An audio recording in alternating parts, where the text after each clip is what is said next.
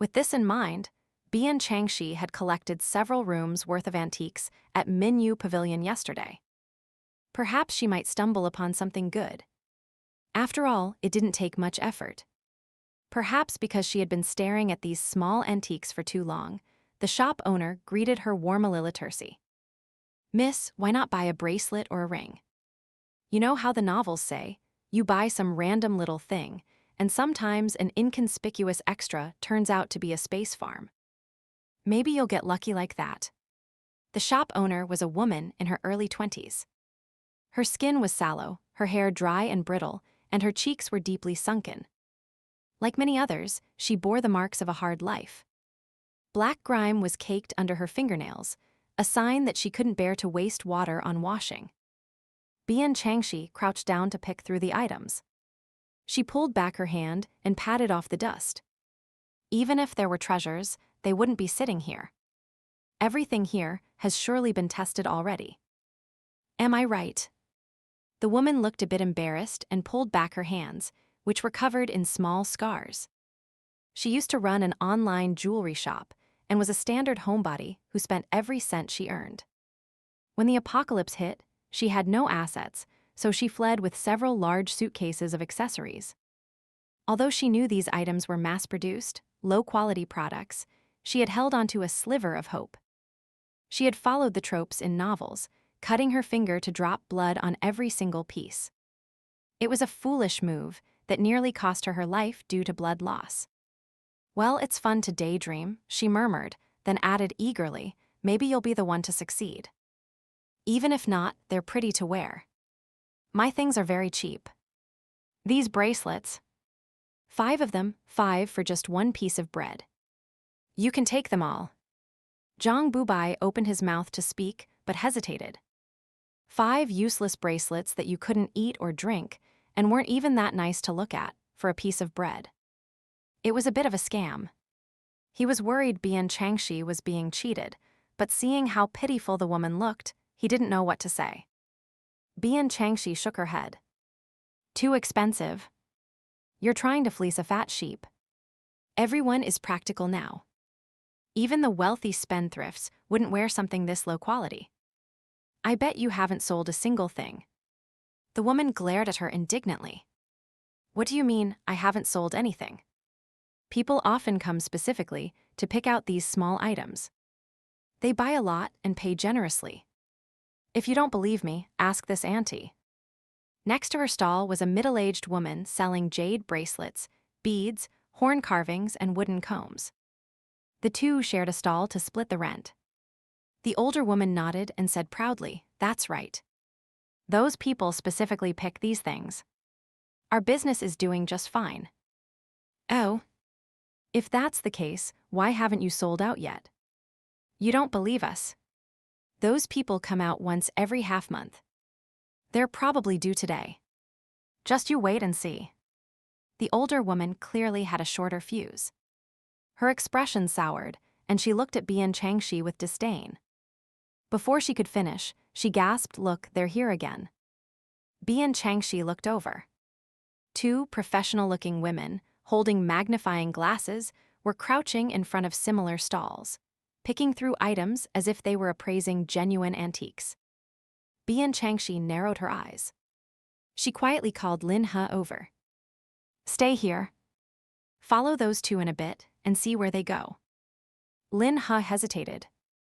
"Major General Gu told me to stay with you at all times. He also said you should follow my orders." Lin He fell silent and quickly retreated. Bian Changxi continued forward until she reached a stall that was packed with people. Everyone was shouting, "Give me some. Give me some." It was almost a riot, and vendors at other stalls looked on enviously.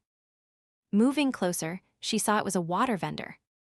A girl was continuously pouring water into buckets, a man was responsible for weighing it, and another woman was collecting crystal cores.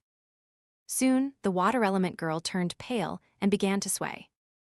Her 2 companions told the crowd that was it for the day and started packing up to leave.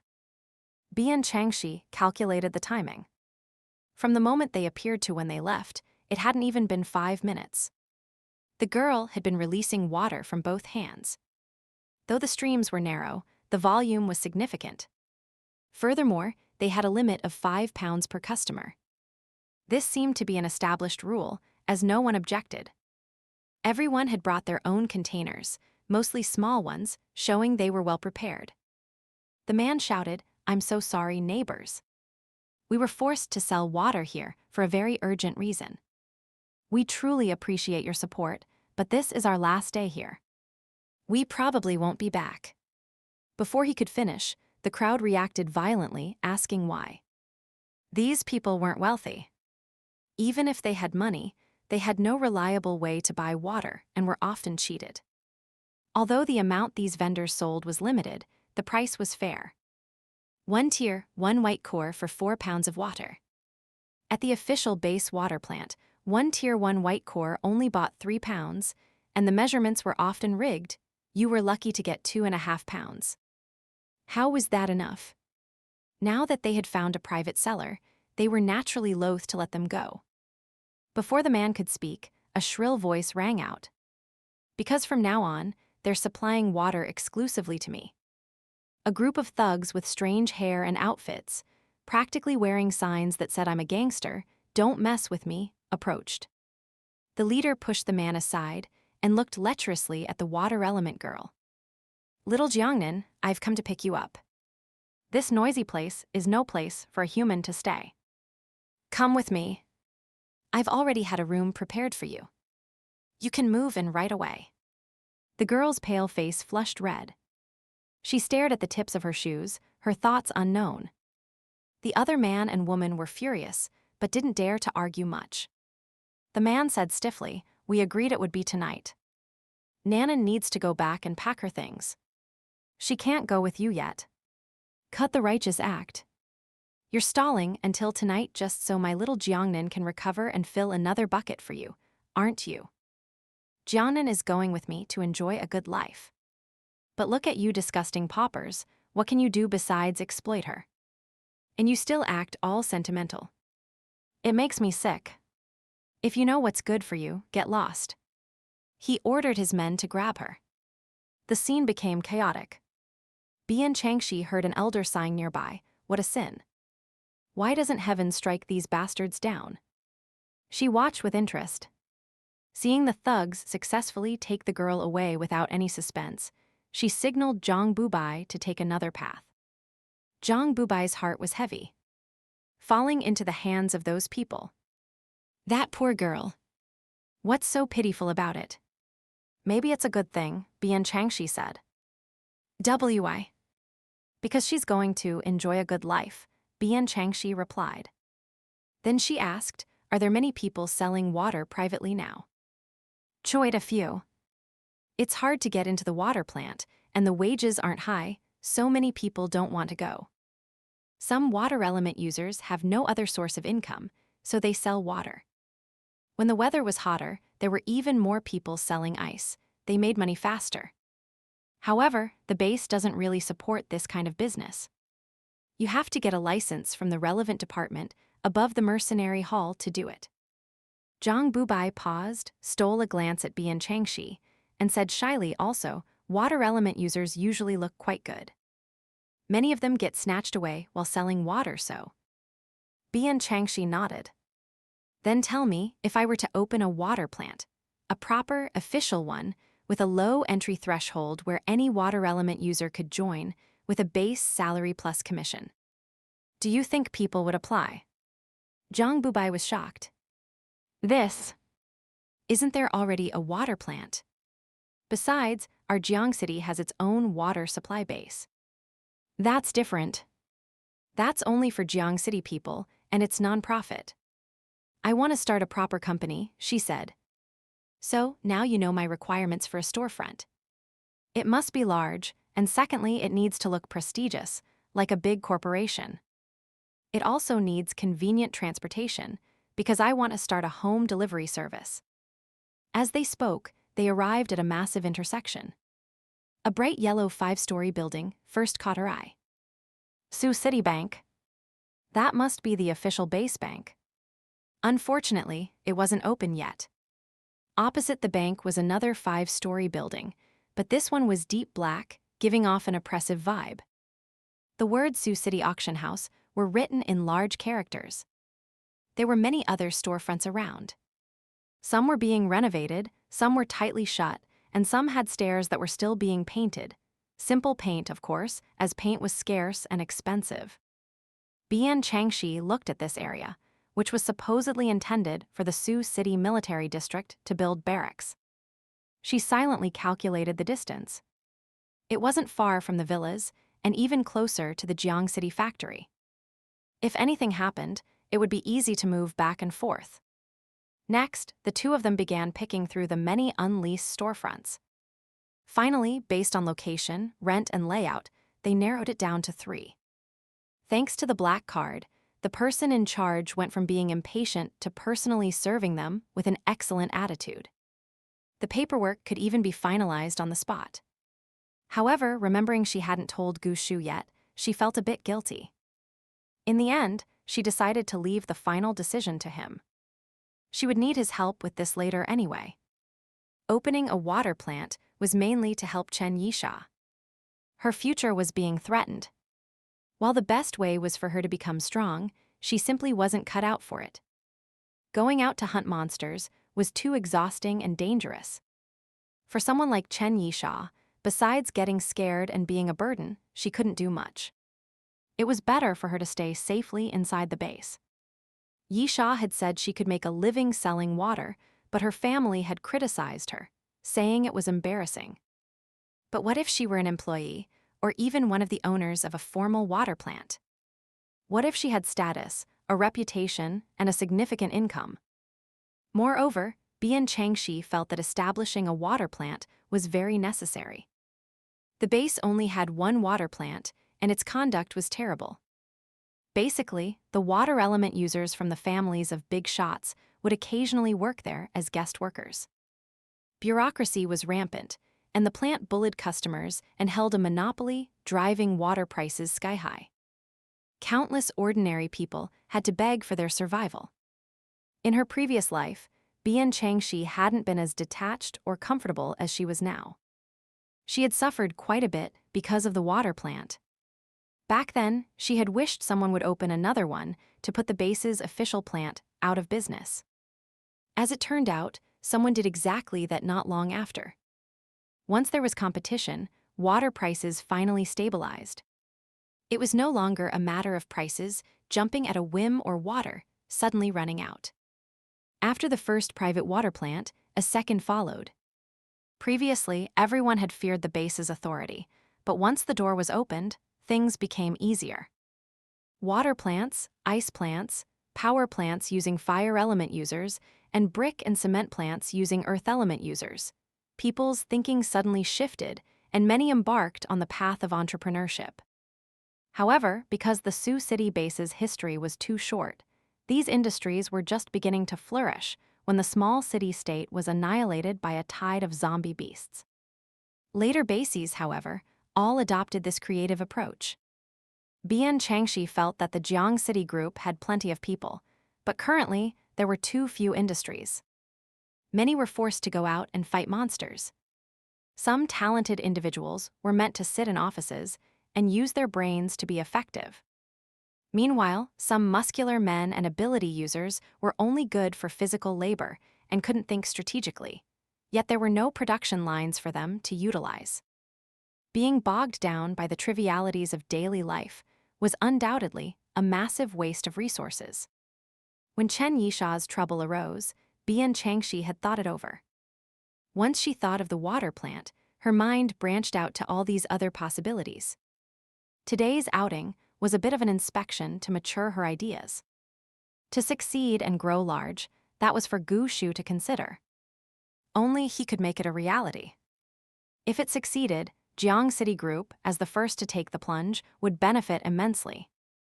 Once the collective became strong and wealthy, those at the top would truly have no worries and could establish a solid foundation.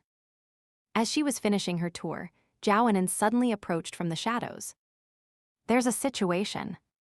Bian Changxi nodded, and the three of them left immediately. A moment later, a small team of people ran over. "Where are they?" The scout said timidly, "Gone. Just 2 minutes ago." "Damn it. Couldn't you have delayed them?" The captain was furious. He was from the Central Research Institute, and his mission today was to bring Bian Changxi in on the commander-in-chief's orders. He expected no good outcome from going to Villa Area Number 1, so he was already having a headache. When he heard a report that Bian Changxi had been spotted on the street, he thought he could intercept her midway. With orders from above, he could likely bring her back if she was alone. As for what happened afterward, that wasn't his concern. But he was still one step too late. He turned his anger on the district supervisor. "Why didn't you hold her back?" The supervisor stretched lazily. "How would I dare? She holds a black card. If she shouted and the gendarmerie showed up, I'd be the one in trouble, wouldn't I?" The so-called gendarmerie was jointly established by several big shots, so its composition wasn't pure. It contained people from every faction. While responsible for maintaining order in the base, it also served to divide power. The deployment of the gendarmerie's forces was, to some extent, a reflection of the big shot's outward harmony and inward struggle. Even Zhuge Yunma himself couldn't necessarily make the gendarmerie follow his orders completely. Thus, the supervisor's words meant the gendarmerie wouldn't necessarily cooperate with the research institute. By saying such things, the supervisor clearly wasn't part of Zhuge Yunma's faction. In fact, he was loyal to Giant Hwa. Back when this land was still barren, Hu Chen had applied to build a modern military base. Xu Chang had used Chu Shangjin and the Su family to pull a bait-hand switch to take it for himself. Zhuge Yunma, naturally unwilling to let his vice commander develop too quickly, happened to be planning a trade district. He zoned the surrounding streets, turning a piece of land suitable for independent construction into a major thoroughfare with heavy traffic. Then the base requisitioned the land and erected the bank and auction house. Since these were public assets, they needed security and management. The Ge faction had always been neutral, so the task fell to them. The remaining land seemingly still belonged to Xu Chang to develop as he pleased, but in reality, the area had become a three-way stalemate. Zhuge Yunma had always been skilled at balancing powers.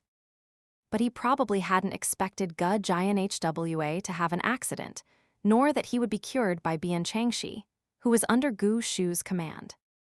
Since the Ge faction received the news this morning, their stance had begun to shift slightly. This was why Bian Changxi received such attentive service from the supervisor. Her smooth departure without being blocked was actually due to the supervisor secretly letting her go. Perhaps even more unexpected was that soon, this three-way stalemate would be broken. A fourth power would forcefully insert itself and rise with lightning speed. Bian Changxi walked into the villa. Before she could check if a certain someone was back, a fat cat lunged at her face. "Ow-woo-woo." Milk protested loudly. She hadn't taken him out last night, and she hadn't taken him out today. It was too much. Bian Changxi pulled him off her face and glared at him. If he hadn't been so clean and dry, she would have swatted him. This guy was getting more and more clingy. Scooping milk up, she quietly went inside with her hair a mess. Aunt Zhao came out of the kitchen. "Changxi, you're back. Want something to eat?" Is Gu Shu back yet?" "Not yet." "Oh." Bian Changxi would be lying if she said she didn't feel relieved. Then, realizing her mindset was wrong, she straightened her back and brushed her hair. "I'm not hungry. I'm going upstairs." Back in her room, she locked the door and entered the farm as usual. Looking at the vibrant farm, she sighed. So far, this farm hadn't been put to much use. The crops didn't even grow as fast as those she tended outside. Its main functions were storage and the stream water. To be honest, she felt a little disappointed. Thinking back to how much danger she had braved to develop this farm, it felt like a waste to have such a great farm and pasture in her hands without much use for it. While feeling perversely regretful, she changed into a batwing shirt grabbed a small sickle, and happily began harvesting the mature crops. Leafy lettuce, bok choy, chives, water spinach, these were all fast growers.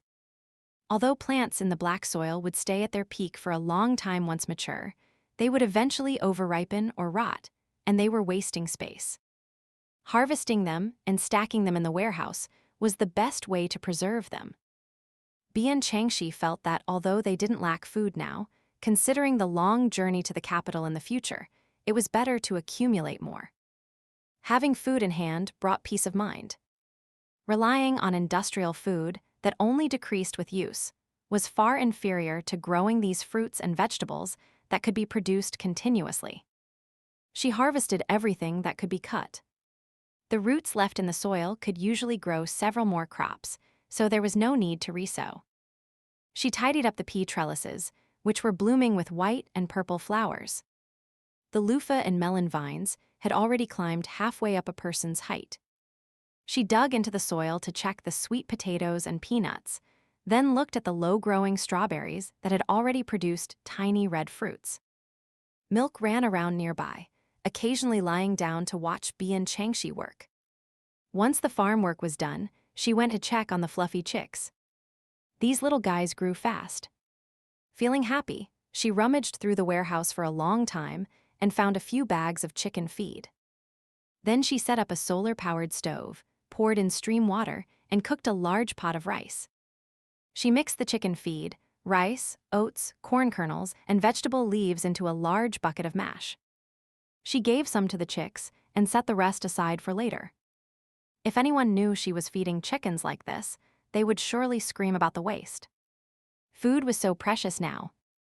Many people lived meal to meal.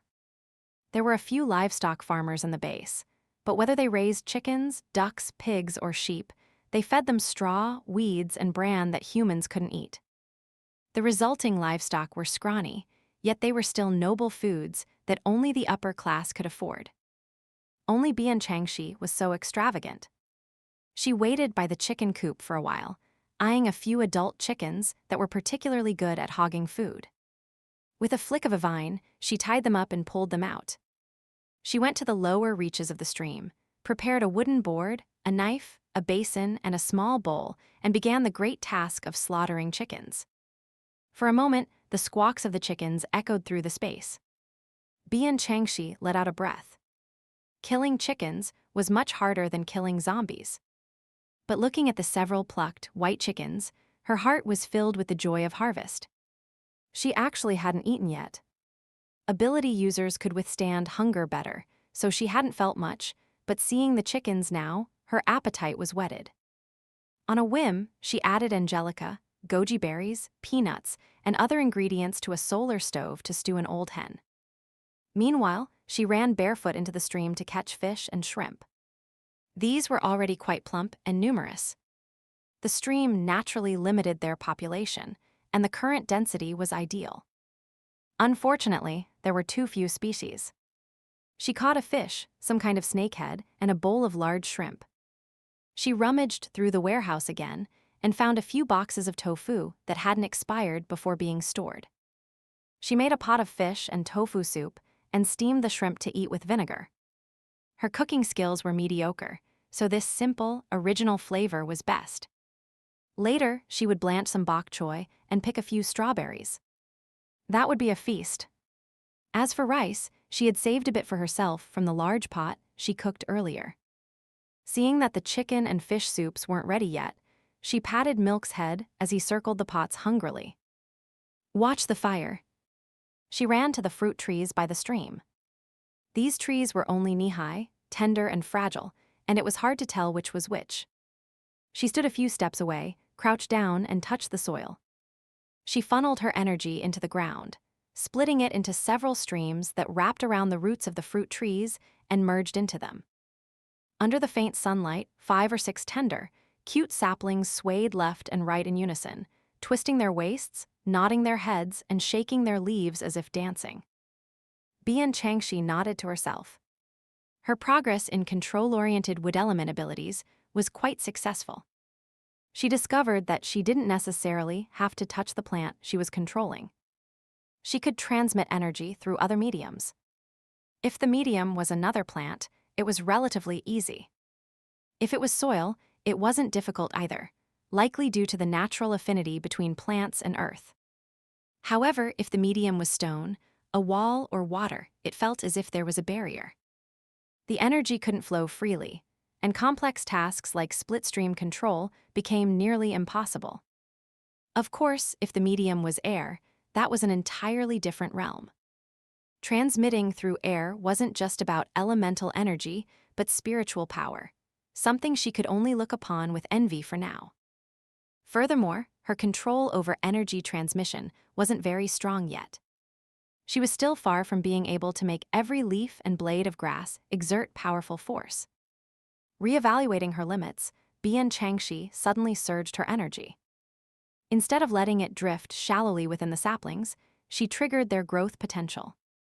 The fruit trees instantly shot up, sprouting new buds and leaves, growing tall and sturdy. She withdrew her hand and let out a soft breath, her forehead beaded with sweat. Looking around, she decided to keep going. She grabbed a shovel and began digging a branch from the upper reaches of the stream. The soil in the farm was moist and soft, and she was quite strong, so digging wasn't difficult. After an hour or two, she had carved out a shallow channel that flowed directly into the lower end of the stream. She also dug a pool about 2 meters in diameter and 1.5 meters deep. The pool was for bathing. She lined the bottom with pebbles and the walls with high-end wall tiles. The diverted channel could be used for raising ducks or washing clothes, while drinking water would be taken directly from the upstream. She found some frosted sliding doors used for bathroom partitions and circled them around the pool. Inside, she placed a stool, a waterbed, a wash basin stand, and a clothes rack. Just like that, a spacious bathroom was formed. As a civilized human, Bian Changxi had never quite gotten used to bathing in the open. Not to mention, she was usually accompanied by a fat, intelligent beast, which made it even more awkward. She used to have to kick Milk out before bathing, much to his protest. Now the embarrassment was gone. She waited for the water to settle and clear, then took a quick bath. By then, the chicken and fish soups were long finished. She and Milk enjoyed a hearty meal. When she finally emerged from the farm, night had fallen and the lights were beginning to flicker on. Bian Changxi leaned comfortably on her bed, feeling the cool breeze coming through the window. She almost didn't want to move. The day's fatigue had vanished, replaced by a lazy lethargy in her limbs. She listened closely. They should be eating dinner downstairs. She had mentioned earlier that she wouldn't be eating dinner and told Aunt Zhao not to call her. She had plenty of things in her space. Even if she didn't eat for a while, no one would worry about her starving. Estimating the time, she heard light footsteps on the 3rd floor. She bit her lip, jumped off the bed, and opened the door. Sure enough, she saw Gushu coming up, carrying his jacket. Their eyes met. He paused slightly, then walked over naturally. "Why didn't you eat dinner?" "I ate too many snacks." "I'm stuffed." Bian Changxi's expression was also natural and open. "I have something to talk to you about." Gushu looked slightly puzzled. She added, "It's official business."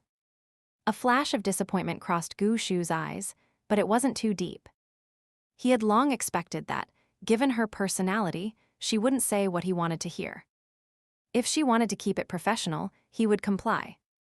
"Come to the study." This was Bian Changxi's first time in Gushu's study. The overall feeling was one of efficiency, cleanliness, and simplicity. There weren't many books on the shelves. Instead, they were filled with files.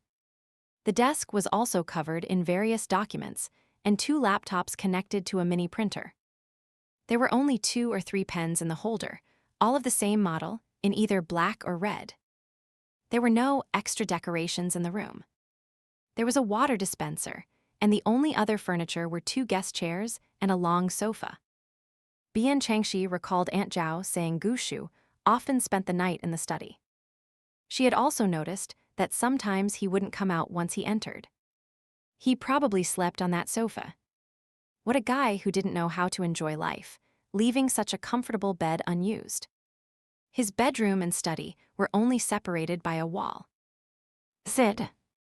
Gu Shu hung his jacket on the back of his chair and set down the files in his hand. I won't offer you water. It's the same water I got from you. Bian Changxi sat in a guest chair, looked at the water dispenser, and nodded. I can drink water whenever I want. Her gaze shifted to a giant military map on the wall.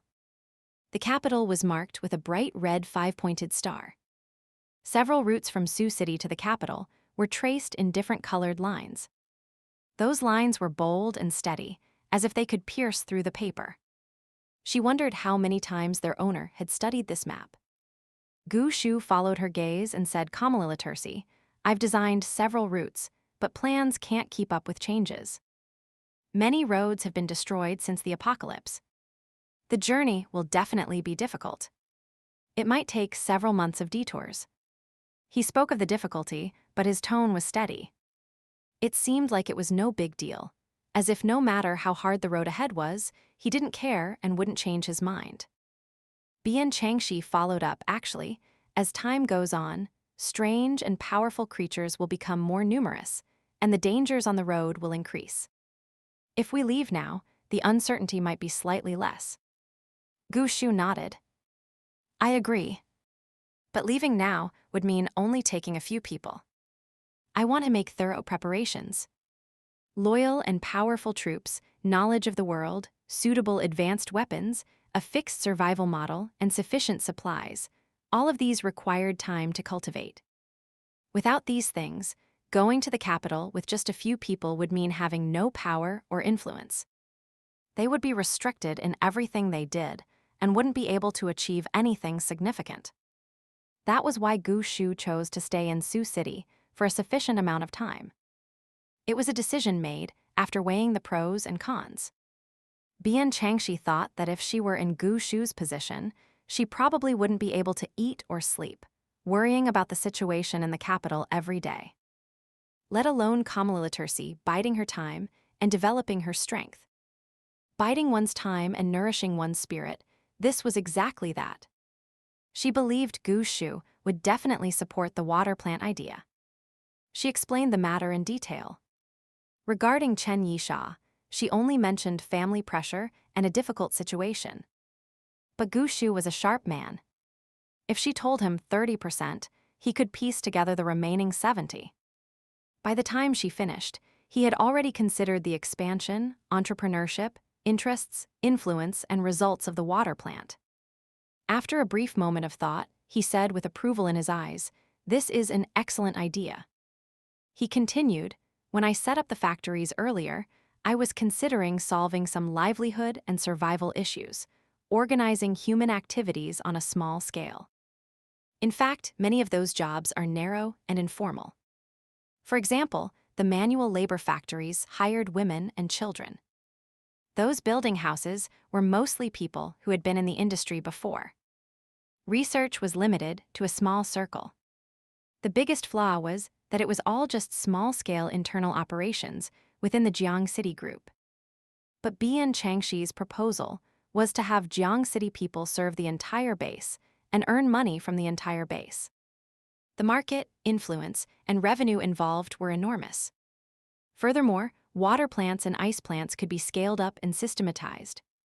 They could become chains and build a good, solid reputation. With this as a foundation, Jiang City people would truly step out into the base, even becoming the high-end class of the production line, the harvesters of profit. He had also set up a water supply area at the factory, gathering water element users to provide water for those in need. It was a business, but compared to Bian Changxi's idea, it was far less sophisticated. Bian Changxi felt a bit embarrassed. This was all based on what she had seen in her previous life. It wasn't her original idea. She said, actually, this is just an extension of the factory's various businesses. You've basically done what needs to be done. It just wasn't facing the whole base. Your focus probably wasn't on this area, and this kind of thing requires a lot of energy to manage. After a pause, she added, in fact, things like water and ice plants are everywhere in the base. I saw people selling water privately today, but it's completely unorganized. No one has the guts to challenge the base's authority. In the old terms, these industries should be in the hands of the state, a state-owned economy. Who would dare to operate them privately, let alone grow big and strong? So, if they were to do it, the resistance they encountered would be very great. Gu Shu looked at her, a hint of a sigh in his eyes. Her insight was precise and unique, yet she was humble and meticulous. Her words were actually giving him a way out. If only she would apply this kind of thought to their relationship. Never mind. Everyone has their strengths and weaknesses. No one is perfect. Some have a broad vision and a grand perspective, but can't see through their own hearts. Some dare to take any risk, but are the most timid and conservative in their hearts and emotions. He couldn't demand too much. He withdrew his gaze, grabbed a sheet of A4 paper, and began writing quickly. It's not that difficult. We don't need much data. The most important resource is people. We need corporate management talent and experts in external communication. What we rely on are ability users like water, ice, fire, and earth elements. But we should hire those who have no combat ability or are unwilling to risk their lives outside. For auxiliary, logistics, and the delivery service you mentioned, ordinary people can do the job. He smiled. Thinking broader, we can also do some courier and logistics work. Though I'm sure many people have thought of that. Zhu Yiming is in charge of external rescues.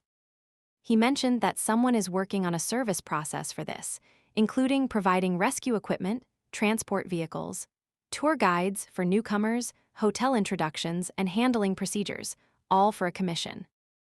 Bian Changxi asked curiously, "Isn't that exactly what Li Bo is doing?" Li Bo was Brother Bao, who used to be a middleman for people entering the base, handling procedures and such. To put it bluntly, he was a broker. To thank him for providing information about Bian Changxi, Gu Shu had integrated him into the official system, turning him from a private broker into a formal official. Bian Changxi remembered his title was something like Deputy Director of External Relations. What Li Bo does is only part of it. However, because of the change in his position, this matter needs approval from his side. Zhu Yiming just mentioned it to me, Gu Shu said. I didn't have any plans, but with your idea, I think we can get involved in this business as well. This one-stop service required a lot of people. Even as just one of the partners, it could provide jobs for many. The two discussed the matter, listing various companies that could be founded and industries that could be considered, as well as the businesses they could drive. They were as enthusiastic as entrepreneurs starting a business. Of course, neither was a professional. These ideas would still need to be planned and implemented by specialists.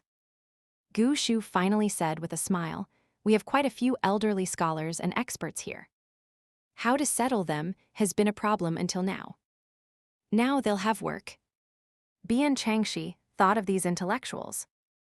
Except for the young and strong, most probably wouldn't be able to escape Sioux City.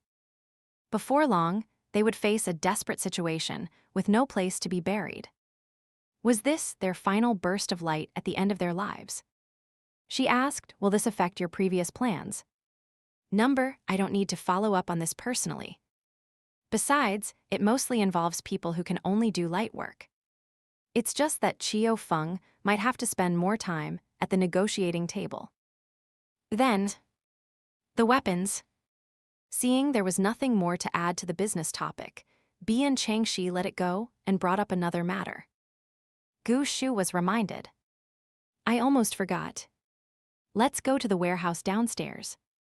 He walked a few steps from behind the desk, then seemed to remember something and came back. He took a high-end box from the drawer under the desk and handed it to Bian Changxi. Bian Changxi opened it, puzzled. A brilliant green glow filled her startled face. Inside was a whole box of green cores, at least 100 of them. They were heavy, all Tier 4, and there were even a few Tier 5s. Their quality was stunning. She looked at Gu Shu in surprise. Gu Shu seemed a bit embarrassed and cleared his throat, looking down. I took a quick look at the barracks today. You consume crystal cores very quickly. It was an oversight on my part. The cores needed for your medical treatments should be provided by me. In fact, these green cores had been collected specifically for her. He had always intended to give them to her, but he hadn't realized she might run out. It wasn't just him. Everyone had a subconscious impression that Bian Changxi was wealthy and well-stocked. Her space could hold so much that they forgot she might also face resource shortages. Bian Changxi looked at him, then at the box in her arms. After a long moment, she managed to say, "Wait for me," and ran back to her room. Gu Shu waited in confusion for a moment before she came back out with another box. "Here. This is for you." Gu Shu didn't know whether to laugh or cry, because this time it was a box of red cores. Although the quality wasn't as high as the ones he gave her, they were still valuable. He said seriously after a moment's thought, "Actually, it's only natural for you to receive a salary from me. There's no need for this." If she did this every time, it would go against his intentions. Salary. Bian Changxi seemed to just realize this. That's right, I can't keep working for free and even paying out of my own pocket.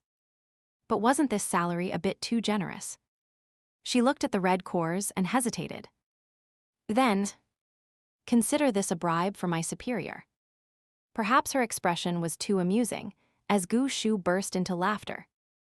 But before his laughter faded, Chio Feng's voice came from downstairs. "Shu, someone is looking for Miss Bian." At number 81 Dianzi Alley, sitting by a wooden bed stained with blood, Bian Changxi wrapped a green bandage made of vine leaves around the head of Baldy Chiang. She withdrew her hand and washed it in a nearby basin with water from her space. His life is saved for now, but the injury was to his brain. I can't guarantee there won't be aftereffects. In the room were Chu Hao, Chen Guanqing, and Chai Zhang. This was where they had been staying, and they hadn't moved. Today, Chu Hao and Chen Guanqing had finally found a new place and planned to move, but the sudden accident with Baldy Chiang being heavily injured and nearly dying had delayed everything. That was why they had gone to Villa Area number 1 to seek Bian Changxi's help. Chu Hao finally let out a long breath. As long as his life is saved, that's good. That's good. Chen Guanqing, however, frowned. When will he wake up? The police are still waiting outside. From the looks of it, they'll arrest him as long as he has a breath left. Bian Changxi flicked the water off her hands. What exactly happened? Chai Zhang said, "I know the details." "I'll tell you." It turned out that since arriving at the base, Baldy Chiang had been running out every day to find someone. No one knew who he was looking for. He only recognized the person's face and couldn't even provide a name or origin. What could he possibly find? So he returned empty-handed almost every day. A few days ago, for some reason, he had provoked a gang of thugs in the slums. He came back with injuries every day. They were all adults, and Baldy Chiang was a gloomy, detached person. Plus, Chu Hao and Chen Guanqing had been busy finding a house and moving. Even the most warm-hearted Chu Hao hadn't checked on him, so no one else cared. Who knew that today after dinner, just as the curfew was approaching, Chu Hao got worried and went out, only to find this blood-covered man at the door. It was Baldy Chiang, with only one breath left. Before they could even settle him in, a group of police arrived. They said Baldy Chiang had been involved in a brawl and killed 2 people, and they wanted to take him in for questioning. After much persuasion, and because Baldy Chiang was truly in critical condition, the police agreed to let someone go with Chu Hao to Villa Area number 1 to get help, namely Bian Changxi. They had to save his life first. After hearing this, Bian Changxi knew the matter could be big or small. Security in the slums had always been poor. Brawls were common and deaths were inevitable. It mostly depended on the people involved. If someone influential stepped in to suppress it, it would be a trivial matter. If one side was particularly capable and refused to let it go, the other side would suffer. If both sides were tough, it would be a fight to the death. Currently, it was the police who had been dispatched, not the enforcement team or the gendarmerie. This suggested the matter wasn't yet extremely serious. After all, since people had died, the police system had to send someone to handle it. Bian Changxi thought about it. She wasn't close to Baldi Qiang. If this involved Chu Hao or Chen Guanqing, she definitely wouldn't ignore it, but for Baldi Qiang, there was a layer of distance. Furthermore, she thought, if someone could make a physical enhancement user like Baldi Qiang return with injuries every time, the opponent must be formidable. Baldi Qiang himself was seeking revenge, so it wasn't necessarily a matter of right or wrong. It was better not to get involved in this mess. She thought it through practically and stopped speaking, walking out of the room. She entered the communal kitchen and dining area, which was luxuriously lit by 2 incandescent bulbs. 2 police officers in black uniforms sat at the table. 2 young men were being polite to them. Hoarded stood by the door, staring blankly outside as if in a daze, his face looking abnormal. A crowd of people craned their necks in the courtyard. People in the system were well informed. These 2 officers naturally recognized Bian Changxi. They immediately stood up when they saw her. Bian Changxi waved her hand to tell them not to be formal, nor did she hypocritically lower her status. Now that Gu Shu was a major general, and the Jiang City group was rising.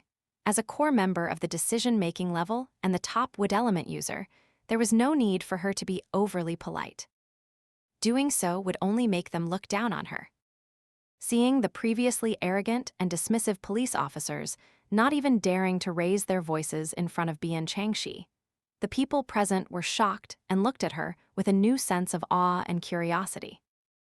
Chen Guanqing's eyes flickered before he quickly calmed down. Chai Zhang, however, had eyes that darted around, his expression shifting. One of the officers said, "Miss Bian, we're just doing our job. According to the rules, we have to take him." "You say?" Bian Changxi said, "I've just seen him. He's really not fit to be moved. Why don't you wait a bit longer?"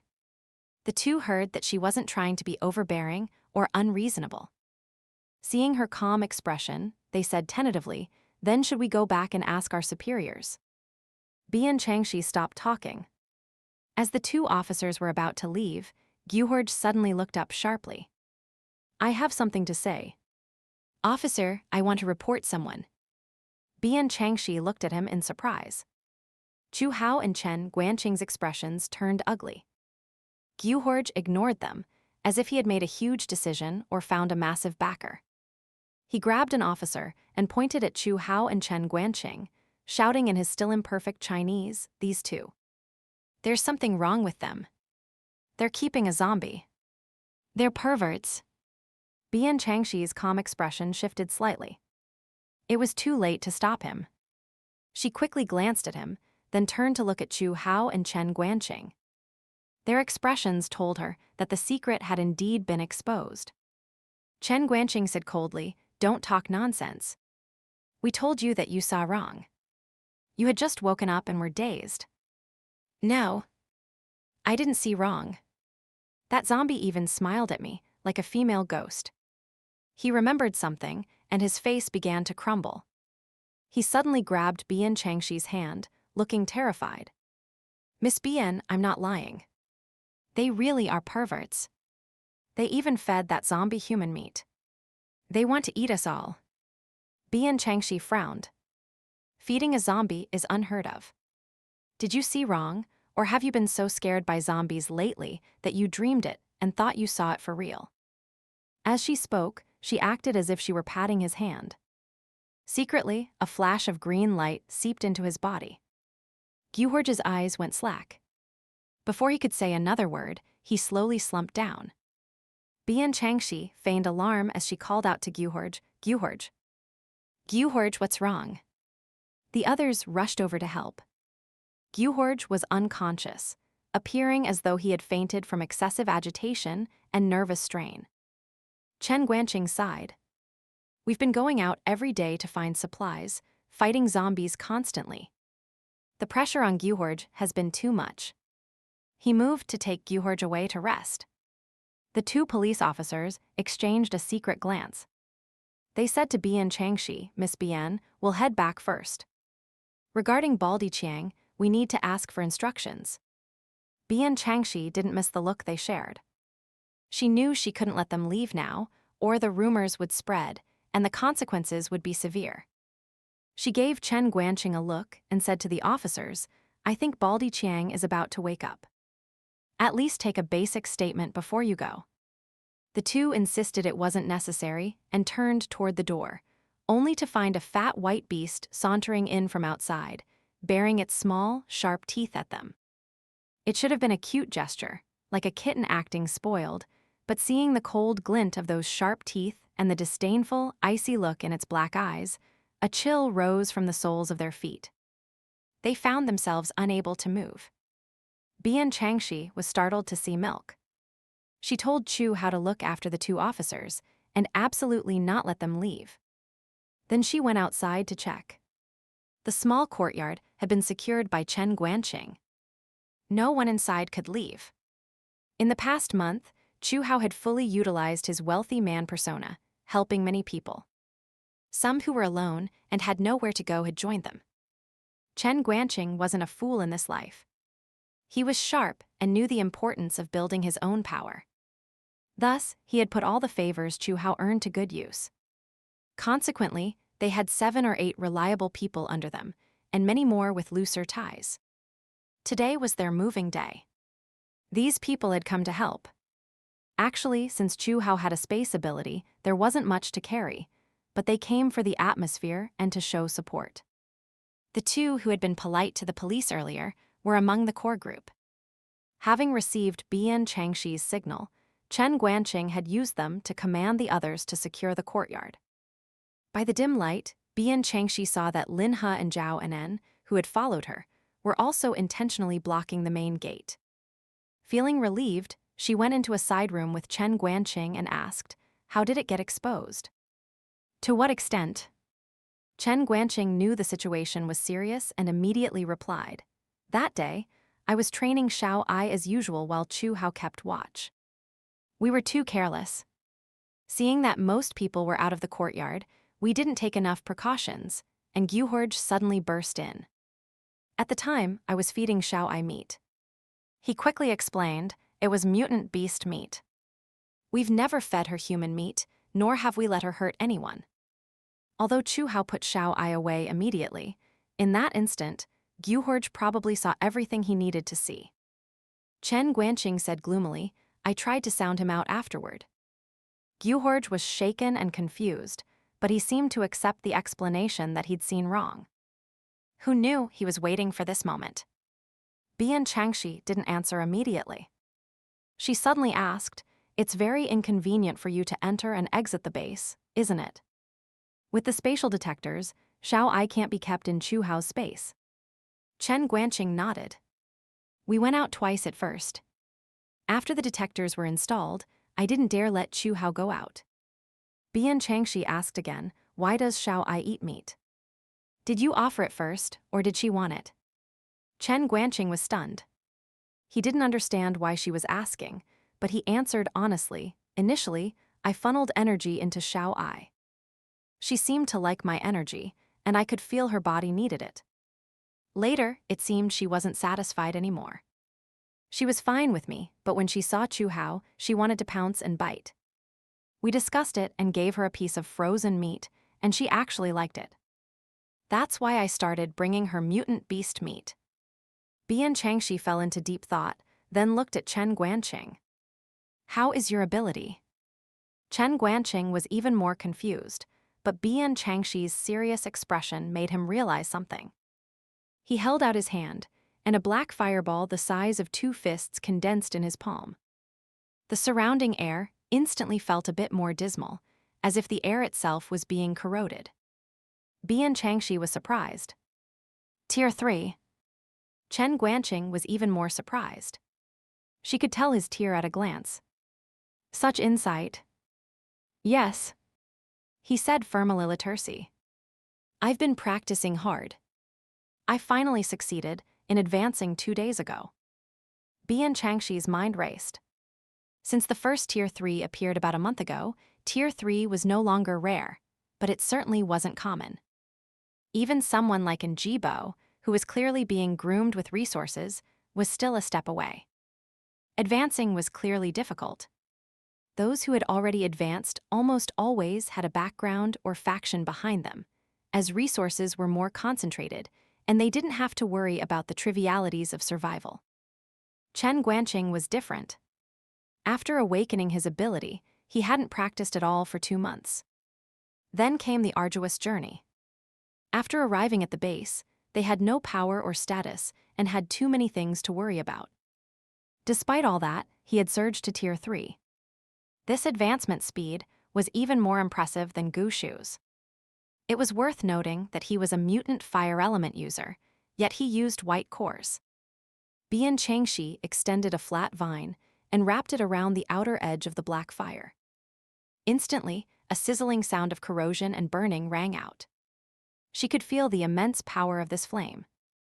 He was going to be a top-tier expert. What about your ability to control zombies? Chen Guanqing answered honestly.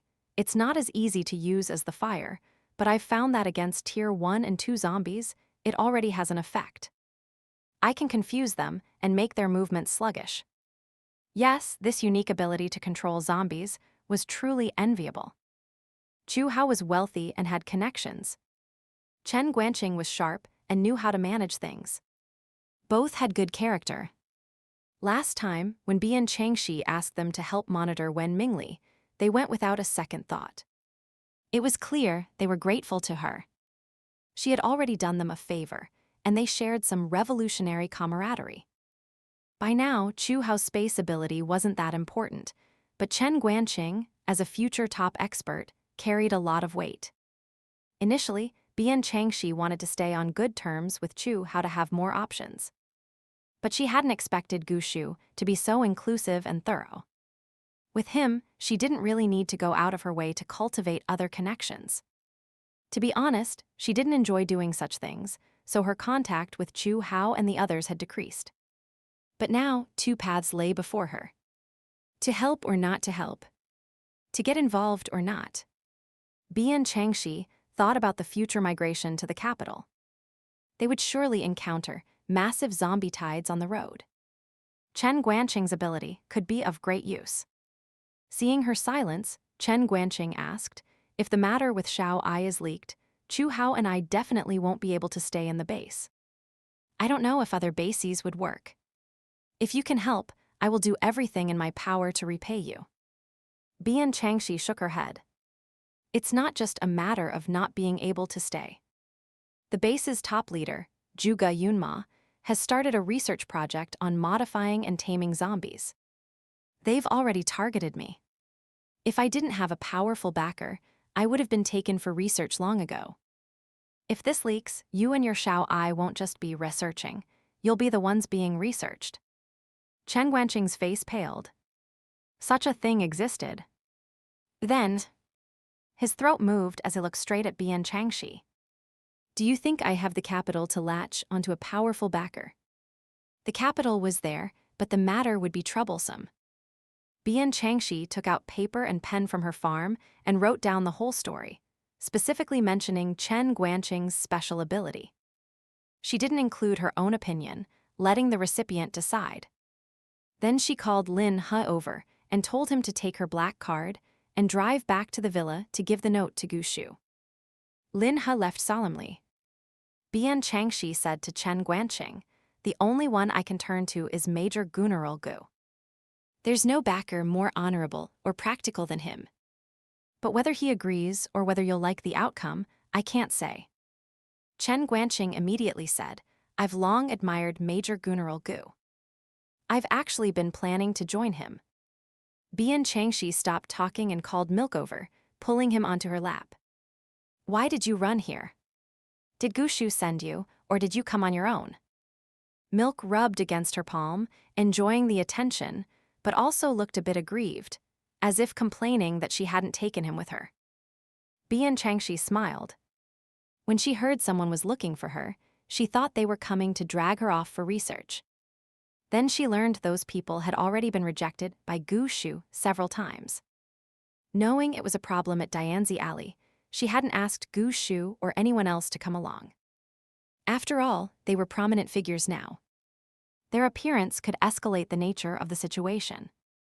Bian Changxi didn't want to cause a scene over a personal matter. But now, it was no longer just a personal matter. After waiting for about 20 minutes, the two officers were nearly impossible to appease, and the others were getting restless. A car drove up outside the courtyard. Lin He and a few others accompanied a tall, elegant man whose face was hidden. He entered the house, and the others dispersed. The man lowered his hood, revealing himself to be Qiu Feng. Qiu Feng first shook hands and exchanged pleasantries with Chen Guanqing, then said to Bian Changxi, "Shu wants you to go back. I'll handle things here." What does he mean? He said that the second most important resource in the apocalypse is manpower, and the most important of those are top-tier experts. Qiu Feng looked at Bian Changxi, unsure whether he felt more admiration or impatience. "You really are our lucky star. Not only did you bring us a grand blueprint for development, but you've also introduced such an extraordinary person." Bian Changxi could hear that he was somewhat dissatisfied. The slightly sarcastic tone made Bian Changxi pause. Although she had long known that Qiu Feng held some hostility toward her, or rather, deep wariness, he usually kept his emotions hidden. A situation like this, where he made insinuating remarks with unconcealed warning in his eyes, had never happened before. She suspected she might have done something wrong again. But that couldn't be it. Although she was somewhat troublesome, her intentions were never bad. It shouldn't have warranted such a strong opinion from Qiu Feng. While she couldn't figure it out, Milk climbed onto her shoulder, baring his teeth at Qiu Feng. He crouched low, the fur on the back of his neck standing on end. Qiu Feng glanced at the little creature. Aside from Gu Shu and Bian Changxi, probably no one, including himself, understood exactly what this thing was or whose pet it truly was. However, that didn't stop them from knowing that this white beast was agile and witty, several times more outstanding than the best military dogs. Its human-like intelligence was its greatest feature and advantage. Gu Shu even had plans to train it vigorously. "Love me, love my dog." Thinking this, his gaze softened. "You should go back quickly. If you stay too long, Shu will worry again." Although Bian Changxi found his change in attitude strange, she didn't care how Qiu Feng viewed her. The only person whose attitude she needed and cared about was Gu Shu. She nodded, patted Milk to calm him down, exchanged a nod with Chen Guanqing, and walked away. Lin He followed her. Outside by the car, Zhuge opened the door.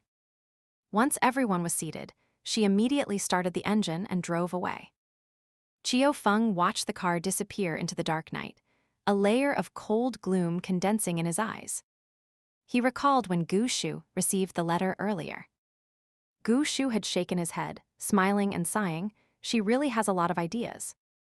He didn't think much of it afterward, simply saying they should secure Chen Guanqing, as he might be of great use in the future. But Qiu Feng felt that even if Chen Guanqing were useless and a massive trouble magnet, Gu Shu would still have taken on the matter. Gu Shu's accommodation of Bian Changxi was bordering on giving her whatever she asked for without complaint. This immediately put Qiu Feng on alert. The thing he worried about most might actually be happening. Ever since Gu Shu brought Bian Changxi back to the base, he had worried about the influence this girl would have on him. He actually held no hostility toward Bian Changxi herself. She had saved Shadow, a favor significant enough for all 5 of them to respect her. She was capable, so even if something developed between her and Gu Shu, he would be happy to see it. Otherwise, he wouldn't have arranged for her to live on the 3rd floor. If some things were inevitable, he didn't feel the need to obstruct them. He could even selectively ignore the mysterious and inexplicable aspects of Bian Changxi, because, after observing her for a long time, he found that everything she brought to everyone so far had been positive. Although she was somewhat troublesome, the pros far outweighed the cons. He had let down half his guard. Watching coldly, as their relationship didn't develop as smoothly as imagined, he considered it a private matter. Although he was displeased with Bian Changxi's attitude, he maintained his boundaries and didn't interfere, at most making a few comments when she acted too much like a loner. When Bian Changxi tactfully rejected Gu Shu, he discovered that this wealthy young lady, whose fate had been quite rough, was actually a very nostalgic person. For the first time, he felt a sense of respect for her character. In this world, where one could die at any moment, where corruption and chaos played out daily, regardless of whether Bian Changxi's approach was advisable, her perseverance and persistence were worthy of admiration. For the first time, he felt an emotion similar to pity. No matter what, it wasn't easy for a girl to struggle alone in this world. So he had shown her some genuine warmth. But that state was broken today. First, it was the blueprint for entrepreneurship and wealth, and now it was Chen Guanqing's matter. Undoubtedly, she brought them huge benefits, but Gu Shu's attitude of accepting everything completely was truly unsettling. It made one wonder. If this became a habit, would there come a day when Gu Shu obeyed Bian Changxi implicitly? Would he satisfy her requests regardless of right or wrong, pros or cons? Compared to that crisis, everything else was simply not worth mentioning. Naturally, Bian Changxi was unaware of Qiu Feng's intense anxiety. After returning, she saw that Gu Shu looked normal. He even asked a few questions about Chen Guanqing and Chu Hao without showing any dissatisfaction. He also discussed potential arrangements for Chen Guanqing in the future. Only then did she learn that Giant Hua's only son, who had been bitten by a zombie, was still around. Or more accurately, he's been locked up. Giant Hwa, out of a father's love, didn't want his son to remain in the world as a walking corpse. He shot him on the spot, but he missed the vitals. The zombie still has its limbs intact. After that, Giant Hwa collapsed. No one dared to dispose of the zombie, so they just locked it up for now. Gu Shu's voice drifted in the night air outside the warehouse. That's why Zhu Yiming is in such a hurry to conduct zombie research. He wanted to save Ge Han. But as Bian Changxi expected, Gu Shu did not want to get involved in this matter. The timing of Chen Guanqing's exposure is too sensitive. If Zhuge Yunma investigates, I'm afraid I can't cover it up alone. I've already made an appointment with Zhu Yiming. Bian Changxi's eyes widened. It was that complicated. She recalled Commander-in-Chief Zhuge Yunma, whose style was to seek progress amidst stability and use checks and balances as a method. She hesitated.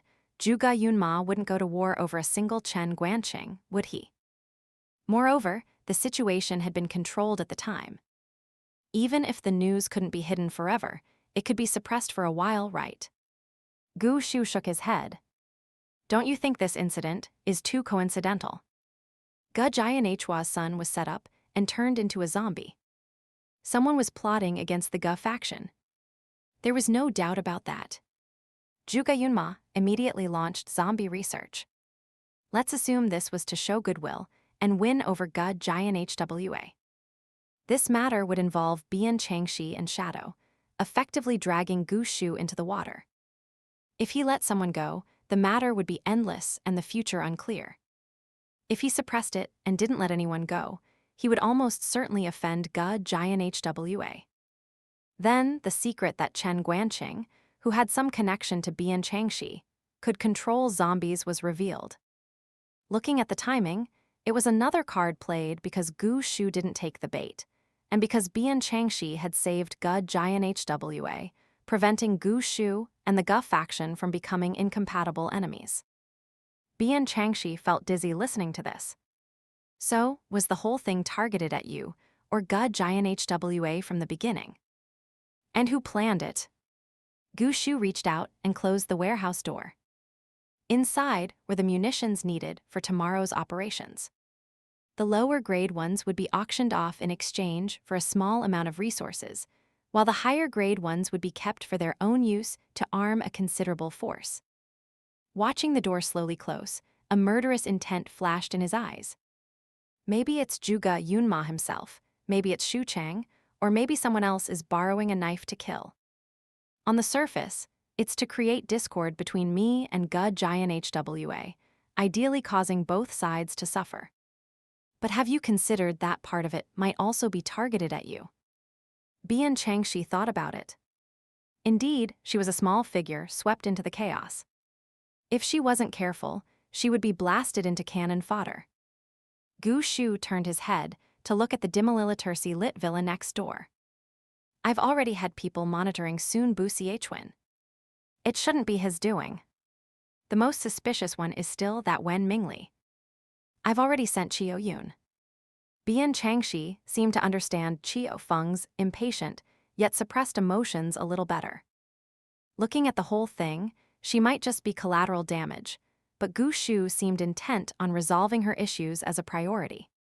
She felt unworthy of such favor. Just as she was about to speak, Zhu Yiming arrived. Gu Shu took him to the study and explained the situation. Before Zhu Yiming could get excited, Qiu Feng returned with Chen Guanqing. And so, several people saw the legendary controlled zombie. A female zombie with short, ear-length hair, a stiff, greenish face, rigid and sluggish limbs, and a dried-up body, looking as if she had been hung on a wall and blown by a strong wind for several days. But when this zombie saw people, she didn't pounce in a frenzy. Her pupilless eyes rolled slightly, revealing a natural craving for food. A suppressed, restless growl came from her throat. She turned her head and called out to Chen Guanqing a few times. Although her face was still hideous, her expression was like that of a child begging for food. Chen Guanqing's tense face softened at this moment, as if brushed by a spring breeze. He quickly comforted her. Shall I endure it a little longer? These aren't tasty. I'll give you delicious meat in a while, okay? He spoke as if coaxing a child. Strangely, the zombie Shao Ai seemed to understand. Under Chen Guanqing's soothing pats, which emitted black energy, she slowly calmed down. However, when she looked at Gu Shu and the other three in front of her, she still looked fierce, baring her fangs, yet appearing slightly uneasy.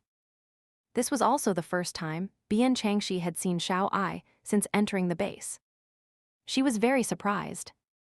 She still remembered that when Shao Ai was first captured, she scratched and bit fiercely, acting like a humanoid destruction machine. Back then, Chen Guanqing had to use all his concentration to suppress her. It was nothing like now, where she could actually understand words and possess emotions similar to an intelligent being. This was simply a qualitative leap. Gu Shu, Qiu Feng, and Zhu Yiming were even more amazed. Zhu Yiming was the most impatient, blurting out, "What else can this zombie do? Does it obey all your commands?" Chen Guanqing's eyes turned harsh. "You are not allowed to call Shao Ai it." Zhu Yiming was almost startled. Because of his mutated ability and the nature of dealing with zombies, Chen Guanqing's entire aura was gloomy with a touch of chill.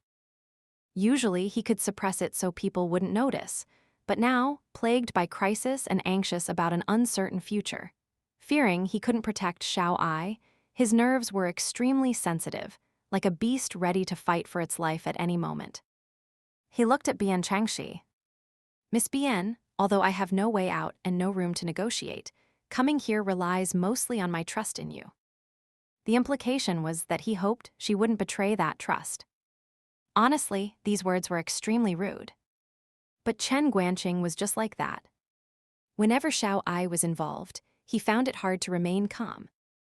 Bian Changxi had long since stopped taking offense at him. Moreover, his explosiveness was forced by the current situation. Composure is based on strong confidence and strength.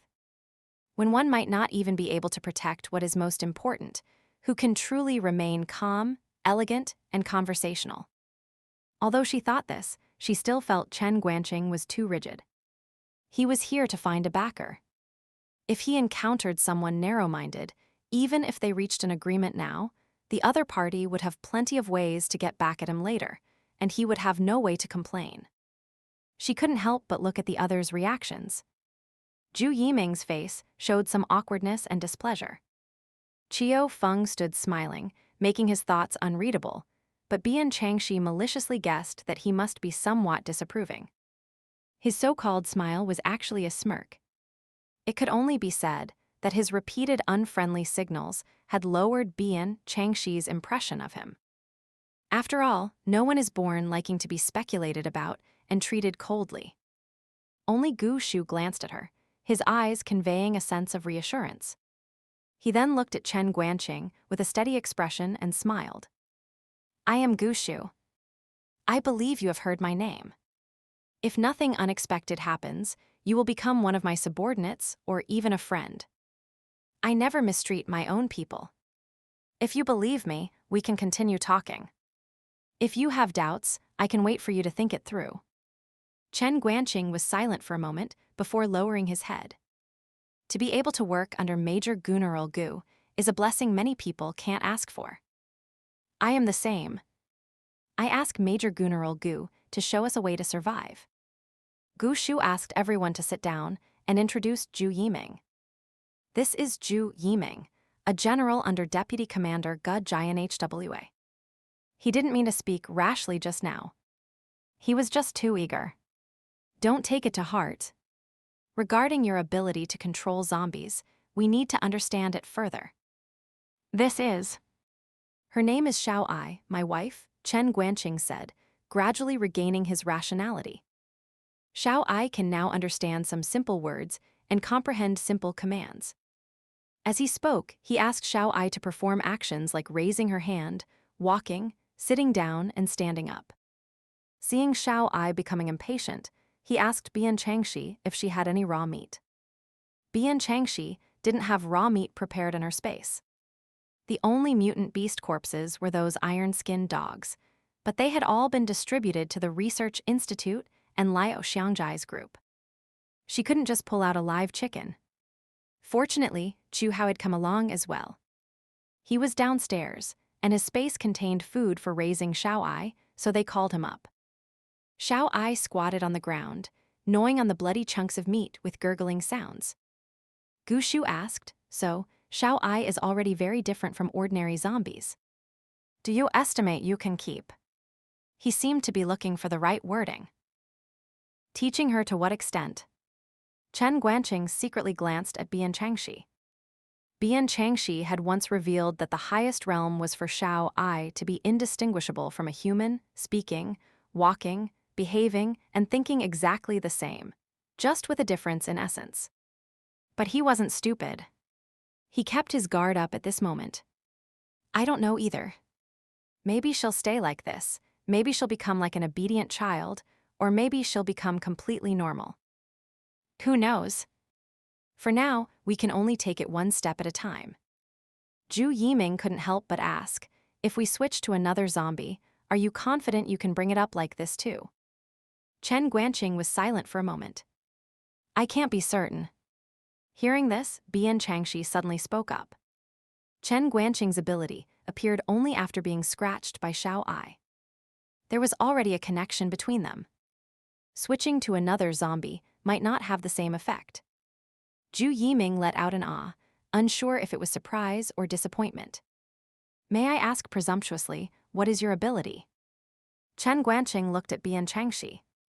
He was sure she didn't want him to say too much, so he said, fire element, but it's a mutated fire element. He released a black fireball. However, this time it was only the size of a fist, and even its power was suppressed. The group looked at the fireball with slight surprise. Then, Gu Shu and Zhu Yiming exchanged a few words in low voices before asking Qiu Feng to take them to get settled. They would stay in the villa tonight and make arrangements tomorrow based on the situation. Qiu Feng had Chen Guanqing and Chu Hao stay in the guest rooms on the first floor. Fortunately, the villa was large with many rooms, and the first-floor guest rooms had become dedicated quarters for visitors. After arranging the rooms, Qiu Feng went back upstairs. Gupei, Wu Dalang, and Shadow, who were at home, came to visit. They stood for a while, and then Auntie Zhao served a late-night snack. Piping hot longevity noodles paired with a poached egg, a few mushrooms, and slices of meat. Green onions floated on the soup's surface, the aroma appetizing enough to make one's index finger twitch. After a while, only Bian Changxi remained in the room with the two men. Bian Changxi looked around the spacious room, which had only one double bed. However, Chu Hao had bedding, clothes, and shoes in his space. If not, Auntie Zhao would send some over. She released 2 large buckets of water. Clean up after eating and get a good night's sleep. They had been like this on the road. Supplies were basically provided by Bian Changxi and Chu Hao. Bian Changxi provided 90% of the water. She did this quite naturally. But in the eyes of the 2 grown men, it felt indescribably intimate. Arriving in a strange place for the first time, their only connection here was Bian Changxi. They relied on her somewhat and felt grateful in their hearts. Chen Guanqing said, "I apologize for my tone earlier. Actually, I also wanted to see if Gu Shu was as tolerant and generous as the rumors say." Bian Changxi shook her head in disapproval. "If he wasn't, would you have turned around and left? He is generous, but that depends on the person. Usually, he is more cold-faced and impartial. However, if you can truly gain his favor and be reused by him, it will naturally be different. Before that, it's better to behave yourselves." Both nodded. Chen Guanqing asked, "They seem to want me to control other zombies, right? Is it convenient to reveal anything?" Bian Changxi thought for a moment. There was nothing she couldn't say. She gave a rough explanation and then warned, "I told Gu Shu about your true ability to control zombies, but Zhu Yiming doesn't know. If the ability to influence and eventually control zombies on a large scale becomes known to others, there will be endless trouble. Also, don't mention Xiao Ai's ability to summon mutant beasts. Your mutated fire ability will be used regularly, so you can show that off." "I thought of that just now too." Chu Hao picked up a chopstick full of noodles. "Does Old Six still have to go to Deputy Commander Ga? So, whose side are we on exactly?" Bian Changxi took a cup of water from her farm and drank it, looking at them. "That depends on whose side you want to be on. Although Gu Shu took you in, he can't trust you immediately and treat you as his own. If you were in his shoes, you'd do the same. There has to be a transition period for observation. Even hiring employees has a probation period. So if you feel this place isn't good and Gu Jianhua's side has more prospects, he certainly won't stop you. But let me remind you first. Right now, it looks like Gu Jianhwa needs you more, so the treatment will definitely be good in the short term. But the relationships over there are complex. It's an established force, so there are surely many drawbacks, plus veterans ostracizing newcomers and such. In the long run, it might not be good. On Gu Shu's side, it's the time when he needs people. If you come over, although you aren't founding members, there will be plenty of opportunities to share joys and sorrows later. Following Gu Shu meant having food to eat. The future founder of Tungyang Base, the #1 powerhouse in Huaxia. Okay, she didn't know if it would still be like that in this life, but he wouldn't do worse than before, right? Those who followed him to the end in the past all achieved success and status, standing at the peak. Of course, her blunt reminder wasn't primarily for their sake, but because she didn't want Chen Guanqing to be confused and choose wrong. Gu Shu was definitely the type who would not tolerate betrayal even once. It didn't matter if Chen Guanqing didn't follow such a boss, but missing out on a subordinate like the exorcist would be Gu Shu's loss. Leaving it at that, Bian Changxi said goodbye. Suddenly, she remembered something. By the way, looking at Xiao Ai's condition, she will soon become a living creature. Soon Chu Hao's space won't be able to hold her. Once she needs to stay outside all the time, you must make preparations. Back in her room, Bian Changxi lay on her hard wooden bedboard. She thought silently for a while, completely unable to sleep, so she ran into the farm to practice her control. She didn't stop until she had ravaged the vegetable patch and fruit trees into a weird state, as if a typhoon had passed through. Only then did she stop, feeling satisfied. Then she remembered something and went to inventory the small antiques she had acquired. They were called antiques, but most were fakes kept for decoration. She turned everything upside down, but didn't find anything noteworthy. Remembering the two women she saw hunting for antiques during the day, Lin He's tracking result was that they returned to their ordinary residence and didn't come out all night, so there was no way to know whose people they were. But that wasn't important anymore. Since Gu Shu had already sent Qiao Yun, it would be verified soon. She inventoried the jade artifacts she had obtained, planning to find some higher quality ones to give to Jiang Reichuan tomorrow. One small jade pendant was dirty, so she reached into the nearby stream to scrub it. When she took it out, she glanced at it inadvertently, and her eyes suddenly lit up. This pendant had looked vaguely impure before, but now, perhaps because it had been soaked in water, the outermost layer was crystal clear with excellent luster. The tactile sensation in her hand was also very smooth. An idea popped into her mind. She hurriedly grabbed the hem of her clothes to wipe the pendant dry and looked at it again under the light, but the previous feeling had faded.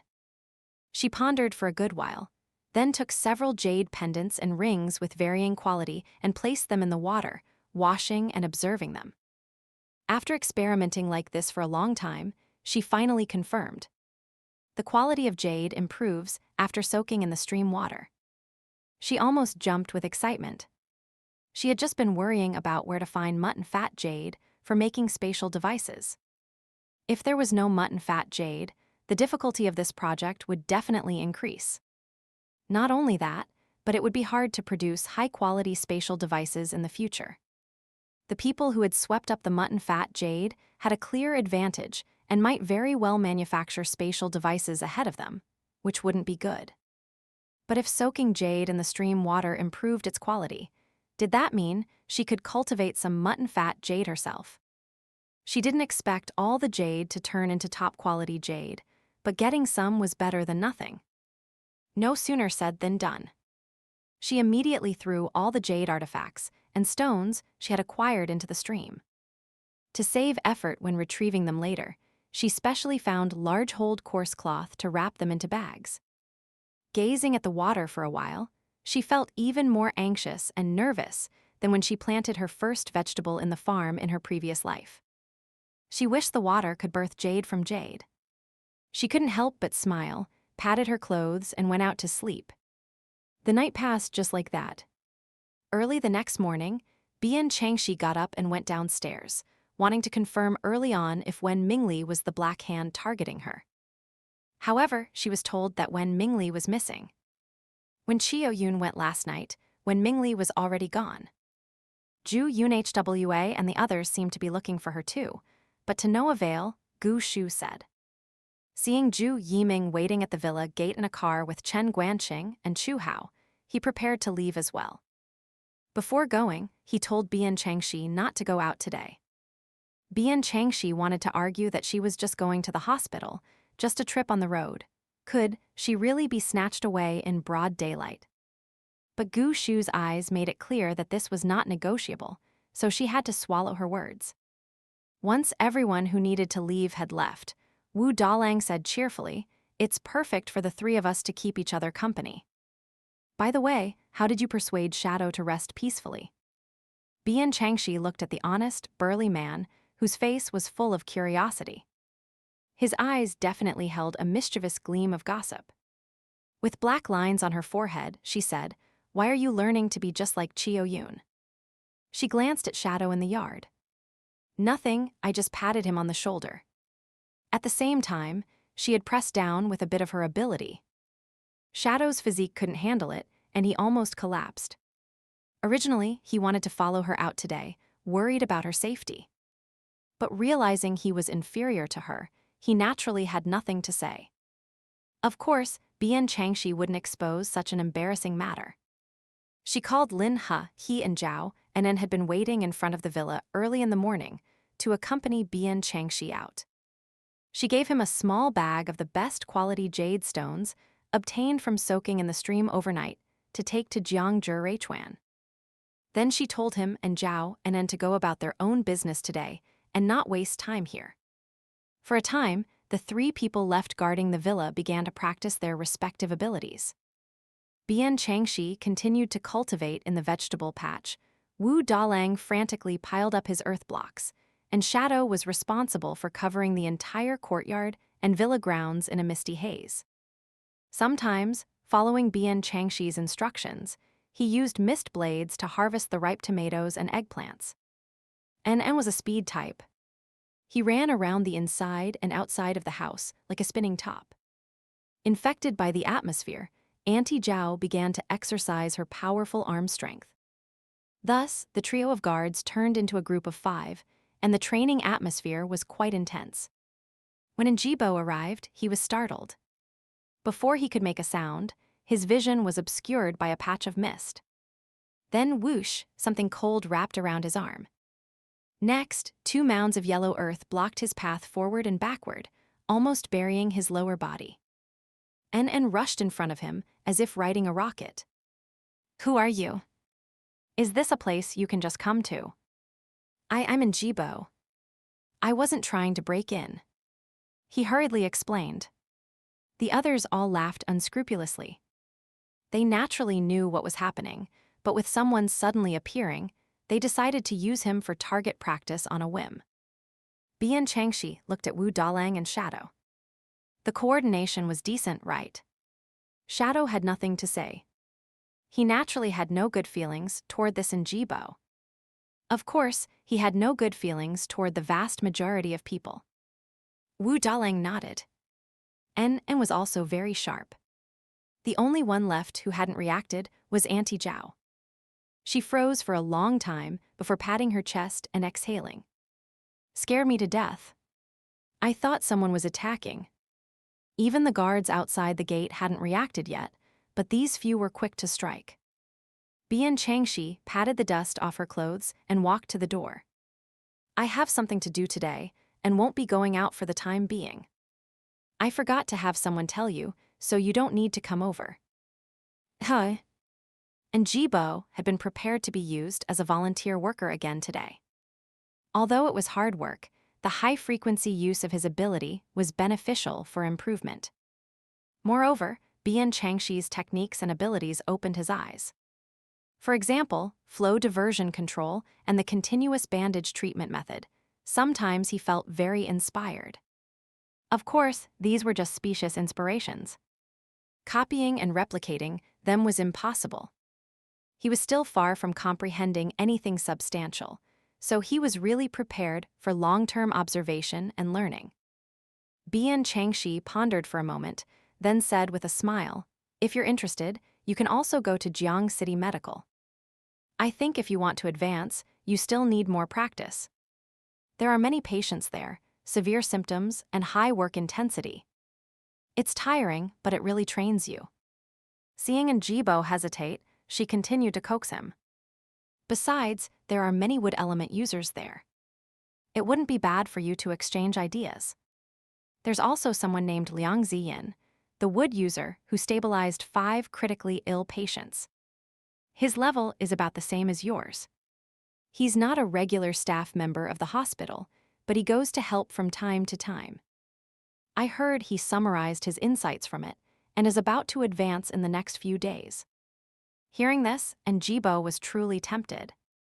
He had shown signs of advancing a long time ago, but nearly a month had passed, and he was still the same.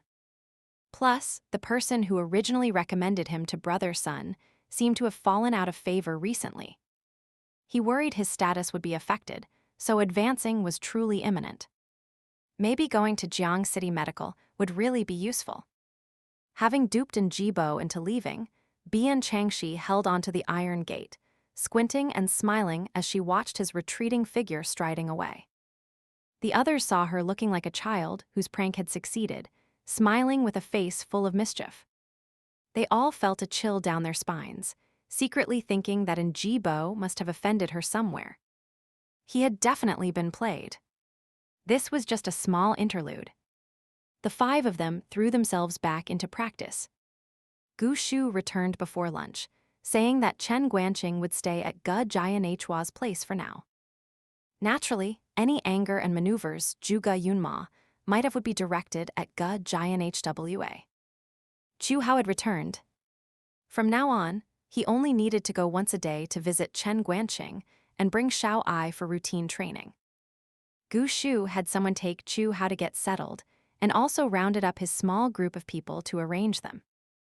He himself took a space element user to transport the munitions, going elsewhere to start forming the armed forces that had been on the agenda for a long time.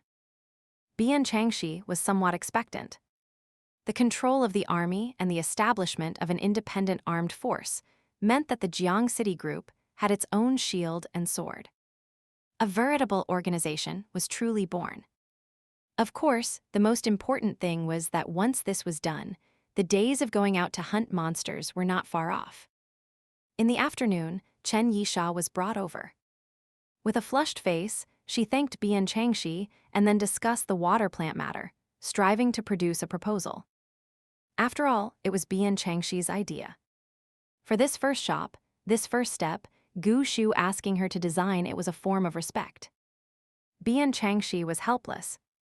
She really wanted to say she didn't need this respect. Asking her to create a detailed business plan. She really wasn't cut out for it, nor did she have the patience. But seeing Chen Yisha's excitement, she couldn't say number thinking it might be interesting. She devoted herself to the discussion. The most basic requirement was a storefront, which they didn't need to worry about. Gu Shu would choose the most advantageous one. Both were born as daughters of financial groups. Even if they hadn't eaten pork, they had seen pigs run. Since the water plant was a profit-making company, decision-making and management layers, as well as business operation personnel, were essential. It wasn't something a few water element users could accomplish just by gathering together. If they were going to do it, they had to do it formally, finding people who were shrewd, successful businessmen and corporate employees before the apocalypse. The core was the production staff, which meant water element users. Although Gu Shu could easily grab dozens or hundreds of water users from his subordinates, and Chen Yisha had previously done statistics and management work on water users, and knew a few, they decided that apart from a few founding members, the rest would be hired. They would hold a transparent assessment interview and assign salary grades based on the water users' actual abilities. In addition, there were additional services like water delivery. For this, they would hire strength types, speed types, and ordinary people to divide the labor and cooperate. They would definitely need many containers for the water. They felt that the mineral water jugs from before the apocalypse were best. Although these jugs weren't used anymore, if they put out word in the base to acquire them, they could still get some. They could be used after disinfection. With this, besides those releasing water, there would definitely need to be workers to bottle the water. Otherwise, having water users release water directly into the jugs would waste time. Then, regarding the price of water, the target audience, and the equipment needed, the two discussed in detail. Wu Dalang and the others also came to help. They worked for 2 hours before writing a rough proposal. Seeing that everyone else was busy, the group in the villa decided not to wait. They discussed immediately, gathered their usable and loyal people, and assigned tasks for them to organize. Before dark, a list and a framework for a recruitment fair had been drafted. When Gu Shu returned in the evening and saw everyone enjoying themselves, he didn't say much. He simply said he would handle the water plant's storefront design and renovation, as well as licenses and documents. They would handle the manpower and the core operations. So the next day, outside the Villa No. 1 area, in a spacious courtyard, a recruitment fair was held. Bian Changxi sat behind a table, pen in hand. After reading a very simple resume that just listed name, gender, address, family members, personality, and hobbies, she looked up at the restrained and inexperienced girl in front of her, smiling to encourage her to speak. My name is Xin Meng, a Tier 1 water element user. She said a few words, then looked at the huge red banner reading Jiang City Group Internal Recruitment Conference, secretly wondering what kind of people they wanted to recruit and what they would be doing. Her heart began to race. Bian Changxi frowned imperceptibly. This lukewarm and cowardly personality was really unlikable. but if she just needed to keep her head down and work, she could be considered. After all, releasing water repeatedly all day was extremely boring. Someone with too lively a personality might not be able to do it. She asked the girl to release some water, observing her movements and water volume closely while noting it down in a notebook. This was a very stable water user.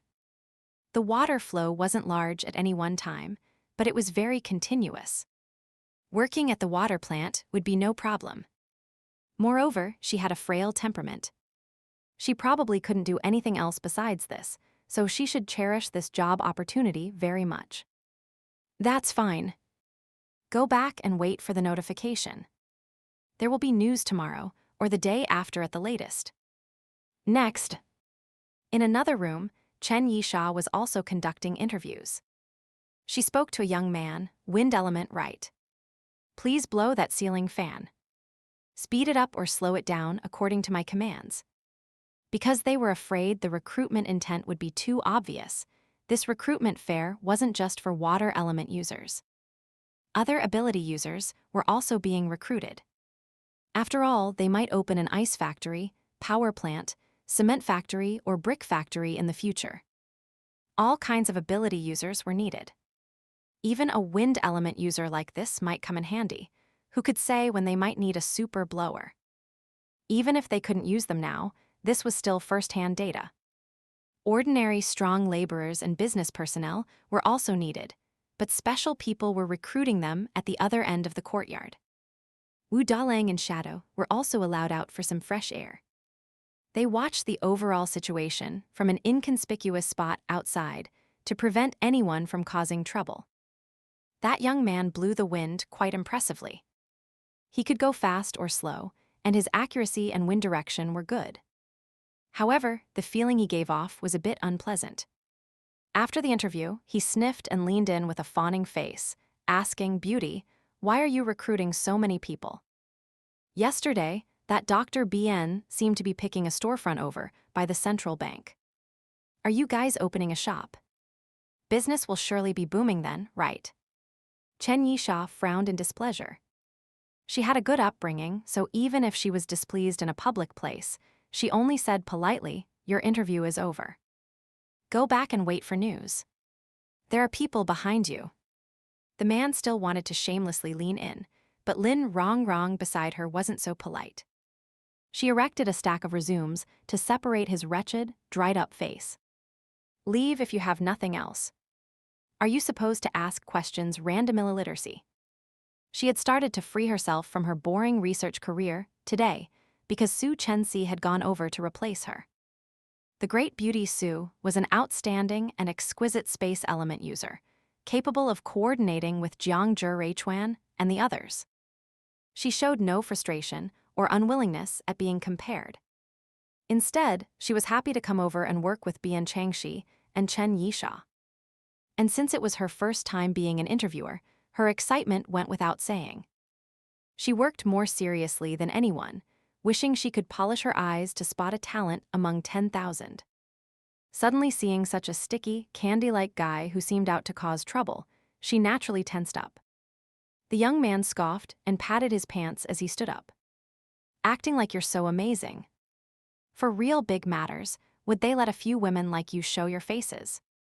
Lin Rongrong glared angrily. Chen Yisha also raised an eyebrow, but before she could speak, two burly men in security uniforms walked in. Their pincer-like hands grabbed the young man from left and right, disturbing the order of the venue, delaying the process. Go. It turned out Shadow had sharp eyes and came over to check. Hearing these words, he immediately ordered his men to drag the person out. He snatched the resume from Chen Yisha's hand, glanced at it, and handed it to the frail-looking bespectacled man following closely behind. Blacklist him. Never hire. The young man heard this while being dragged out. He started kicking and struggling. Who are you? On what grounds do you say, never hire? I have a whole body of skills. This is a shady operation. Saying this, he somehow broke free from the restraint on his arms. A howling gale struck out. Shadow didn't even move an eyebrow. With a wave of his hand, the ink from an open ink bottle on the table in the room rolled up against the current. Like a cunning little snake, it twisted and turned in the air a few times, arriving in front of Shadow. It rapidly expanded into a huge thin disk, forcefully blocking the gale.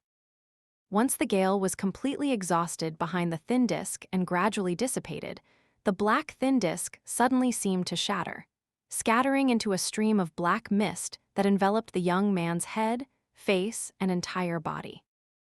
The flow was ceaseless, glowing with a strange light. Only a few startled screams were heard from within before the man stumbled and suddenly fell to the ground. Everyone looked. The man was soaked in ink all over. Black blood was flowing from his nose, ears, and eyes especially, making him scream and shout.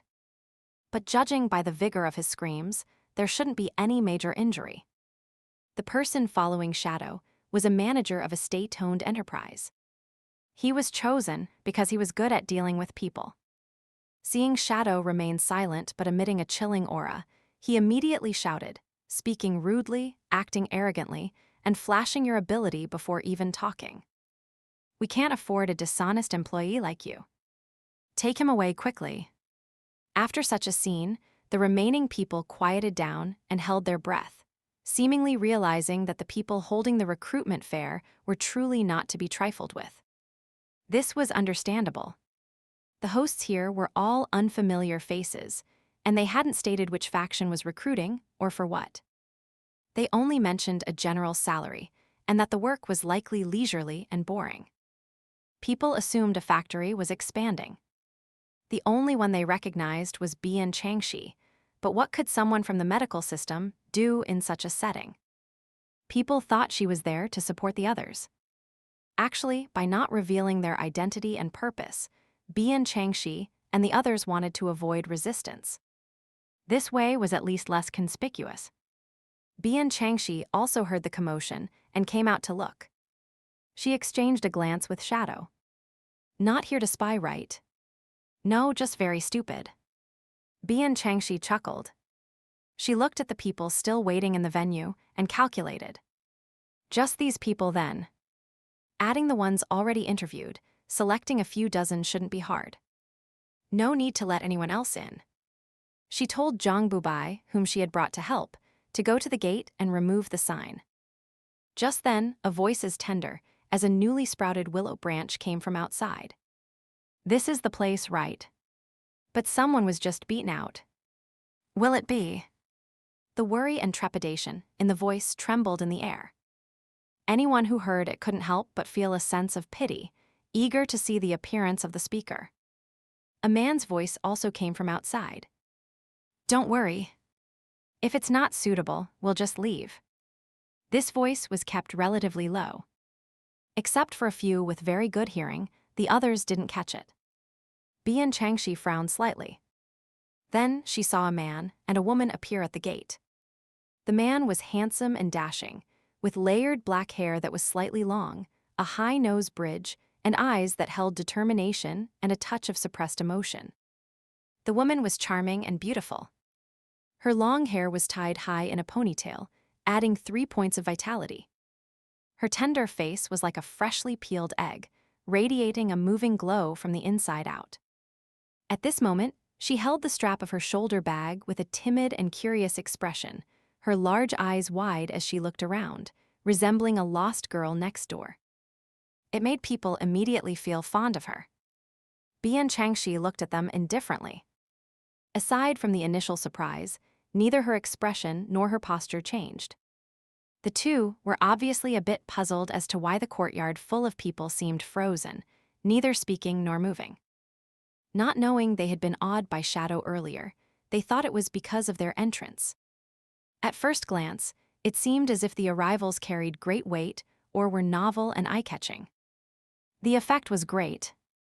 A trace of astonishment flashed in the bright eyes of the girl who entered, followed by a faint sense of superiority and self-satisfaction, though, of course, this went unnoticed. Then she saw a certain someone standing on the steps. "Bian Chang. Sister Changxi, why are you here?" She covered her red lips in shock. Turning to look at the man beside her, She then smiled and asked, "Sister Changxi, are you here to interview too?" "That's great, we can keep each other company." Bian Changxi glanced at her, then at Bian Quang. She lowered her eyes slightly to hide a trace of disgust. Those who didn't know Bian Wei's true nature would think her various movements and expressions were so natural, cute, simple, and innocent. But in her view, these seemingly natural reactions were mostly affected, exaggerated to the point of being nauseating. But it was only nausea. She found herself quite calm. The coldness and killing intent she felt when seeing this person before had faded significantly. It was as if the person in front of her was just a pretentious, ordinary clown, not someone with whom she had a feud. She asked Bian Quang, "You're here to interview too?" Bian Quang seemed not to have expected Bian Changxi to take the initiative to speak to him. He was inevitably surprised and delighted. "Wei Wei wants to find a job. I'm accompanying her." Bian Changxi nodded. "Go over there to sign in and fill out the form, then wait for your number to be called." She then told Zhang Bubai to remove the sign at the gate and not let anyone else in. She casually called out next and entered her interview room. Her identity was revealed. Bian Wei's large eyes grew even wider. Sister Changxi is an interviewer. Her unmoved, calm appearance seemed to suggest indifference. This was different from what she thought. She thought that meeting again, no matter how powerful Bian Changxi's ability or how strong her backer, she had one against her in terms of family affection and Bian Quang. She knew how good the relationship between her and Bian Quang used to be. Bian Changxi must be sad and gloomy deep down, inferior to her in every way now. For the time being, this was the only thing she had over her. But why did she seem not to care at all? She thought Bian Changxi would be like the last few times, cold words, cold face, with such a sharp and tough attitude. Watching that, she always felt secretly delighted. That was simply slapping her own face, like a clown throwing a tantrum because she didn't get a toy. And the winner is always calm and composed, right? Why was it different after just a few days of not seeing her? Bian Quang was also stunned. He sighed. "Let's go fill out the form." Lin Rongrong sneaked over to Bian Changxi's table. "Do you want to quietly chase that woman away?" Out of a woman's nature and intuition, she also disliked Bian Wei very much. Not to mention, this woman had contributed greatly to the falling out between Bian Changxi and the Bian family. Bian Changxi saw that the next applicant hadn't arrived yet. "No need. Follow the procedure. Do whatever needs to be done." She paused. "Actually, Bian Wei is quite suitable for this job." "Eh? You want to let Bian Wei join? Won't that be annoying, seeing that face every day?"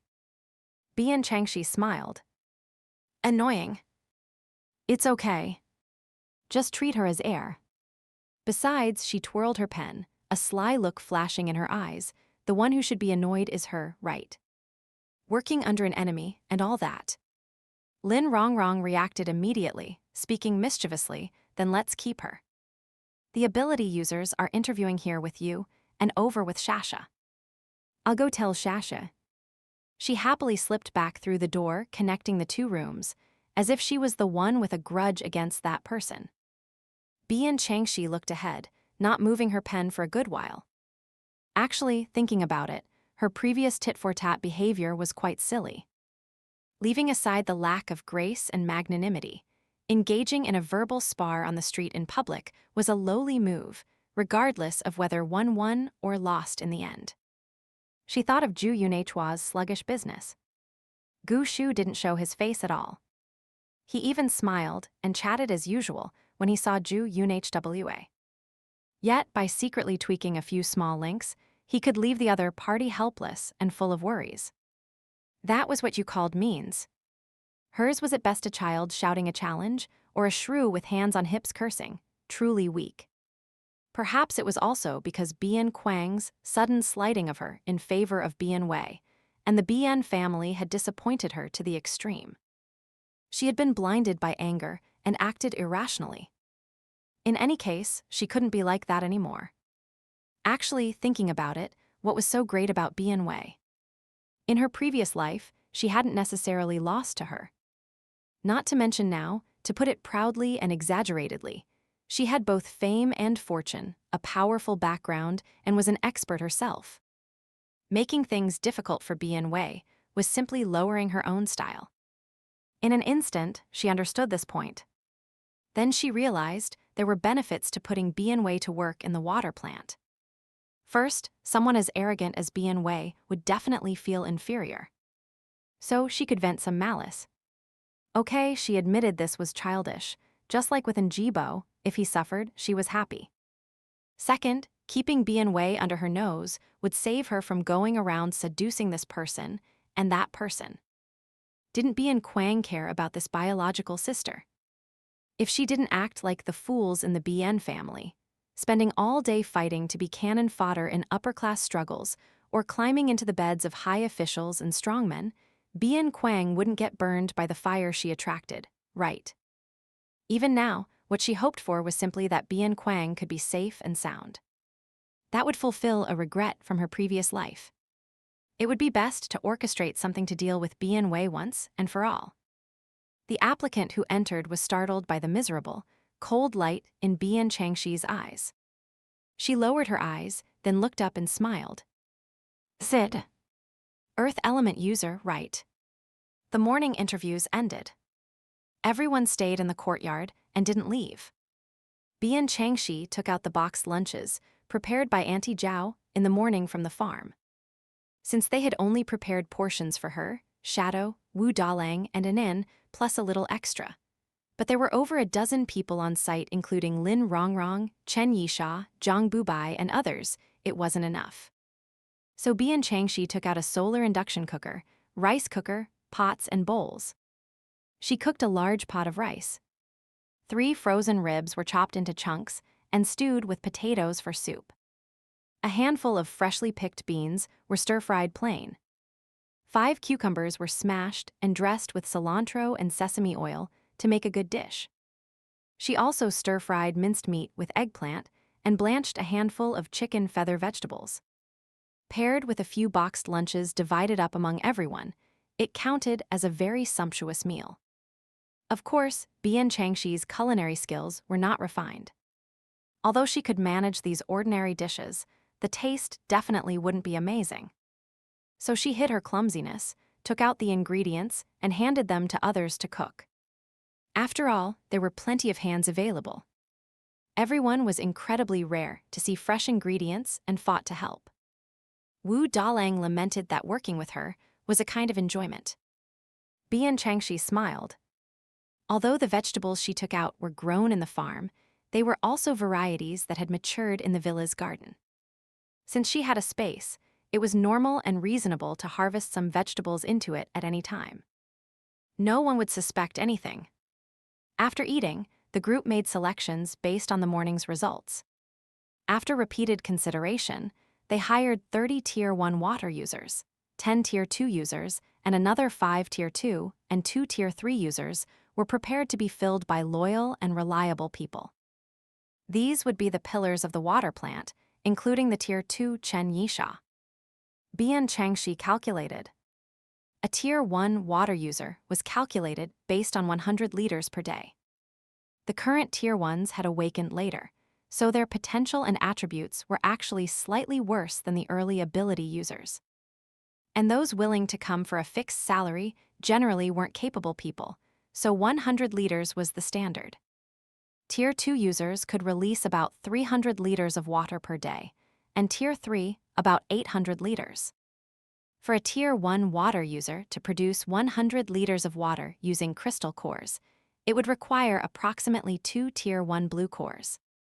Tier 2 users were more skilled and wasted less. 300 liters wouldn't take 6, but only 5 Tier 1 blue cores. The same logic applied to Tier 3. Even calculating based on Tier 1 water users, the cost of 50 liters of water was 1 Tier 1 blue core, which equaled 3 Tier 1 white cores. At the official water plant, 1 Tier 1 white core could only buy 3 liters of water. This meant that using 3 white cores could earn back more than 16 white cores. This was simply profiteering. Of course, venue rent, various wages, labor costs, food expenses, etc. had to be deducted, but the profit was still extremely high. Actually, this cost could be suppressed further. For example, the above scenario assumed water production relied entirely on crystal cores. But if they didn't use crystal cores for energy and waited for the water users to recover slowly on their own, they could save a portion of the crystal cores. Of course, this would require giving the workers a lot of rest space, meaning other costs would be higher. They discussed it and tentatively decided that one Tier 1 white core could buy 3.5 to 4 liters of water. In short, it had to be cheaper than the official water plant, but not too cheap.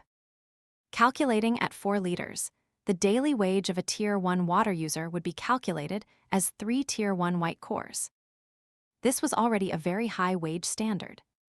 The general daily wage in the base was only 1 or 2 white cores, and sometimes it was just room and board with no money.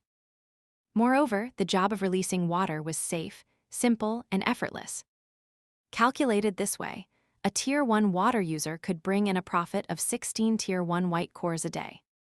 Tier 2 and Tier 3 daily wages would definitely be higher, but their resource utilization rate and productivity were also much higher. Taking Tier 2 as an example, even if the daily wage was 10 Tier 1 white cores, the benefit generated would be 50 Tier 1 white cores. Tier 3 was even more impressive. But they could only go up to Tier 3. Tier 3 users were so rare that their wages would definitely have to be extremely high. Maybe a Tier 3 user would actually lose money, but having Tier 3s was necessary. Tier 3s released water fast and had large storage. If someone urgently needed a large amount of water, Tier 3s would be needed to handle it. Bian Changxi calculated roughly. Leaving aside the Tier 3s, 30 Tier 1s and 15 Tier 2s could produce 7,500 liters of water a day. The income would be approximately 1,050 Tier 1 white cores, equivalent to 10 Tier 3 white cores. But after deducting various expenses and wages for non-producers, about 2/3 should remain. Is this number considered large? She circled the data obtained on the paper. She didn't have much pressure killing zombies and hunting, so she didn't know if this number counted as large for others. The frail, bespectacled man named Zhuge adjusted his glasses. Solely in terms of numbers, for a single shop to have this much daily revenue is considered very good. But our water plant isn't an ordinary shop. There are over 50 people involved from start to finish. Calculated this way, the benefit generated per person isn't much. Compared to doing missions outside, it's a bit less, but compared to working a job, it's much better. He paused. Of course, this is just the first batch of personnel. If the water plant succeeds, we will definitely add more hands. The base population is 6 or 7 million. Over 7,000 liters of water really isn't enough for anywhere. Once the base number was large, the benefits would be astonishing. Zhou calculated quickly in his heart and secretly sucked in a breath. That was simply a treasure bowl. We'll talk about expansion later. Right now, our task is to get this first water plant up and running, Chen Yisha said, suppressing her excitement. The water users are set. Send out the notifications as soon as possible. What about management personnel and water distribution? Zhou spoke again. The management team has already been selected. We don't need too many. 1 bookkeeper, 1 cashier, and 2 production supervisors. I will handle general management for now. As for decision-making, there's no need for now. If there's a major issue, we can discuss it with the 2 Tier 3 water powerhouses or ask all of you. For workers bottling the water, we've tentatively set 5. Candidates have been selected.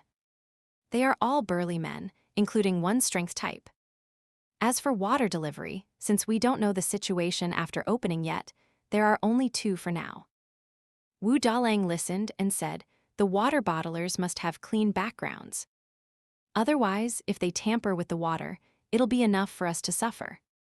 Zhou Yian immediately noted it down. Bian Changxi asked, how many water jugs have been acquired? From yesterday until now, we have 600. Because we didn't dare to make a noise, they were all acquired within our Jiang City group. Fortunately, the water supply base has some empty jugs in stock, so we can use those first. Then let's use those first. We can slowly acquire more after opening. It's not too late. Try to avoid complications. Bian Changxi thought for a moment. Delivery needs a truck, which I have. As for tables, chairs, stationery, computers, and other facilities, Gu. Major General Gu said he would handle it, so no need to worry. Is there anything else missing? Everyone thought about it and added a few things here and there. They discussed publicity and supply areas. The remaining matters would need to be supplemented slowly in practice. At that moment, people were assigned, notifications were sent, and preparations were made. They were just waiting for the east wind from Gu Shu's side to blow. Everyone split up to proceed. Bian Changxi and the other 3 returned to the villa.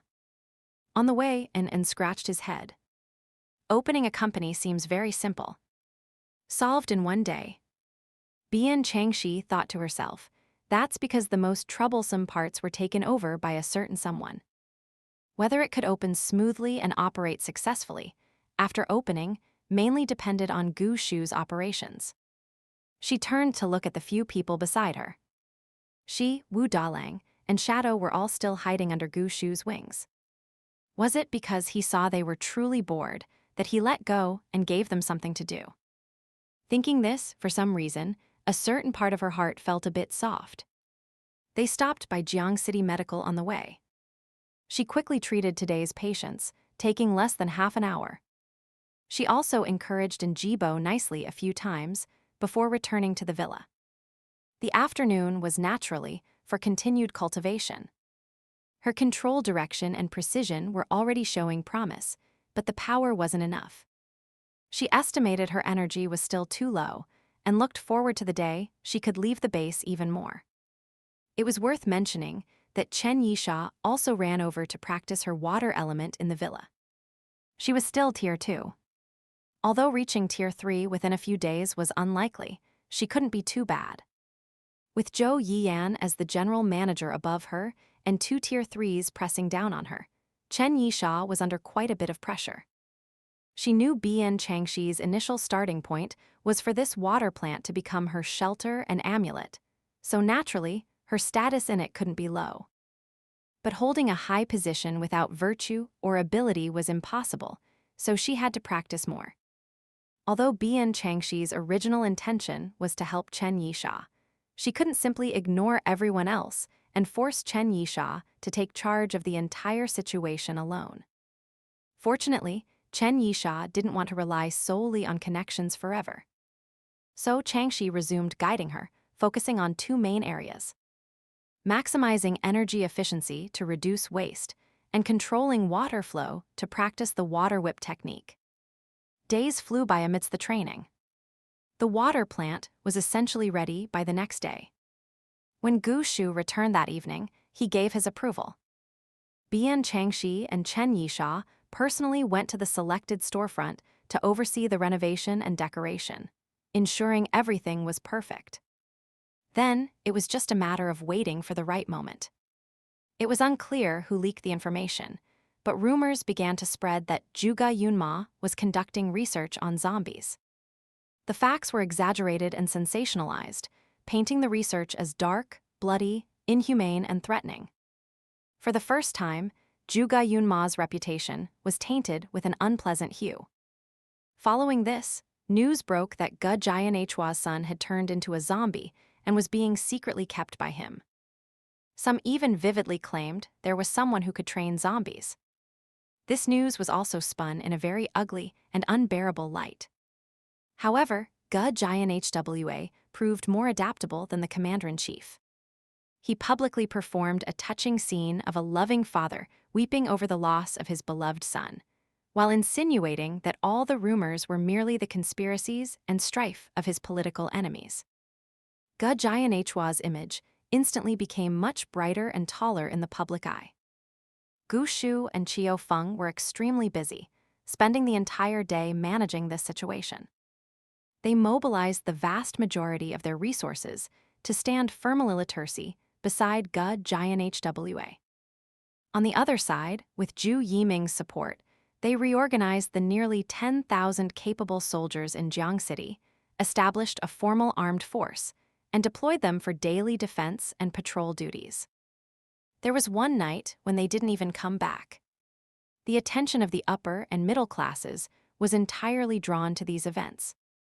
Then, early one morning, the official water plant malfunctioned and ceased operations. Desperate crowds blocked the street, discussing the situation with worried frowns. They didn't know where to get water for drinking and daily use. Although the water plant was expensive, it was at least a source. Consequently, the market for private water sellers on the streets and in the underground surged. The golden days for water element users had arrived. When Gu Shu knocked on her door early in the morning to wake her up, Bian Changxi thought today was the auspicious day for their grand opening. Instead, Gu Shu handed her a bag and said, "Put this on. We'll head out after we eat." Eh?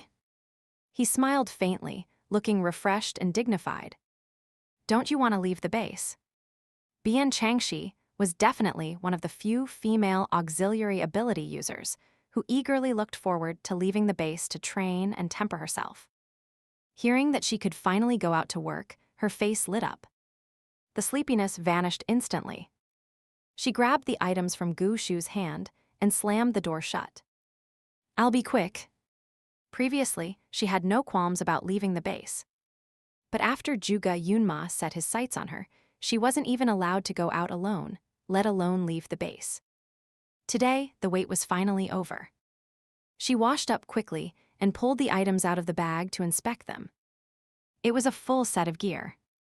There was a fitted vest, a coat, 2 wrist guards, a pair of boots, and knee pads. They were all made of a soft leather that felt as tough as steel. The craftsmanship was exquisite, and it seemed that other potions and materials had been mixed in. The coat, in particular, was half composed of another extremely durable fabric. The outfit felt light, thin, and soft when worn, completely unhindering her movements while providing protection to vital areas. Bian Changxi tested the material. It was impervious to knives and difficult to tear even with sharp force.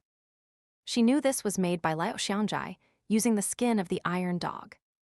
Aside from physical defense, she wondered if it had any other functions. She first put on a tight t-shirt, then the vest, and finally the coat. The knee pads and wrist guards were hidden under the clothes. To match the color scheme, she chose a pair of dark gray jeans. Although they were denim, the fabric was thin, soft, and very stretchy. They were tight yet resilient, and she didn't have to worry about snagging them on anything while walking. She liked them a lot.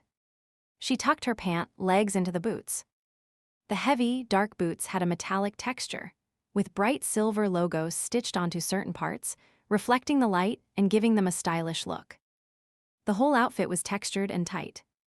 Only the coat was slightly loose, but the zipper on the chest was pulled taut, making her chest feel a bit bound, though it outlined a beautiful and striking silhouette.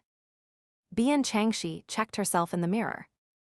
Aside from her hair being a bit long, the bangs were covering her eyebrows, and the slight tightness in the chest, she was satisfied with everything else. Actually, she wasn't very tall, barely over 1.6 meters. However, her frame was slender and delicate. Sometimes, wearing heeled shoes gave the illusion of her being tall and slender. This outfit enhanced that feeling, making her look very sharp and dashing. Of course, the premise was not standing next to a tall person like the one next door.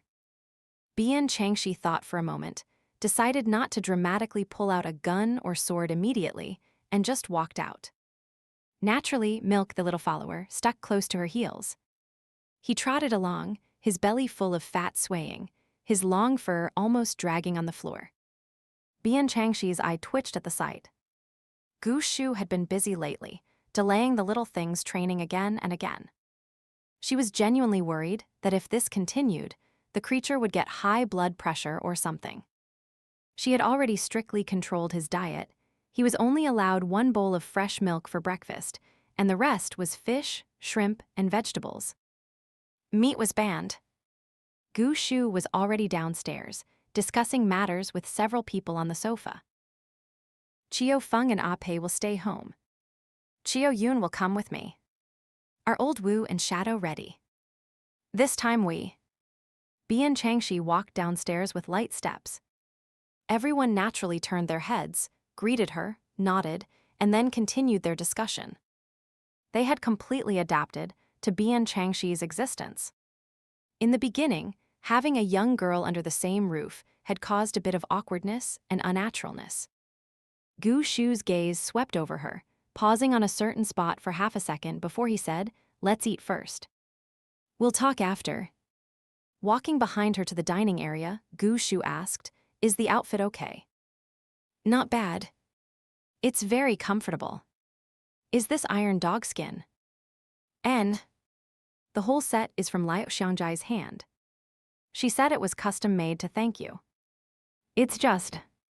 Major Gunneral Gu looked away, appearing calm but actually feeling quite awkward, wondering if he should ask her to change into a different size. "Just what?" Bian Changxi waited for a long time but didn't get the rest of the sentence. "Nothing." "Oh.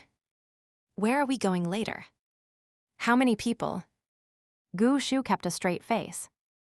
"Eat first." After finishing the meal, Bian Changxi understood why he insisted on eating first. The moment they left the table, his first sentence was, "Have you heard of the grass-partnered flying pig?" Bian Changxi paused. She hadn't heard of it in this life, but she knew of it from her previous life. The grass-partnered flying pig, as the name suggested, was a mutant pig that lived in symbiosis with grass and had wings to fly. The pig itself was originally a wild boar.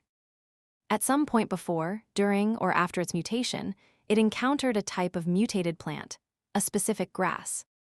The grass would wrap around the pig, its roots piercing into the thick fat, and then drill out from the spine to form fan-like wings. The other end of the grass would attach to the boar's skull, right above the midline of the eyes, looking like a decorative stripe. In reality, the most dangerous part of this flying pig wasn't the pig, but the unnamed mutant grass. The pig merely possessed immense strength and charged recklessly. The grass, however, would latch onto any human it touched like a maggot on a bone. It released a liquid that corroded the skin, then fused with the flesh. If discovered early, it was manageable. If discovered late, one would have to slice off skin and flesh to save their life. If it was too late, the thing would do to the human what it did to the pig. Drill into the body, burrow out, and turn into fan-shaped wings. Bian Changxi felt a bit of discomfort in her stomach. She thought to herself that it was good Gu Shu was considerate enough to make her eat breakfast first. Otherwise, she would have lost her appetite. To put it bluntly, that grass was a parasitic organism. It not only stole nutrients from the foolish mutant boar, but also received protection at all costs. It was hard to say whether the boar was stupid, or if nature was just magically cruel. Those fans were excellent high-level materials for crafting weapons. The boar's teeth, skin, and bones were all useful, and the grass was significant for research and extraction. Also, the pork was reportedly delicious. She said reportedly because Bian Changxi had never eaten it. Not because it was expensive. Okay, it was indeed very expensive, but mainly because she found it disgusting. She had eaten many things. Raw meat, rotting and stinking mutant beasts, rotten wood from dead trees, and bugs. She could barely accept those. But she found the product of this parasitism revolting. Unless she would die without eating it, she would absolutely not touch it. In short, the grass-partnered flying pig was a treasure trove. At this time, someone must have realized the value of the stupid pig, and the purchase price was likely very high. She thought for a moment. The stupid pigs seemed to live on a mountain. The mountain was full of poisonous creatures, jagged rocks, and a chaotic mix of trees, shrubs, and thorns. It was difficult to traverse. However, different elevations hosted different mutated and non-mutated flora and fauna. It was a place that really tested people, but also offered many good things. While the grass-partnered flying pig sounded intimidating, its attack power wasn't actually that strong precisely because its biology was so complex. As long as one was careful, hunting them was relatively easy. It was very suitable for Old Wu and Shadow to practice on. The only fear was that the surrounding environment was unsafe. If something ambushed them, it would be terrible. This could be compensated for by numbers and defense. As she thought this through, she listened to Gu Shu finish his explanation and asked, "You didn't clear the whole mountain, did you?" Gu Shu looked calm and breezy. "That mountain is a place of no return for most. Ah Pei provided some easier hunting grounds, so we diverted the people there." Tusk, Bian Changxi lamented. He didn't act often, but when he did, he took over an entire mountain. It allowed his comrades to practice after recovering from serious injuries, while also letting others hunt all over the mountain. Let her think. There seemed to be quite a few Chinese medicinal herbs on that mountain. She remembered going to the traditional medicine planting grounds yesterday to help transplant herbs into the greenhouse to prevent sudden temperature drops from damaging them. At that time, she discovered that the variety of planted herbs was relatively singular, and they were all seedlings. It would be a long time before they could be harvested for medicine. Next, Gu Shu distributed 5-color grass powder. He told Bian Changxi to sprinkle it on her clothes when they reached the foot of the mountain to repel snakes and insects. Then he led her, Old Wu, Shadow, and Chiyo Yun out the door. Walking down the street, Bian Changxi felt a slight chill in the air. Today was September 23rd, the autumn equinox. After today, the daylight hours would shorten rapidly, and the temperature would plummet. This winter would freeze many people to death. But right now, over 90% of the population had yet to foresee this. Everyone was overjoyed that the scorching summer was finally over. The streets were filled with people wearing long-sleeved shirts, pants, sweaters, and jackets, enjoying the rare cool weather. Thanks to a timely report from the Climate Prediction Department, Gu Shu had made extensive preparations. A few days ago, Jiang City's own planting base had already set up many greenhouses and dried a large amount of dead branches and straw for keeping warm. The herbs in the medicinal garden had also been safely relocated. As for cotton clothes and quilts, the factory had opened up more than a dozen large workshops, procured a lot of machinery, and hired many elderly people and women skilled in sewing to work day and night. This wasn't done in secret. When people learned about it, some followed suit and prepared for a rainy day, while others mocked them for being afraid of the cold. Some houses that were not well protected from the wind and cold were also undergoing busy repairs. Vegetables and grains for the winter were being urgently gathered. After all, with the cold weather and scarce sunlight, crops would surely be difficult to grow in the future.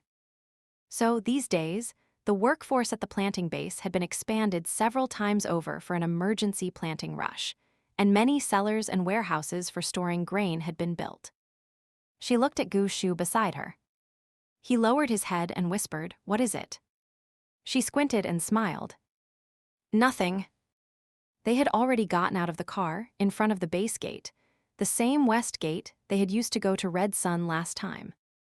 It was very early, but because the weather was comfortable, people were particularly diligent. These days, they were rushing to work and hunt, and a line had already formed at the gate to go out. Gu Shu led the small group directly to the gate, took out a black card, swiped it, and was immediately let through. Outside the gate, Bian Changxi was surprised. Rows of vehicles were parked on the open ground in the distance.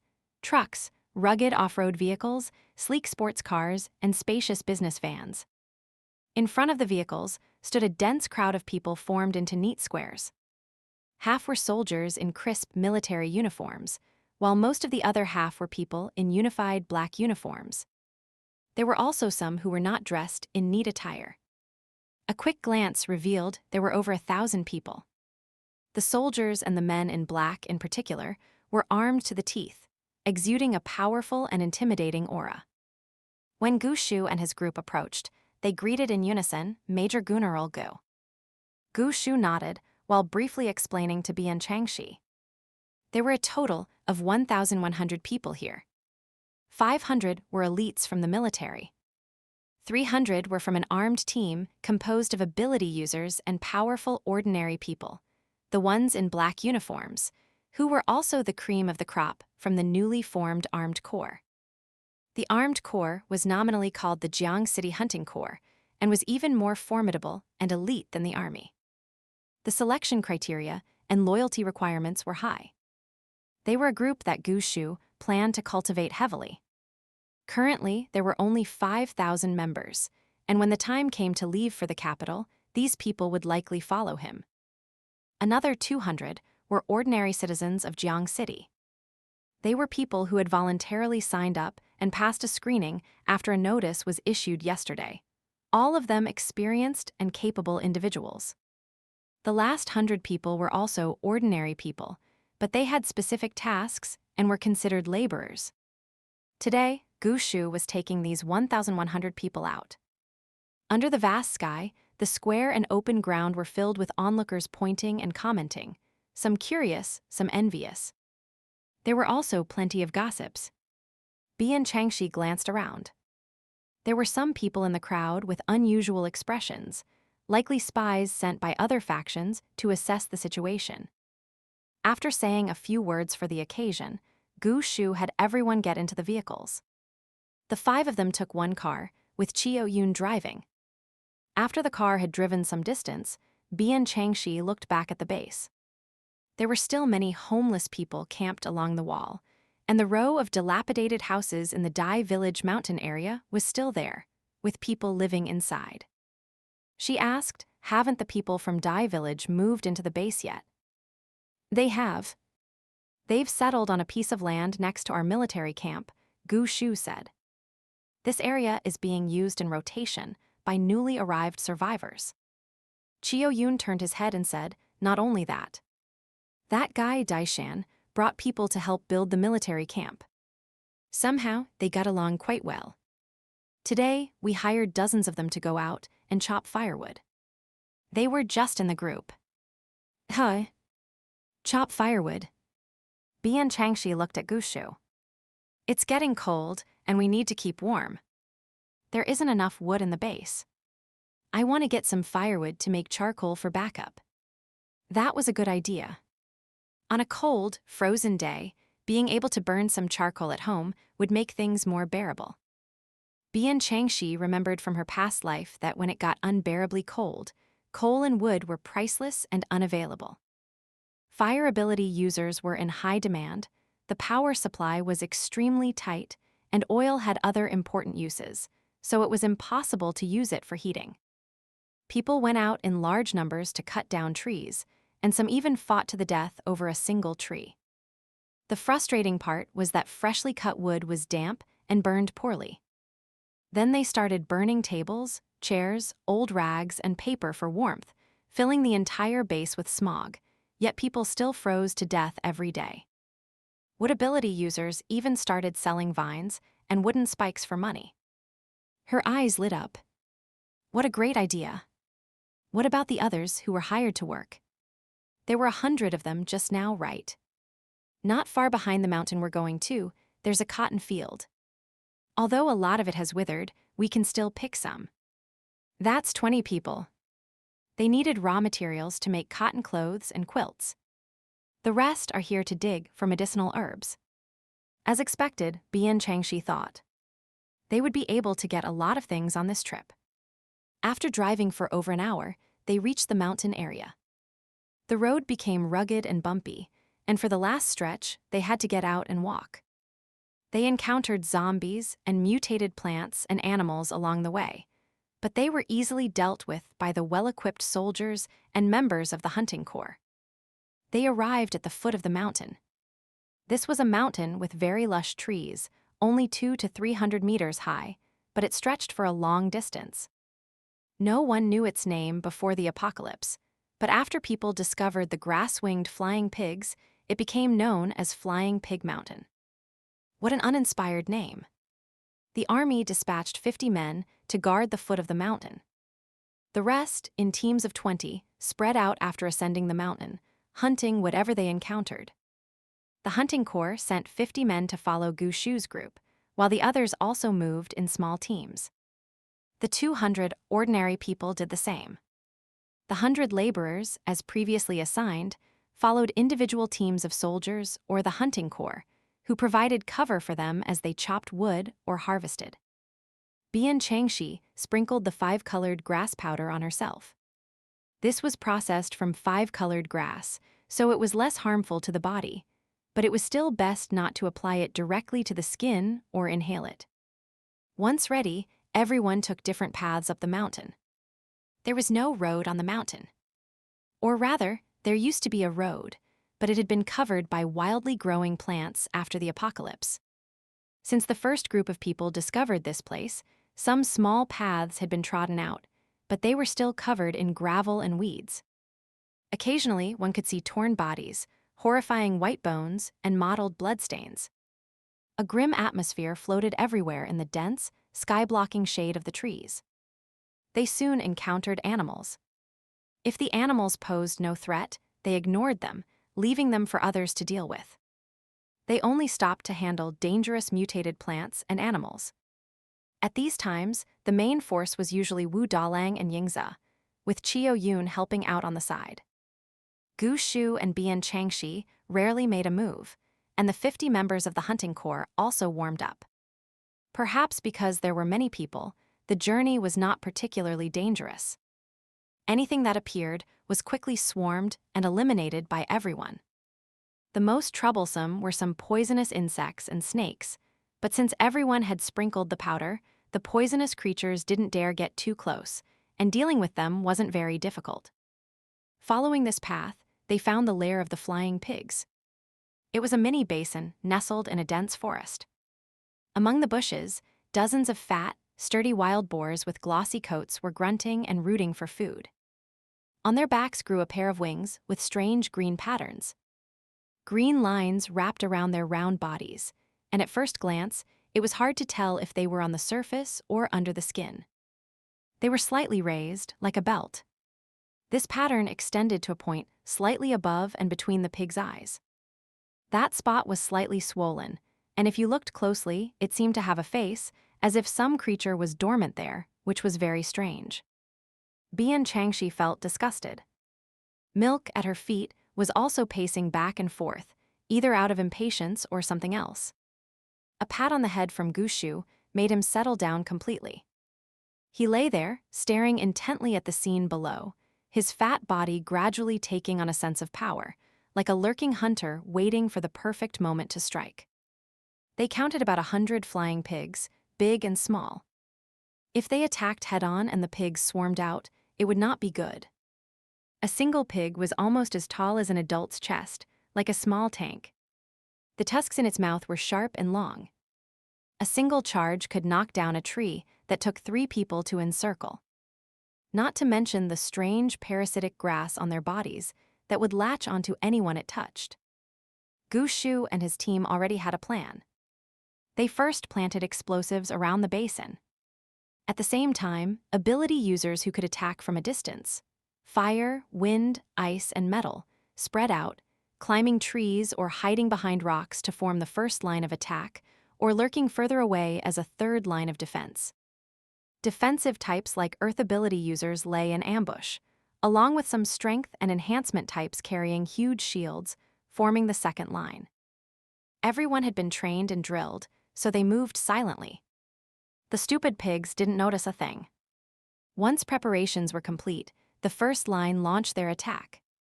All sorts of blades, knives, and spikes were thrown at the strongest-looking pigs. Some had their hooves cut off, some had their necks sliced open, some had their eyes gouged out, and some had their bellies slit open, their intestines spilling onto the ground in an instant. Among them, Yingzi's mist blades and Qiu Yun's wind blades were aimed at the head of the parasitic grass, gouging out large chunks of flesh each time. The flying pigs, ambushed, immediately let out furious roars and charged. The second line abruptly rose up. Those who could raise earth walls raised earth walls, and those with shields held them up, firmilitercy blocking the flying pigs inside the basin. Anyone who couldn't hold on, or was about to be touched by the awakening parasitic grass, immediately retreated. The flying pigs that broke through charged out, their massive bodies knocking over countless plants, unable to stop their momentum. This was where the third line's long-range attacks came in handy. Abilities and bullets hit their marks with perfect accuracy. While everyone was busy, Bian Changxi wasn't idle either. The vegetation here was dense. To others, these plants represented danger and the unknown, but to her, they felt familiar and welcoming. She was eager to try and control them. She saw Milk following Gushu, being trained on how to pounce on prey more effectively and powerfully, so she found a relatively safe spot under a large tree. First, she looked up to make sure there were no threats in the tree, and the ground beneath her was relatively flat. Then she lowered her eyes slightly, placed her left hand on the trunk, and let her energy seep into it. It traveled down the trunk and along its dense, thick, deep roots, spreading out into the soil. Her first sensation was chaos. There were many plants here, of varying strengths and sizes. They were nothing like the simple, harmiliterous vegetables and fruit trees. The feeling was like a chaotic mix of good and bad. She could even sense the root systems of some plants that were either restless or already emitting dangerous signals. They sensed her foreign energy and immediately used their own to repel her. This made her frown, and the release and advance of her energy slowed down. Avoiding the vicious ones and ignoring those on the verge of becoming vicious, she specifically chose those with a gentle and quiet aura, sending her energy toward them while keeping her eyes on their above-ground parts. Just then, a wild pig's front hoof was about to step over a creeping vine. An idea struck her, and she activated her ability. The vine suddenly arched up, blocking the pig's hoof. The next moment, the hoof mercilessly snapped the vine and charged forward. A tightness constricted Bian Changxi's chest. The force of the pig's hoof seemed to have been transmitted directly to her through the flow of energy, as if she herself had been struck. This had never happened before. In the past, when she used this ability, it was just to tidy up crops or damage a road. It was rare for a direct confrontation to be so easily broken. It immediately astonished her. It turned out that this method could also harm her. She wasn't safe just because she was far away. She shifted her gaze to a thicker tree root protruding from the ground.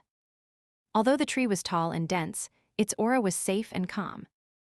It was definitely an ordinary tree, and she easily gained control of it. She made the root rise up.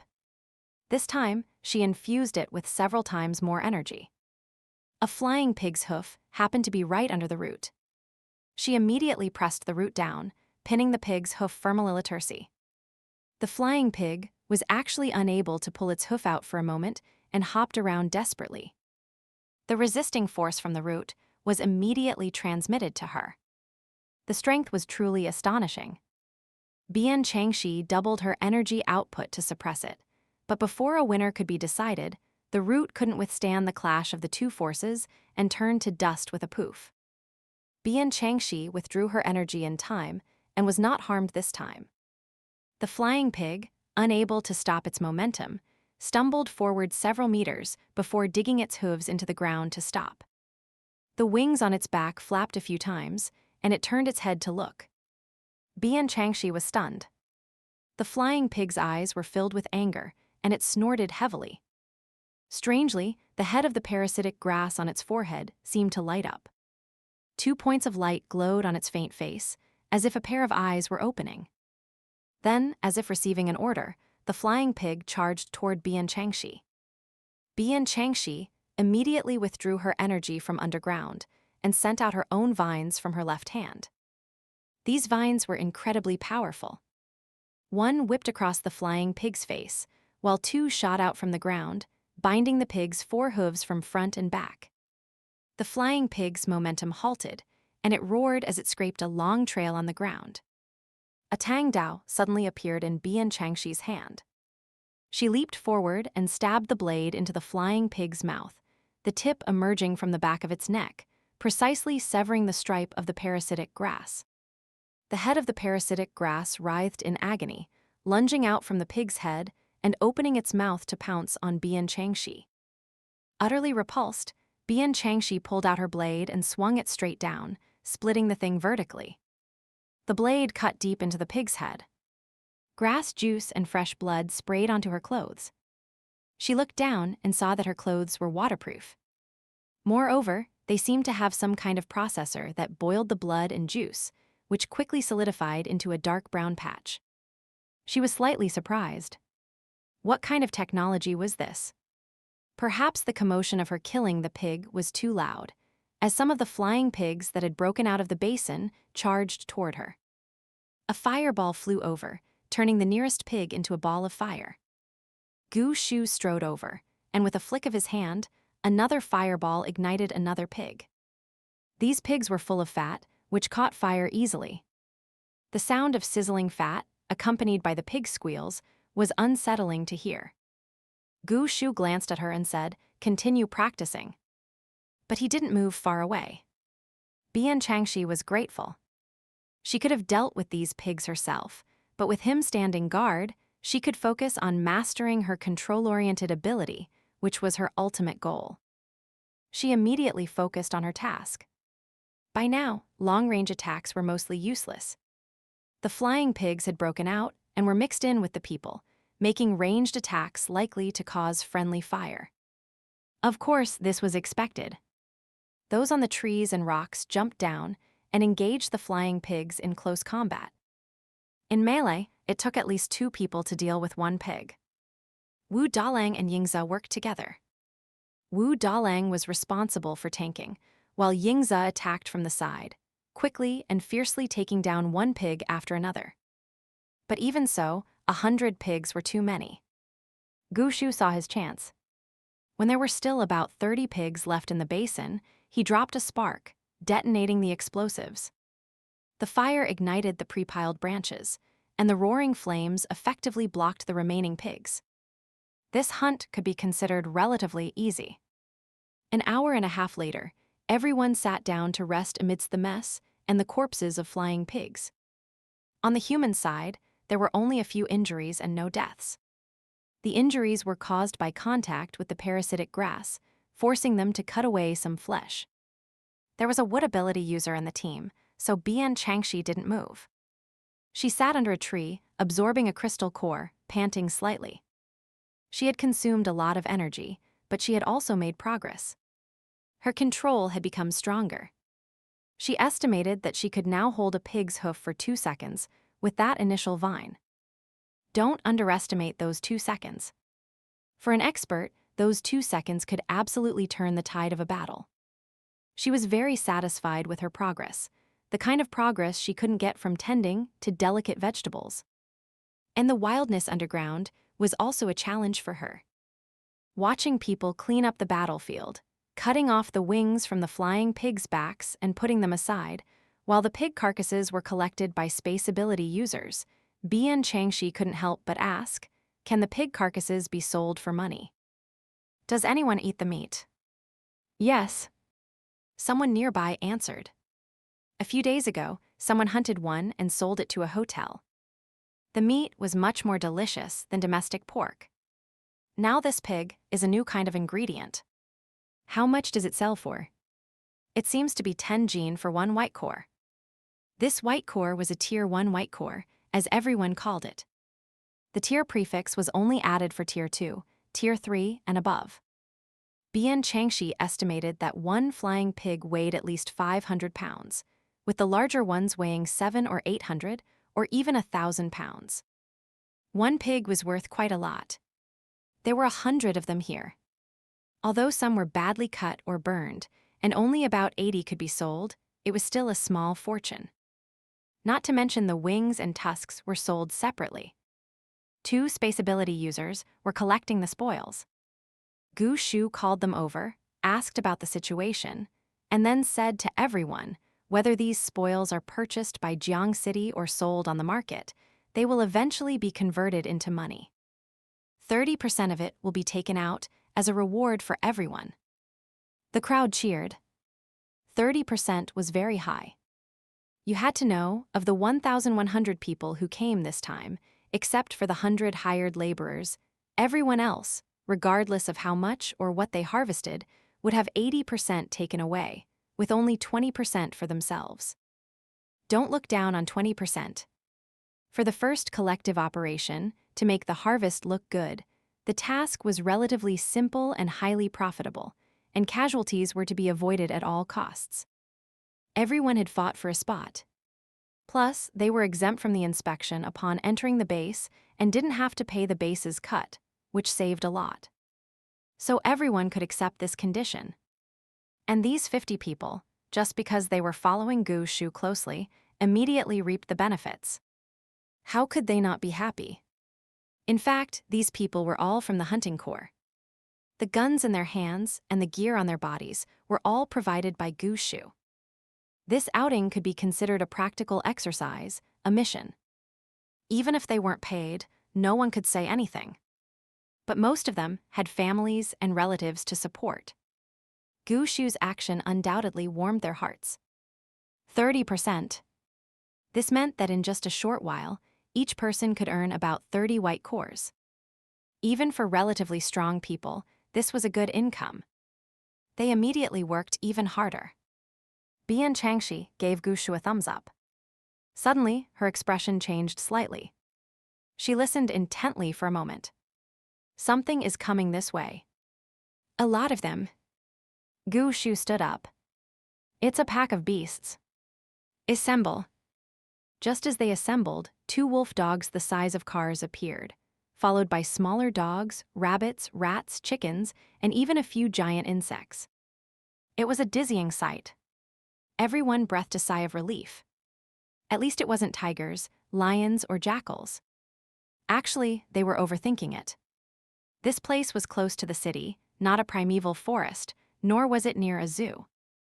It was already good enough to have wild boars. Tigers and lions were very rare. But the 2 wolf dogs in front of them were terrifying enough. They were huge. Their green eyes seemed to glow with bloodthirsty ferocity and greed. Their fangs were covered in thick saliva. Their heavy paws pressed the ground down, and a light swipe of their sharp claws left a deep gash in the earth. Everyone gripped their guns tightly and prepared their abilities. The earth ability users immediately raised an earth wall in front. If such a behemoth were to leap, the impact of its landing alone could crush several people. Milk leaped onto a branch and let out a few low growls, as if to intimidate these creatures. But the 2 wolf dogs paid him no mind. One of them even cast a contemptuous glance, which, after a moment of shock, infuriated Milk. Milk, the little guy, was used to having his way.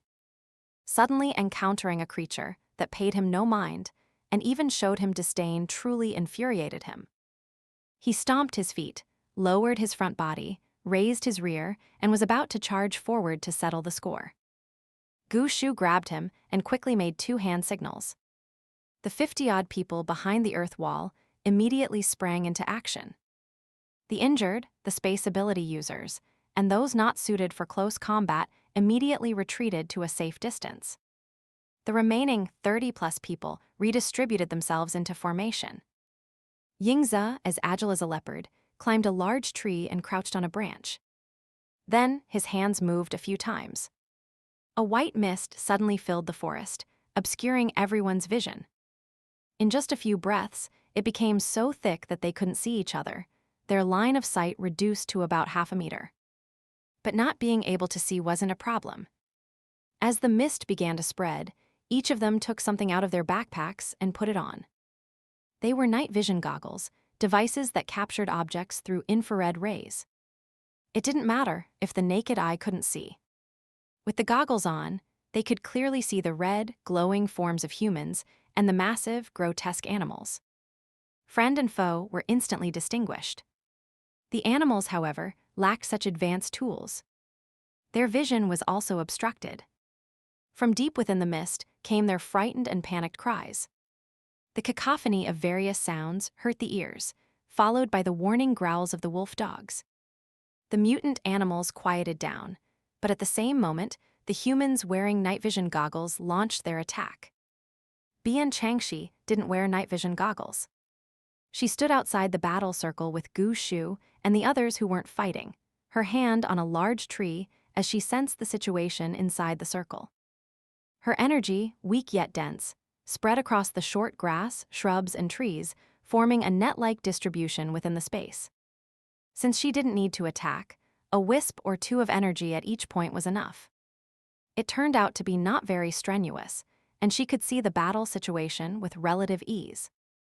The humans held the advantage of initiative, and their first pounce caused heavy casualties among the mutant beasts. However, the main event was the two wolf dogs. The other mutant beasts only looked scary. They couldn't withstand more than a couple of blows from the powerful and experienced ability users. Only half the people went to deal with the smaller animals, while the other half tied down the two wolf dogs. It was just like fighting a boss in a game. The thick-skinned earth ability users acted as tanks, holding the line at the front. The wind, ice, and metal ability users behind them relentlessly threw their abilities. Fearing they might injure the earth elemental tanks, the fire ability users didn't dare to casually throw fireballs. The wolf dogs were huge and tough, incredibly difficult to kill. They struggled madly within the encirclement, their roars almost making the entire mountain tremble. Bian Changxi soon noticed several people being accidentally trampled by the wolf dogs. Although they were quickly rescued by their comrades, they suffered injuries of varying severity. One by one, they emerged from the mist. Someone reported that one of the wolf dogs had gone berserk after being heavily injured, its strength increasing dramatically. It was acting like a madman. Gu Shu was slightly surprised. Just then, a terrifying roar shook the heavens, accompanied by the shocked and pained cries of his men. He had a bad feeling. He said a word to Bian Changxi and charged in with milk. Bian Changxi saw a wolf dog suddenly break free from several people. It stood on its hind legs, its bones cracking and popping as if they were being broken and reformed. Its mouth suddenly widened, its fangs growing longer and thicker at a visible rate. The claws on its paws also shot out, as if being pulled from the flesh, bringing with them dripping blood. The enlarged wolf dog was even more ferocious and terrifying. A swipe of its forelimb or tail sent people flying. It was like it had turned on a cheat code.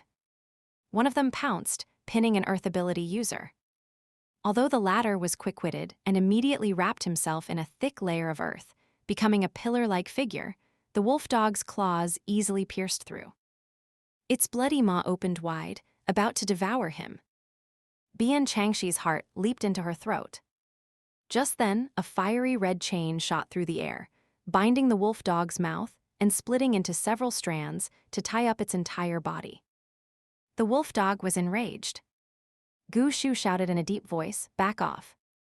Thunderability user. The others immediately moved away. Then, a massive bolt of lightning descended from the sky, striking the wolf dog with a deafening boom, almost engulfing Gu Shu's figure as well. Everyone held their breaths. The lightning slowly dissipated, clearing away all the surrounding mist and revealing the charred figure of the wolf dog. Beside it, Gu Shu removed the flame barrier above his head. The edges of his clothes were also scorched in several places, smoke curling up from them. A young man ran up in a panic. "Major Gunneral, are you all right?" I wasn't sure about the range. So this person was the thunder ability user. The others looked at him with a mixture of envy and pity. His ability was powerful, but this area of effect skill was a bit terrifying. A slight miscalculation could blast a comrade as well. Bian Changxi also realized why she hadn't seen this thunder ability user in action before. His technique was not yet mature, and the risk of friendly fire was too high. She wanted to go over and check if Gu Shu was seriously injured, but Gu Shu ordered everyone to back away. There was still one wolf dog left. At this moment, several people and a large, cat-like animal were circling it. The wolf dog was bound by a wood ability user, pushed and pressed by 2 earth ability users, while a metal ability user and a wind ability user continuously created wounds on its body. A mist ability user stood on a tree branch, slippery and ghost-like mist blades circling him, occasionally inflicting a long wound, slowly draining its life force. The wolf dog was furious. Seeing its companion fall, its anger turned to panic. It thrashed its limbs and howled continuously. Milk's white, chubby body couldn't even get close enough to find a place to bite. When it jumped up, the wolf dog would also stand on its hind legs and fiercely swing its forelimbs. It seemed to know that this small, chubby thing was the one that could cause it fatal harm, while the humans only inflicted ordinary wounds. Gu Shu had the others leave, keeping only the earth and wood ability users to restrain the wolf dog. Then he let Milk face it alone, not interfering himself, only occasionally giving a few hints and commands. Bian Changxi mourned for Milk for a moment, then her attention was drawn to the injured people beside her, and she threw herself into the work of healing. The others, after a moment of surprise, also began to collect and process the corpses of the mutant beasts. The young thunder ability user looked around, then quietly went over and poked the lightning-struck wolf dog with his gun. With a thud, the wolf dog collapsed into a pile of powder and chunks. His mouth fell open. The others were also amazed. They gathered around the remains to study them for a while, all praising the thunder ability user's skill. The young man scratched his head in embarrassment. Suddenly someone said, "Chuik, see if there's a crystal core." Did the lightning blast the core to pieces? Hearing this, the thunder ability user quickly started digging through the ashes. The others helped, and soon they found a sparkling earth element crystal core. Only then did Bian Changxi realize she had forgotten about the crystal cores when calculating the profits. Not every mutant beast produced a crystal core. It was about 2 out of every 3. So those flying pigs earlier. Before she could finish her calculation, an earth core was presented to her. The young thunder ability user said shyly and excitedly, "Miss Bian, this is for you." "Huh? Why give it to her?" Seeing her confusion, someone explained, "Anything obtained in battle must be handed over to the public." Those 2 space ability users' spaces are almost full, and they're afraid of mixing up the crystal cores. The main point was that something as important as a crystal core should have been given directly to Gu Shu, but since he was busy, they gave it to Bian Changxi, which was the same thing. Besides, Bian Changxi was also a space ability user, so it was a perfect fit. Bian Changxi accepted the earth core. It had a brilliant luster. Earthy yellow wasn't usually a very attractive color, but on the dazzlingly clear crystal core, it looked grand and bright. The purity was also very high, and it felt quite heavy in her hand. Bian Changxi estimated this is probably a Tier 4 crystal core. The thunder ability user was thrilled, and the others also felt a sense of pride. Tier 4 crystal cores were very rare at this time, mainly because Tier 4 plants and animals were scarce, and few people were willing to provoke Tier 4 zombies. After all, the highest-level human ability users were only Tier 3. Bian Changxi couldn't help but think of the box of green cores Gu Shu had given her, which contained several Tier 4 ones. She wondered how he had collected them and how much effort it had taken. She wanted to ask how this Tier 4 Earth core would be distributed. It couldn't be that they would take 30% and divide it among 50 people, right? Only about 10 people had participated in fighting the wolf dog. But after thinking about it, she decided not to ask. She believed Gu Shu had his own way of handling such profit-sharing issues. Just then, the other wolf dog let out its final mournful cry and collapsed with a crash. Bian Changxi looked over and saw Milk, as expected, perched on its neck, sucking greedily. The wolf dog must have had essence blood as well. She saw that Milk was covered in blood, with a long gash on his belly and a patch of fur missing from his back, revealing torn, red flesh. Her heart ached immediately, and she stood up and ran over.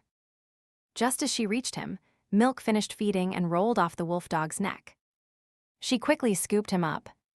His body was soft, as if boneless, and he was panting from exhaustion. His fur was matted with sweat and blood, and she could feel his muscles still twitching. He whimpered softly, his breath coming in short, broken gasps. He looked incredibly pitiful and miserable. Her heart broke. Without thinking, she glared at Gushu. "Why didn't you help?" Gushu was taken aback. Before he could say anything, Bian Changxi had already stormed off with Milk in her arms, sitting under a tree to heal him. Qiao Yun shamelessly sidled up. See? She's angry. I told you your training methods were too brutal, boss. Finally, someone agrees with me. He recalled his youth when this man had dragged him through insane training, where a day didn't go by without him losing a piece of flesh or shedding some blood. Why had no one come to hug him and give him some warmth back then? He was treated worse than a kitten. Gu Shu didn't even spare him a glance, his eyes fixed on Bian Changxi as he strode over. Qiao Yun shrugged, which pulled at a wound on his back, making him hiss. Requesting healing. I need it too. Wu Dalang watched his retreating figure and shook his head. He pulled a towel from his bag on the ground, and while wiping his sweat, asked Yingzi how was it. The few of them had held on until the very end, gaining a lot of training and experience. Sure enough, Yingzi said, I learned a lot. He glanced at the two people in the distance. I have an idea. I'm going to try it out. With that, he walked away. Wu Dalang scratched the back of his head. Bian Changxi was often like this, too, suddenly getting an idea or a thought and immediately putting it to the test. Such a dedicated person. He, with his strong limbs and simple mind, should probably just stick to piling up dirt. Meanwhile, Bian Changxi had just sat down when she realized she had gone too far. It seemed she had lost her temper with Gu Shu. It counted as losing her temper, right? A little bit, at least. Had she gotten carried away, forgetting her place just because he indulged her? Besides, Milk was his pet. Wasn't she interfering in his family's education? But looking at the seemingly dying Milk in her arms, she couldn't help but feel resentful and frustrated. She had only looked away for a moment. How did he end up like this? When Milk was with her, she couldn't even bear to let him go hungry for a bit. Poor little thing, she murmured, pouring energy into Milk and applying bandages. Stuck with such a heartless master. Gu Shu happened to hear that sentence. He leaned against the tree, a wry smile on his face, and looked down at the pair. It's just a flesh wound. He's not that delicate. He just knew how to act. He smiled, his sharp eyes meeting the beast's listless ones, startling it into quickly shutting its eyes and burying itself deeper into Bian Changxi's embrace. Bian Changxi sensed its fear and couldn't help but speak up for it. No, I checked. The injuries are quite serious. The little guy was fat and soft, the size of a cat, but his bones were still thin and not yet strong. If Gu Shu knew what she was thinking, he would have to sigh. Once it grew strong, it would be too late to correct its habits. He had discovered that while Milk was fierce and had sharp instincts in battle, he mostly relied on the natural intimidation he held over other animals. Against the wolf dog, which wasn't afraid of him, he was at a loss. His evasion speed wasn't fast enough. His jumping height wasn't high enough. His bite force wasn't strong enough. He was full of openings. Only Bian Changxi would think he was already very capable. In Gu Shu's hands, he could snap its neck in countless ways without even using his ability. And there were already people in the base who had their eyes on this little thing. Most importantly, it was supposed to be a natural hunter, but its temperament was becoming lazier and duller, like a precious blade that should be sharpened but was instead growing blunt. He sighed. Changxi, don't spoil him too much. How am I?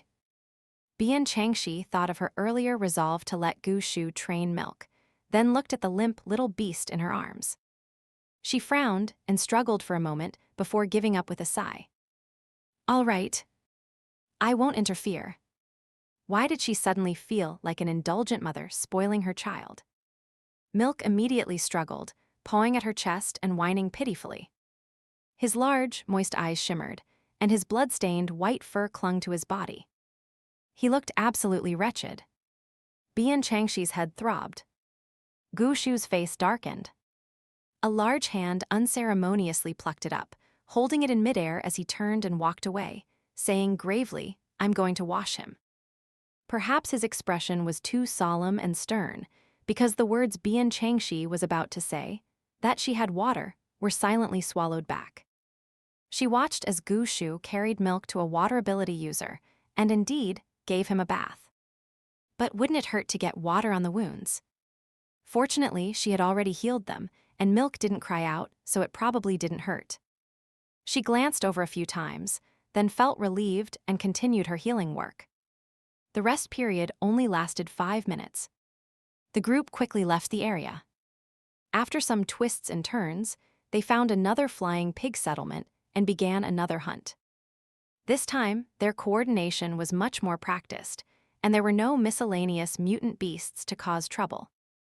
However, this location was deep in the forest, where there were more insects and snakes, so everyone had to be careful where they stepped. Bian Changxi volunteered to clear out some of the poisonous critters on the ground, using her ability to control the grass and leaves to grab the insects and small snakes. She was too focused. In a moment of carelessness, she was hit head-on by a giant pig that had broken through the encirclement. She was nearly sent flying. Her stomach felt like it wasn't hers anymore, and she was overcome with nausea and waves of sharp pain. She had her new outfit to thank. The suit actually had the effect of dispersing impact force. The force of the flying pig's charge was distributed throughout her body. Otherwise, she would have definitely broken a few ribs. She noticed that Gu Shu's expression became even more serious, and Milk also started fighting harder. The result was that by the end of the round, he had new injuries, and they were even worse. Furthermore, this place with abundant vegetation was more troublesome. They encountered a strange plant that liked to trip people up and entangle them. It didn't eat or harm them, just rustled its leaves, as if calling its distant companions to enjoy a meal. Seeing this, everyone dared not delay.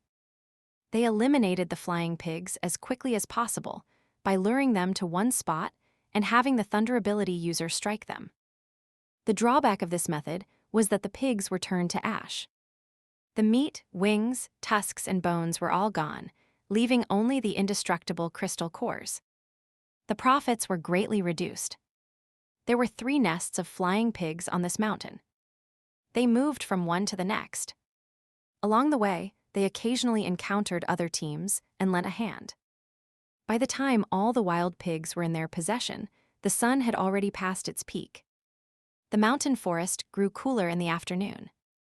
Everyone ate some dry rations in a sunny spot, then leisurely made their way down the mountain, hunting any wild animals they came across. They had agreed to gather at 3 in the afternoon to return to the base. Since they were heading down now, they still had an hour or 2 to wait, so no one was in a hurry. Halfway down the mountain, Gu Shu saw the 50 members of the hunting corps itching for action and sent them off to form their own teams. Standing on the mountainside, Bian Changxi noticed people in a valley below, picking something in the fields. Is that cotton? Does cotton ripen at this time? And what about the impact of the heavy rains a while back? Gu Shu said, creatures that can survive in the apocalypse will evolve their own adaptation systems. Bian Changxi thought about it and agreed. Besides the cotton pickers, there were indeed people chopping firewood. They were also at the foot of the mountain. There were trees everywhere, so firewood could be gathered anywhere. Naturally, they chose the safer foot of the mountain. They specifically targeted thick trees, and space ability users ran back and forth collecting the wood. The fervent atmosphere was like a race against time. Then there were the herb diggers. As a wood ability user and a woman, Bian Changxi was very interested in digging for medicinal herbs. After descending the mountain, she joined their group. She didn't recognize the herbs, so she followed a middle-aged traditional Chinese medicine doctor. For common herbs, they just picked them. For herbs that weren't in the medicinal garden or were particularly healthy, they dug up the entire plant. At first, she dug whatever the doctor dug. Then she realized it was tiring for both of them, so the doctor would find the herbs and she would dig them up.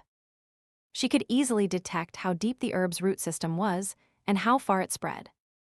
Then she would send her energy underground and, with the help of a shovel, scoop up the entire plant. Her movements were fast and efficient, which made the doctor very excited. Bian Changxi had originally wanted to get some valuable and practical medicinal plants for her farm, like ginseng, sanqi, or hishu wu. However, this place wasn't a forest farm before the apocalypse, so the variety of medicinal herbs was rather limited. Ginseng was out of the question. Still, she dug up a little and tossed a little into her farm, things like astragalus, atractylodes, and angelica. She would plant them when she had time. They were busy until 3 o'clock, when everyone gathered. As expected, there were no deaths, but many were injured. After some basic treatment, everyone got back into the vehicles and rumbled away, leaving behind a plundered mountain. After a bumpy hour-long ride back to the base, they found the entrance bustling with a commotion. Someone was making a scene. Bian Changxi sat in the car for a while and figured it out. It was another rookie. When he left the base, he had brought bags of all sizes, even adhering to the principle of keeping all his supplies with him, driving out a whole truckload of goods. Now, upon returning to the base, the guards were demanding the routine entry fee. This kind of thing happened every day. For some reason, those who had been in the base for a while rarely told newcomers about this rule. So, almost every day, newcomers would lose a significant portion of their assets because they brought things in and out. People were unhappy, but what could they do? If you didn't want to follow the base's rules, fine, they wouldn't stop you from leaving. So people had no choice but to endure it. Fortunately, you only had to suffer this kind of loss once. But this time, it was clearly different. The ones being fleeced were a group of people who had just arrived 2 days ago. They looked like they had some backing, but in this day and age, anyone who could form a group had some ability and background. After seeing enough of them, it wasn't a big deal. No matter how powerful you were, you had to lie low once you were inside. But these people clearly weren't buying it. They were causing a scene. 2 rural women were rolling on the ground without any regard for their image, cursing the base for being a scam and demanding their supplies back. The men leaned against their cars, smoking, providing silent support from behind. The weapons on their waists and in their hands were real. If a conflict broke out, things could get ugly. They set up their formation, blocking the gate, so the people behind them couldn't enter the base. As a result, more and more people gathered outside. When Gu Shu and his 1,000-plus strong group returned in a grand procession, the momentum of the crowd reached its peak. Gu Shu's eyes were indifferent as his fingertips tapped lightly on the car window. The others didn't understand the situation, but he saw it clearly. Because he had planned to open the water plant at exactly 5 in the afternoon. 5 o'clock was when people got off work, went home, and returned from outside the base. Auction House Street, a popular nickname for the area where the Jiang City Auction House was located, was in an ideal location with wide streets and had become an important route for traffic. The flow of people would be huge at that time. Plus, in the evening, everyone needed to cook, do laundry, and bathe, so it would be convenient to buy water on the way home. And the base's water plant had been closed for a day. This was an ideal time for the grand opening, even though no one had probably ever opened a business in the evening before. After hearing Gu Shu's words, Bian Changxi asked, "So these people are intentionally blocking us? Well, mostly you, to keep us from getting inside." Her mind was sharp. Who else knew about the 5 o'clock opening? Initially, only Qiu Feng, Zhou Yian, and a few others. By this afternoon, as we made preparations, everyone who needed to be notified probably was. That meant there wasn't necessarily a mole. It wouldn't take much time to arrange this once the news got out. The real question was, what was the point of keeping them outside? Inside the water plant, Qiu Feng sat at the front desk. The rolling shutter was already up, but the glass doors remained closed. The doors were made of special frosted glass. Those inside could see out, but those outside couldn't see in. This storefront was in a prime location on Auction House Street. It was large and eye-catching, situated on a wide, flat road that connected in all directions. It was far enough from the auction house and the bank that they didn't have to worry about being blocked by the crowds during peak hours. Most importantly, this area would become a major thoroughfare. It was natural and likely for people to stop and buy water on their way home. It wasn't like the base's official water plant, which was located near the administrative hall, remote, closed off, and heavily guarded. Buying water there felt like entering a palace, which subconsciously made people feel resistant. This storefront was one of the 3 Bian Changxi had personally selected. Qiu Feng had to admit that Bian Changxi's foresight in choosing this spot from the beginning was very wise. She had a good head on her shoulders. However, now that everything was ready, someone had leaked the news. Someone had seen the massive potential for profit and was trying to steal their business.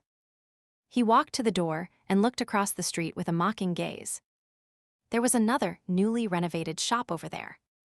It was originally supposed to be a restaurant, but after an afternoon of hammering and minor adjustments, it was actually opening as a water shop as well. A plaque draped in red silk hung above the door. One didn't even need to guess what was written on it. It wasn't just that one.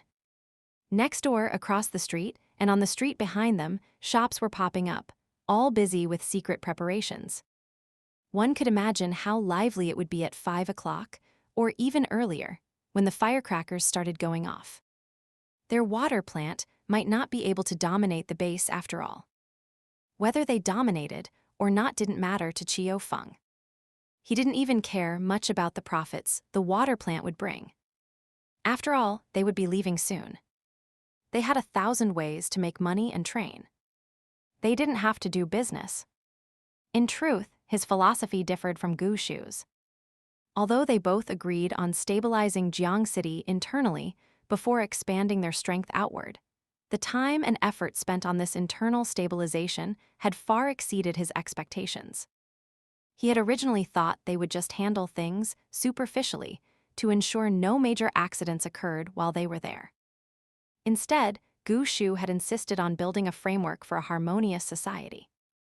With various welfare programs, factories, recruitment, and jobs, more than half the population was now living in an orderly and meaningful way. Who knew how much sweat and blood had been poured into this behind the scenes? But all that effort couldn't be taken with them when they left. It was a waste that invited pity. Regarding the water plant idea, he appreciated it, but deep down, he felt it was a bit of a chicken rib, something of little value but a pity to discard. Encountering this situation was almost expected. He was even wondering if he should just let things take their course. If the water plant failed in the end, it wouldn't hurt them, though it would be a bit of a slap in the face for Bian Changxi. If this succeeded, the credit would largely go to Bian Changxi. And he was not happy to see that. He sat there, thinking idly, his posture elegant and composed. Behind him, Zhou Yiyan, Chen Yisha, and the others looked anxious, but since he didn't move, no one dared to rush him. Chen Yisha, in particular, had sweaty palms. Whether the water plant could open normally, build a reputation, and form a large-scale supply chain was directly related to her current situation and future. She really didn't want to end up serving some dirty old man. So she was very nervous. She was annoyed by Qiu Feng's calm demeanor, but hoped he had already made arrangements. At the same time, she silently prayed for Bian Changxi to return quickly. In the back water output room, Bian Wei was dressed in a bright, beautiful dress, looking like a delicate flower. She drew the admiration of the few men present, and even the supervisor was exceptionally kind to her. As they sat and chatted, 3 out of 5 topics revolved around her, which made her quite proud. But in the next moment, she felt disdain for these people. Their level was too low. No matter how much they flattered her, what could they actually give her? She couldn't help but fantasize about stories of office romances between superiors and subordinates. She had seen Major General Gu Shu many times. He was truly a handsome and outstanding man. Even Qiu Feng outside seemed decent. Bian Changxi really was in a position to get the moon first by being close to the water. She felt a mix of jealousy and envy, while also contemplating her own charms. Thus, she failed to notice the tense atmosphere at the front. Why block Gu Shu outside?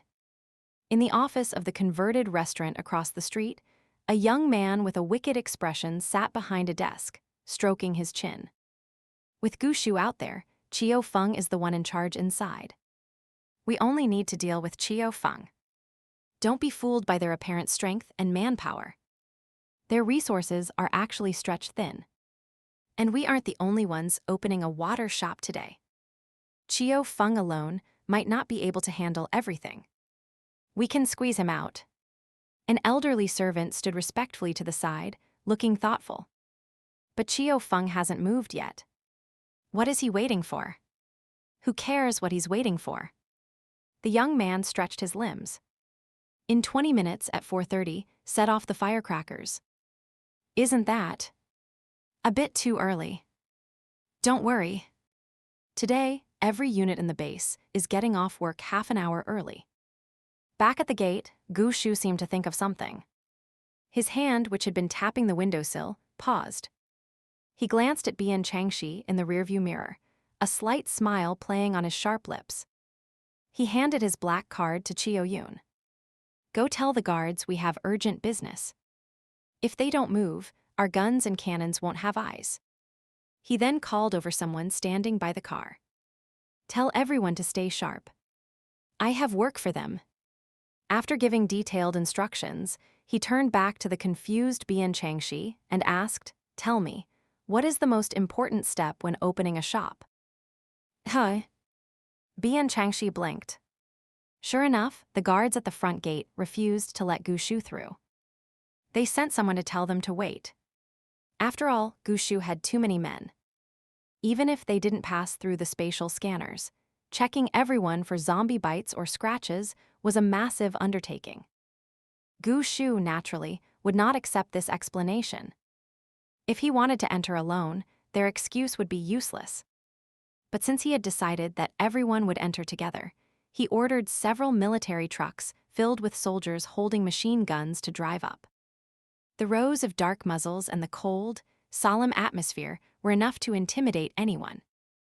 The troublemakers looked over with fear and hesitation. The silent men among them threw away their cigarette butts and stood tall, putting on a show of defiant anger. The person in charge at the gate came running over. Blocked by soldiers, he couldn't get close to the car, so he stood a few meters from the window and said humbly, Major General Gu, we will handle this immediately. We'll get these people to move. Please wait just a moment longer. Gu Shu sat inside the car, staring straight ahead without a word. The man guarding the car was a sturdy, cold-faced soldier. He looked down at the official and said, We can't say much for your efficiency. Blocking the gate like this delays so many people. Since we've seen it, we might as well help you manage it. With a sharp tilt of his head, he barked, Take them down. Not only was the official shocked, but the people blocking the gate and the onlookers were also startled by the cold, decisive command. Were they really going to open fire and shed blood? Before they could react, and before the troublemakers had a chance to prepare or counterattack, the soldiers on the military trucks clicked their safeties off in unison, preparing to fire. Everyone's gaze and heartbeats focused on those muzzles. But in the next moment, what flew toward the terrified faces weren't bullets, but a sudden surge of whistling vines. They were also water whips. One by one, they lashed out, binding the boldest of the silent troublemakers and hurling them to the side of the road like sacks of grain. Only then did the crowd react. They scrambled to get up or break free, but two small hunting teams were faster. 40 men poured out in a swift, disciplined movement. They rushed forward, pinning people down, knocking them over, or holding guns to their heads. Some were handcuffed instantly.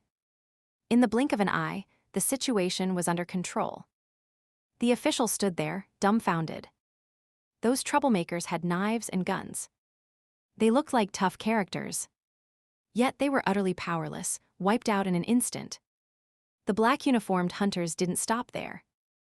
Dozens more rushed out to seize those who were throwing tantrums, those secretly supporting the chaos, and those inciting the crowd. Uninvolved bystanders were cleared to the sides of the road. Seeing the path cleared, Gu Shu finally spoke slowly. "I've suppressed these people for Colonel Xiangting. Remember to hand every single one of them over to him.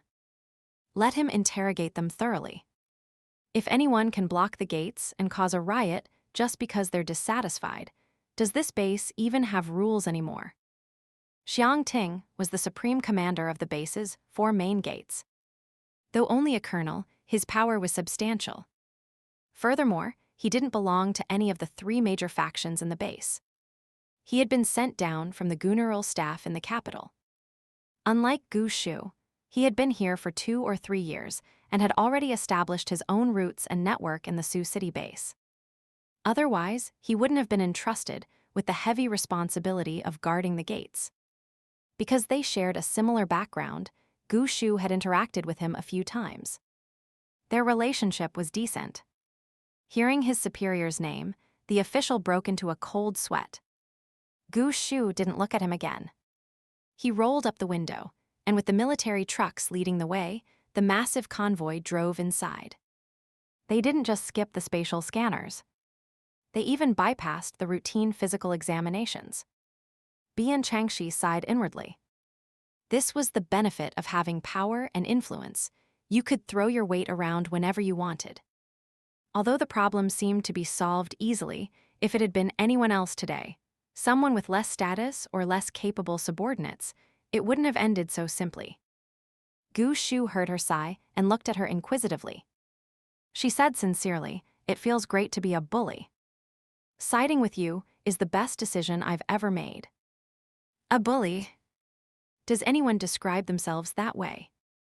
However, the second half of her sentence made Gu Shu's mood strangely better. He wanted to say he wouldn't mind if she sided with him even more closely, but he kept the words to himself. Just as Bian Changxi was about to ask what the next step was, she heard a loud broadcast. Number 18, Auction House Street. Jiang City Water Plant opens this afternoon. On opening day, all purified water is half price. 1 tier, 1 white core buys 8 liters of water. The first 50 customers get 8 liters for free. The first 100 get 55% off. The first 200 get 35% off. She was stunned and leaned against the car window to look out. She hadn't misheard. It was coming from a loudspeaker on the military truck behind them.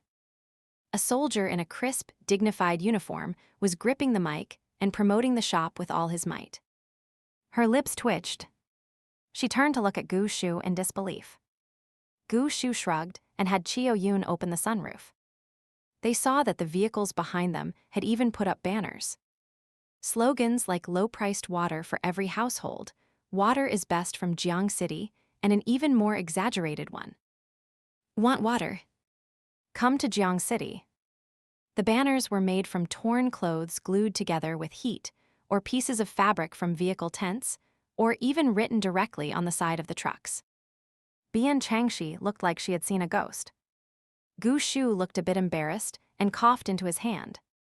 "I just told them to find a way to promote it." "Just now?" "Yeah." No wonder he had asked her so mysteriously what the most important thing was before opening. Bian Changxi was deeply shocked. It was a pity she hadn't listened closely to Gu Shu's arrangements earlier. To think that in just a few minutes, these muscle-bound fighting machines had come up with these ad slogans. Want water? Come to Jiang City. She wanted to laugh but felt it would be rude. Looking at the man broadcasting, his expressionless face seemed to hide a mix of helplessness and utter shame. Those holding the banners either hung their heads or looked away, their expressions screaming, "I don't know you, and don't you dare recognize me." Bian Changxi was suffering from internal laughter. Looking at the people on the street who were clearly attracted by the noise, they looked skeptical and amazed. Some were even excited, following the convoy to get more information. She suppressed her laughter and gave Gushu a thumbs up. "You're a genius." Gushu was rarely bashful. Bian Changxi was excited now. "Where to next?" "It's past 4:10. Are we going to storm Auction House Street with this formation?" "We're going. We'll open as soon as we arrive. But won't so many people block the street? And if the water is that cheap, what if there are too many buyers?" "The shop doesn't have that much staff." Gushu smiled. "That doesn't matter. Among these 1,000+ people, many are water element users. They can hold the fort for now. If that's not enough, I'll immediately recruit more from the army and the hunting teams." "Wow. Isn't that just free labor?" Bian Changxi was overjoyed. The momentum would definitely be huge. She could hardly wait. The base gate was quite far from Auction House Street, and the massive convoy could only take the wide main roads. Along the way, some non-water element users or those who weren't needed quietly slipped away, and the larger trucks were driven off. The convoy gradually shrank until only a few leading trucks remained, but the promotional atmosphere grew even stronger. Almost every remaining vehicle had either a loudspeaker or a banner. Some clever guys even filled mineral water bottles and stacked them on the roofs as samples. The piles of clear, sparkling water were very attractive, and some people following the cars grew bold enough to shout questions. "Is it true? A water plant is opening. Selling water. Is it really cheap?" The guy who came up with the sample idea wasn't shy. He laughed heartily and replied, "That's right. We in Jiang City have opened our own water plant. It's opening right now.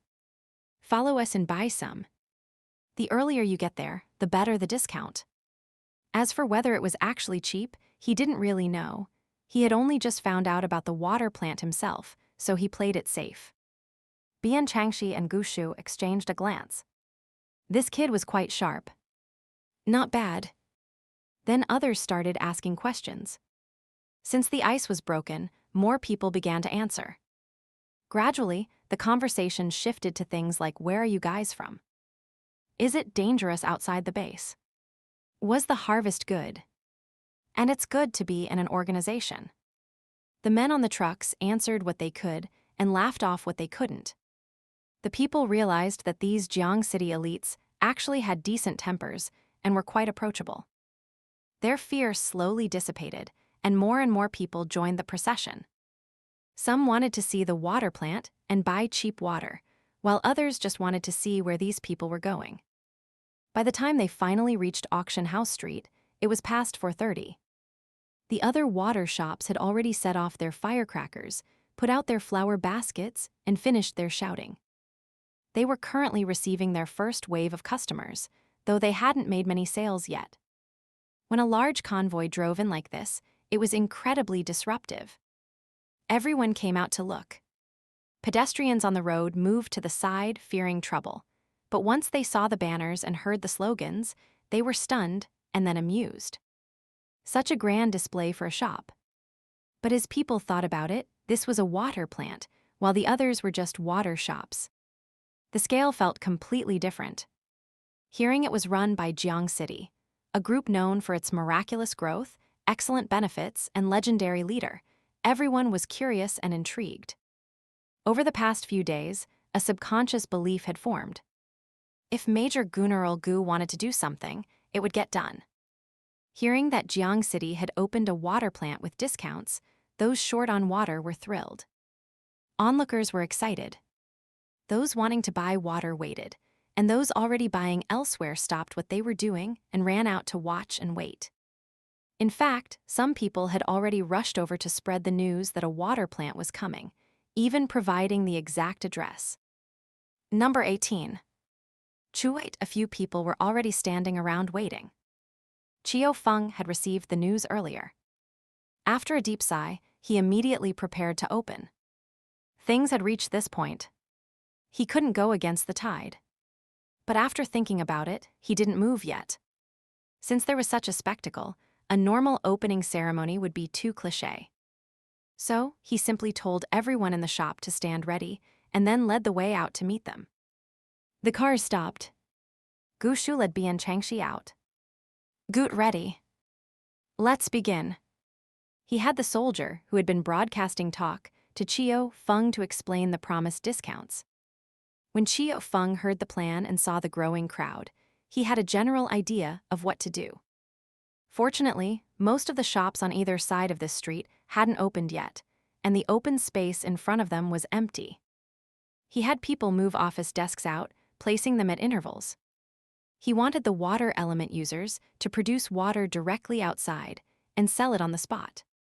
If the discounts were as big as promised, these people would definitely swarm them, and a single storefront wouldn't be able to hold them all. Bian Changxi immediately said, "No need to move furniture. Whatever you need, I'll take it directly from my space." Qiu Feng's expression toward Bian Changxi was very calm, even elegantly gentle, but Bian Changxi felt a chill. Her intuition was sharp. This man clearly liked her less and less with each encounter. From his initial directness to his ambiguous sarcasm and warnings, and now to this subtle, hidden demeanor, she only felt a deeper sense of unease. It wasn't that she was afraid, but a biting dog doesn't bark. This man was Gu Shu's right-hand man and life-and-death brother. It didn't matter if he had a personal opinion of her, but if he harbored ill intentions or tried to frame her, it would be a massive problem. It would be better if he vented his frustration. Hiding it so deeply meant she had to stay vigilant. After much consideration, Bian Changxi decided to try and get on his good side, or at least find out exactly what his issue with her was. She would be more careful in the future.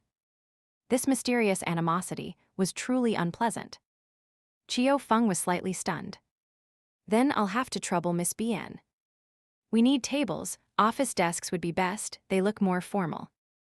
And pens and paper for record keeping." Zhou Yian. Hearing his name, Zhou Yian hurried back to grab a stack of notebooks and a cup of pens. Others brought out the pre-prepared large water storage tanks, followed by mineral water buckets, 50-liter and 20-liter white plastic jugs, smaller sealed containers, and ladles. Following Qiu Feng's instructions, Bian Changxi placed a desk every few meters.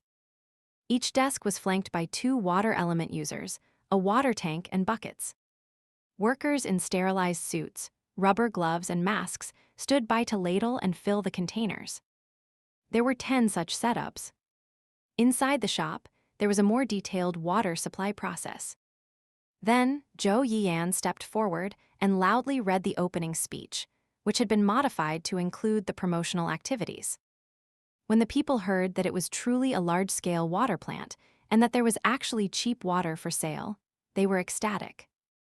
At Zhou Yian's command, the water element users began pouring water into the tanks with a splash. The workers started using funnels to fill the drinking water buckets.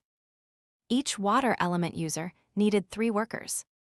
Since the shop didn't have enough staff, the men from the hunting team were once again pressed into service. Seeing that it was legitimate and being encouraged by the staff, the crowd rushed forward to buy water.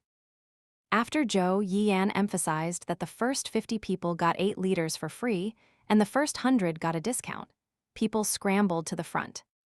The scene was indeed explosive, making it hard to keep track of who was in the first 50 or 100. The adjustment of the specific plan was Zhou Yian's headache. Behind each desk stood a person to record the volume and calculate the payment. Even so, they were incredibly busy. The entire street was in an uproar, completely blocked by the crowd. Gu Shu watched from one of the few quiet corners, ordering men to maintain order and check both ends of the street.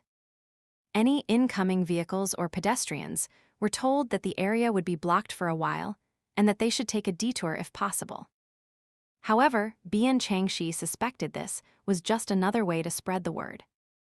She began calculating in her head. Today, the highest price for water was 1 white core for 8 liters, which was a 50% discount. That didn't even include the free water for the first 50 or the 55% and 35% discounts for the others. She seriously doubted they would make any money today. Although the hunting team members seemed like free labor, they had just returned from a hunt and were now being made to work. It was exhausting. Gu Shu would definitely have to compensate them, whether with money or a good meal, which would cost a lot. She felt a bit of a sting in her heart for the lost silver. Gu Shu saw her looking a bit troubled and asked why. Bian Changxi told him her thoughts. Gu Shu smiled. "Since when did you become such a money grubber?" Bian Changxi thought about it. Ever since the water plant idea was proposed, she had been constantly calculating. "Oh dear, I've really been tainted by the smell of copper." But she also quite enjoyed it. "Don't you think it's interesting to calculate how much income you have? Of course, the water plant isn't mine, but it's fun to run the numbers." "Don't worry, we'll earn it all back later," Gu Shu said. "These men have elderly parents, wives, and children at home. Even if we take a small loss for now to give them some benefits, it's good for them to earn a little extra." Bian Changxi was stunned. She looked at the water element users and the workers again. Although they were usually cold-blooded killing machines, now that they were quiet, they didn't seem scary at all. They were just normal, ordinary people, working hard and looking quite happy. A question suddenly occurred to her. "The people you've organized, they all have families and relatives." This hit the nail on the head. Gu Shu gave her an appreciative look. "Correct. But their families aren't large, mostly 2 or 3 people." Bian Changxi thought for a moment and sighed. "I originally thought the armed force you were building would be a group of arrogant, tough guys, people who were already outlaws or had dangerous professions. Now it seems they're all just ordinary people with families to support." Her tone sounded disappointed, but in her heart, she was deeply impressed. Granted, a group of elite bachelors who could risk their lives and be ruthless were common in novels and TV shows as secret organizations. But desperate outlaws are hard to control. Because they have no attachments, they have almost no weaknesses, making them difficult to buy or ensure their loyalty. You never know when they might turn on you. Especially since reality isn't a movie. Subordinates don't just follow a master out of some divine mission. You still have to rely on human connections. With families, there are more attachments and concerns. Their humanity and conscience remain. As long as Gu Shu can ensure their families are fed and warm, these men will be fiercely loyal. That's where cohesion comes from. Most importantly, while they have families, the families are small, which maintains their mobility. When it comes time to move north, it will be easier to arrange. Otherwise, with huge families of elderly, women, and children, men would be too worried about home while on missions, which would be counterproductive. So she was impressed. Gu Shu had considered every aspect. At the same time, he had immense confidence. With 5,000 in the hunting team, he was essentially responsible for 10 to 20,000 people. The settlement and considerations involved were vast. From the hunting team alone, one could see Gu Shu's character. This was the vision of someone meant for great things. Bian Changxi looked at herself and realized she was only capable of small-scale operations. She really was destined to be cannon fodder. No wonder she had such a miserable end in her previous life. She decided she'd better stick close to this big leg and stop overthinking things. As she was lost in thought, a heavy, extremely uncomfortable sensation suddenly hit her forehead. She looked up and saw a feminine-looking young man across the street, staring at her coldly. His gaze looked like he wanted to devour her, or as if she were the culprit who had caused his family to go bankrupt for 8 generations. She frowned, disliking the feeling. The man looked slightly familiar. She had probably seen him in her previous life, but the impression wasn't deep. She couldn't remember the names of everyone she had seen before. The man didn't look away when he was discovered. He strode over, laughing loudly. "Big Brother Gu, you really have great ideas. Bringing such a large force for promotion and professional discounts, you've squeezed my little business right out as soon as you arrived. You'll have to make it up to me." The man's laugh matched his feminine appearance, giving off a wicked vibe. He was definitely not a good person, especially with that big brother Gu. Bian Changxi felt a slight shiver. Gu Shu remained calm, giving a faint nod. Young Master Zhuge, are you opening a water plant here too? Hee, I wouldn't call it a plant. Just a small shop to earn some pocket change. Small-scale stuff. But then you show up and push me right to the edge. Bian Changxi understood instantly. Young Master Zhuge. He must be the son of Zhuge Yunma, the crown prince of the Jiangxi military region. She secretly observed him. Though his words sounded polite, he was actually implying that Gu Shu was being unfair by opening later and immediately squeezing out his predecessors. How shameless. He was definitely the one jumping on the bandwagon. The blockade at the base gate might even have been his doing, yet here he was playing the victim. Truly speechless. And with that expression and those looks, he was definitely up to no good. He turned his head and caught Bian Changxi's gaze. He put on a look of great surprise. Is this the famous Bian Changxi? I've heard of you. Miss Bian saved Uncle Gu's life with a single leaf. It sounds like a legendary elixir. I heard this water plant was also your idea. With such healing skills and a head for business, no wonder you looked down on our research institute and refused to go. Bian Changxi looked at him coldly. Gu Shu subtly stepped in front of Bian Changxi, shielding her. He said to Zhuge Qian, I told Commander Zhuge that researching zombies is dangerous, yet he refused to reveal who the proposer was. It's hard to feel at ease. I'm a selfish and cowardly person. I don't have the high consciousness of Commander Zhuge. I really can't bring myself to send my own arm into a tiger's mouth. You. He had practically said outright that Zhuge Yunma's proposal was a malicious trap. Zhuge Qian was furious. In the past, Gu Shu would at least keep up appearances. But ever since he had coaxed a military rank out of his old man and started cozying up to that old fossil Giant HWA, he completely disregarded everyone. Now, even a good water business had been cut off by him. It was truly hateful. His eyes darted around, and he looked at Bian Changxi again. Miss Bian is the one who took the lead in setting up this water plant, right? This is a treasure bowl. What did Major Gunneral Gu reward you with? Bian Changxi found this man incredibly annoying. What was the point of these verbal sparring matches? With a wooden face, she said, I only offered an immature suggestion. I'm satisfied just to see it adopted. I hardly took the lead.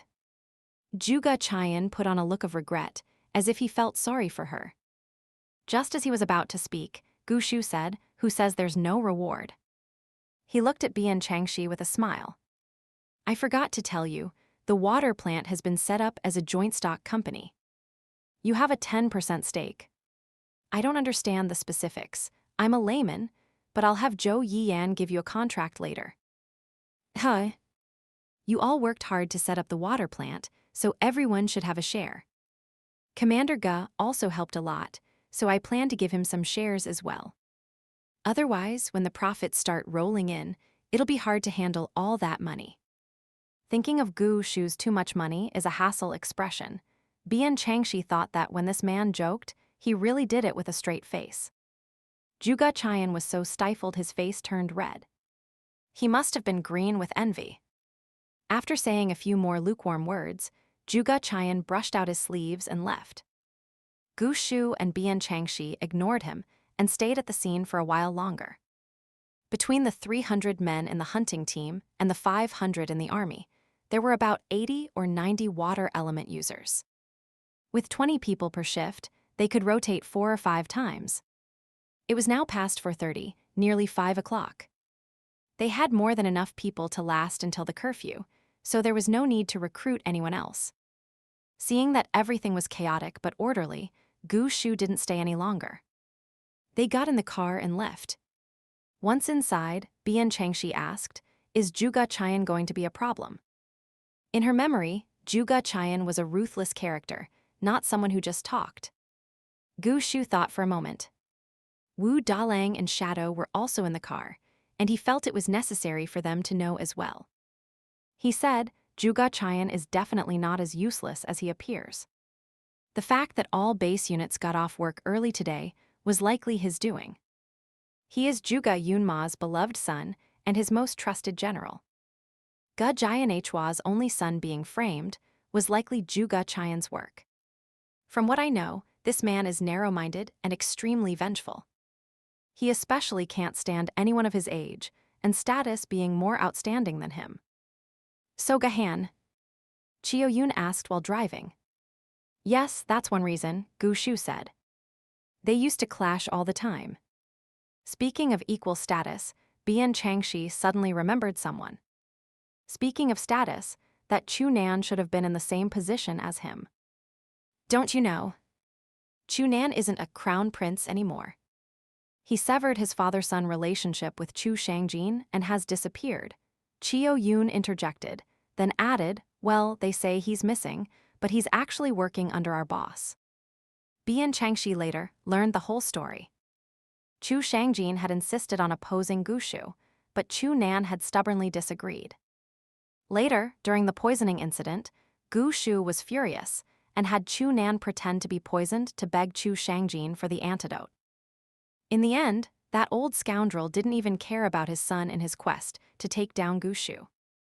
This deeply hurt Chu Nan, and the father-son relationship was officially severed. Later, Chu Nan disappeared. Some said he died of illness, but since his illness was fake, he obviously didn't die. He had gone to work for Gu Shu. These were all later developments. Bian Changxi remembered Chu Nan now and vaguely recalled an agreement they had. He had shown her the street surveillance tapes to find Bian Quang, and in exchange, she would help him whenever he needed a wood element user. So much time had passed that she had forgotten about the deal and the person. Thinking of Chu Nan inevitably led to thoughts of Xiaojing. The son of the Public Security Bureau chief had likely been swept away by the tides of history after several disasters, becoming a relic of the past. Gahan had fallen, and how much longer could Zhuge remain arrogant? She looked at Milk, who was wearing a bandage made of her vine leaves and resting quietly on her lap. It was like natural selection. This world was holding an elimination tournament every day. Only those with means and ability could survive. Day after day, year after year, those who remained would be the elite. Everyone was striving to be elite. Sometimes, a single moment of carelessness would lead to a bitter end. If it weren't for this fierce, tragic competition pushing them from behind, people probably wouldn't have the courage and perseverance to face this world full of disaster and blood. All right, Bian Changxi admitted she was getting sentimental at an inappropriate time again. The convoy reached the residential area, and people got off in groups. Only a few empty cars were left to be driven to the large parking lot by the factory or back to the military camp under construction. Gu Shu said he was going to the factory to check things out. In reality, he was sending cotton to be processed, wood and firewood to be dried for charcoal, and mutant beast carcasses to be handled. After all, space element storage didn't have a preservation effect. If left for too long, the value would decrease. Seeing the boss worrying about these small things after a busy day, Qiao Yun volunteered to supervise in his place. Gu Shu didn't insist. He assigned a few others to check on the Chinese medicine garden and the planting base, then got off at an intersection with Bian Changxi, Wu Dalang, and Shadow. From here, it was only a block's walk to the villa area, so they didn't need a car. It was quite late now. The sun had long since set, and the sky was a vast expanse of gray. A freezing wind howled through the streets, bringing a grim, miserable chill. Bian Changxi looked at Gu Shu and thought about how this regional lord had to walk home without a private car. No one would believe it if she told them. For some reason, the thought made her want to laugh. They strolled back home, and the four of them went to their respective rooms to clean up. Bian Changxi took Milk, locked her door, and entered the farm. The farm was much more comfortable and pleasant than the outside world. She carefully checked Milk again to ensure his injuries weren't too serious. His bones were thin, but his hide was thick. Milk rubbed against Bian Changxi's leg, acting pitiful and spoiled. Bian Changxi tapped his head and scolded with a smile. "That's enough, stop acting. You think I can't tell your injuries aren't serious? You little lazybones, you've almost learned how to play dead just to avoid training." Milk continued to rub against her, refusing to stop. Bian Changxi sighed. She really couldn't spoil him too much. She was turning him into a pet dog. No, a pet cat, dogs weren't this clingy. She threw him into the stream to wash himself, then prepared a bowl of fresh milk processed by the machine and a sandwich made by Aunt Zhao. She also washed up, changed into loose casual clothes, soaked her specialized combat outfit in water for a while, scrubbed it clean, and hung it up. Only then did she realize she was missing a drying rack. In the past, she usually threw away her clothes once they were dirty or tossed them into a solar-powered automatic washing machine. As for outer garments, she could wear them as soon as they came out. It didn't matter if they were a bit damp. She hadn't even thought about the problem of drying clothes. She searched the warehouse and found a stainless steel folding drying rack. After hanging her clothes, she saw that Milk was already lying on the ground, leisurely enjoying his meal. Next to his paws was a fat fish he had caught himself, half-eaten. Since she had restricted his meat intake, he had started catching fish and shrimp in the stream every day as if to vent his frustration. He had grown to enjoy it, and now couldn't go a day without fish. He was also a picky eater, only eating the back of the fish and leaving the belly, head, and tail. She had tried to correct this noble habit many times, but failed. He wouldn't eat the leftover fish, chicken, duck, beef, or mutton. She thought she should get a small dog or cat for the farm. A sheepdog would be nice. Otherwise, the fish would go to waste. She went to the warehouse, took out the medicinal herbs she had stored, and planted them one by one. Although there were only one or two of each species, she generously gave them enough space, hoping that one day this area would become a beautiful and complete medicinal garden. However, thinking that these were all low-grade items, she felt there wasn't much point in filling the whole place with them. Then she checked the jade she had thrown into the stream. The quality was a bit better than this morning, as if the stream water was a detergent that could wash deep into the jade. She touched it, unable to say exactly how much it had improved, but any progress was good. She hadn't had a chance to ask Jiang Zhureichuan if the jade she gave him was useful. A sudden inspiration struck her. She found the fragments of her original jade bracelet. The mutton-fat jade material was truly different. Touching it felt exceptionally refreshing. She thought that even though these were fragments, they were high-quality jade. If she soaked them, what quality would they become? She wrapped the fragments in a piece of silk and gently placed them on the pebbles at the bottom of the stream. Next, she harvested a batch of chives and a basket of strawberries. The events of the day had given her a lot of inspiration and a sense of urgency. She should plant some cash crops in the farm, such as cotton or trees that could be chopped for firewood, charcoal, or building houses. So she scattered cotton seeds in a corner of the black soil. After searching for a while, she found some seedlings that looked like pine trees and planted them along the newly dug second stream. These seedlings had been scavenged from the wholesale market. That market really had everything. She planted them all along the stream, but there were only about 30 of them. The space was still a bit small. The farm hadn't expanded its territory for a long time.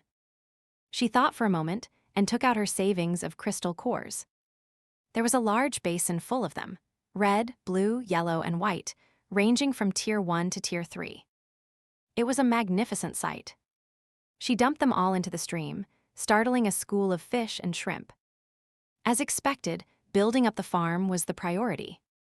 Winter was coming, and she realized her preparations were still insufficient. It was fine for one person, but with more people. She pursed her lips. She would prepare first. Once the farm expanded, she would create a paddy field and try to grow rice. With that thought, she watered the cotton and pine trees with stream water. She didn't know if watering them would make them grow faster, but she hoped they would grow up soon. By the time she finished, it was almost dark outside the farm. She checked the time. An hour had passed inside, and 40 minutes had passed outside. It was almost 6 o'clock. She hurried out with milk. Downstairs, they were already calling for dinner. Aunt Zhao saw her come down and grumbled quietly, asking if she had been eating snacks again since she hadn't answered after being called twice. Bian Changxi gave a dry laugh. Taking a bath took a bit longer, and I had to wash this one too. She pointed to milk. Milk was full and didn't bother approaching the dining table. He looked up at his lying mistress, rolled his eyes, and went to curl up on the sofa. In the villa, it was often impossible for everyone to eat together. Sometimes when people were cultivating, they might not come out to eat even if they were in the villa. So, there was basically no rule about waiting for anyone. People ate when they arrived. Thanks to Aunt Zhao's hard work and kindness, there was food available 24 hours a day. Outside of regular meal times, there were rice cakes, dumplings, steamed buns or red bean soup, soybean and red date soup, and 8-treasure porridge. Today, Aunt Zhao wasn't sure when everyone would be back, so she had made a pot of red bean, peanut, and red date soup. Bian Changxi saw this as soon as she entered the kitchen and immediately scooped a bowl. She put the main meal aside for later, which earned her another lecture from Aunt Zhao about the importance of eating staples.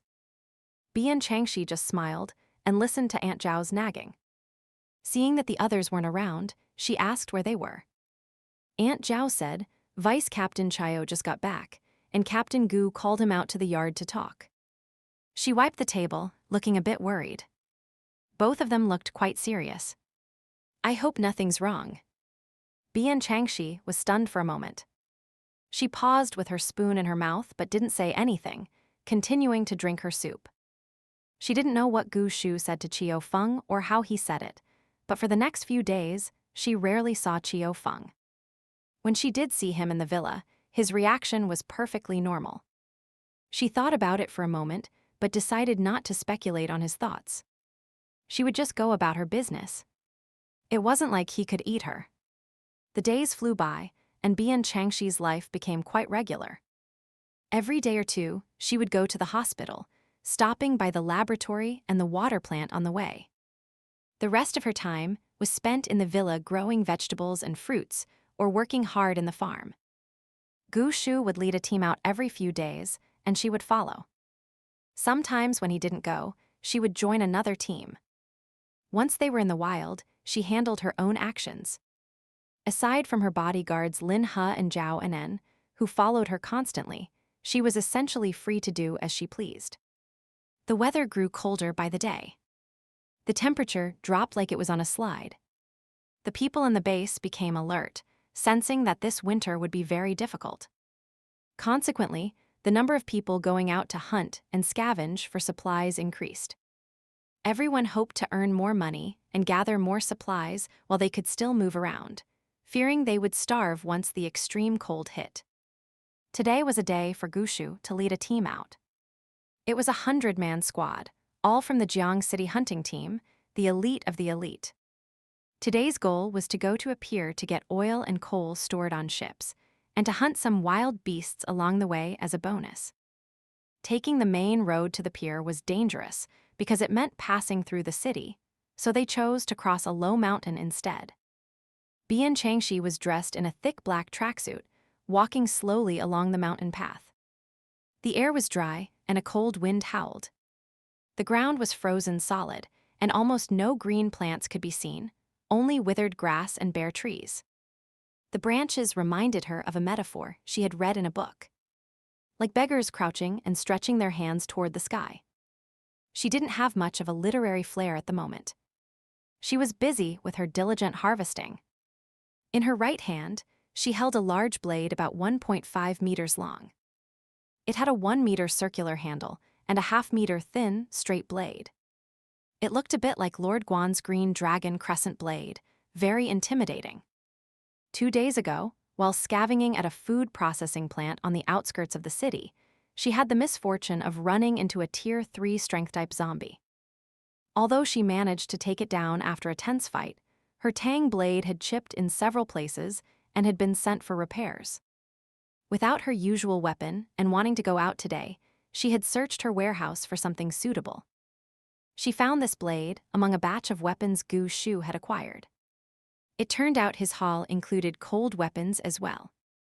When she saw this blade, she thought it looked incredibly fierce, heavy, long, and sharp.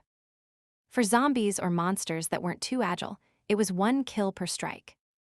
She had unceremoniously asked Gu Shu for it. She still remembered Gu Shu's look of shock and helplessness. He probably thought a girl wielding such a large blade was quite subversive.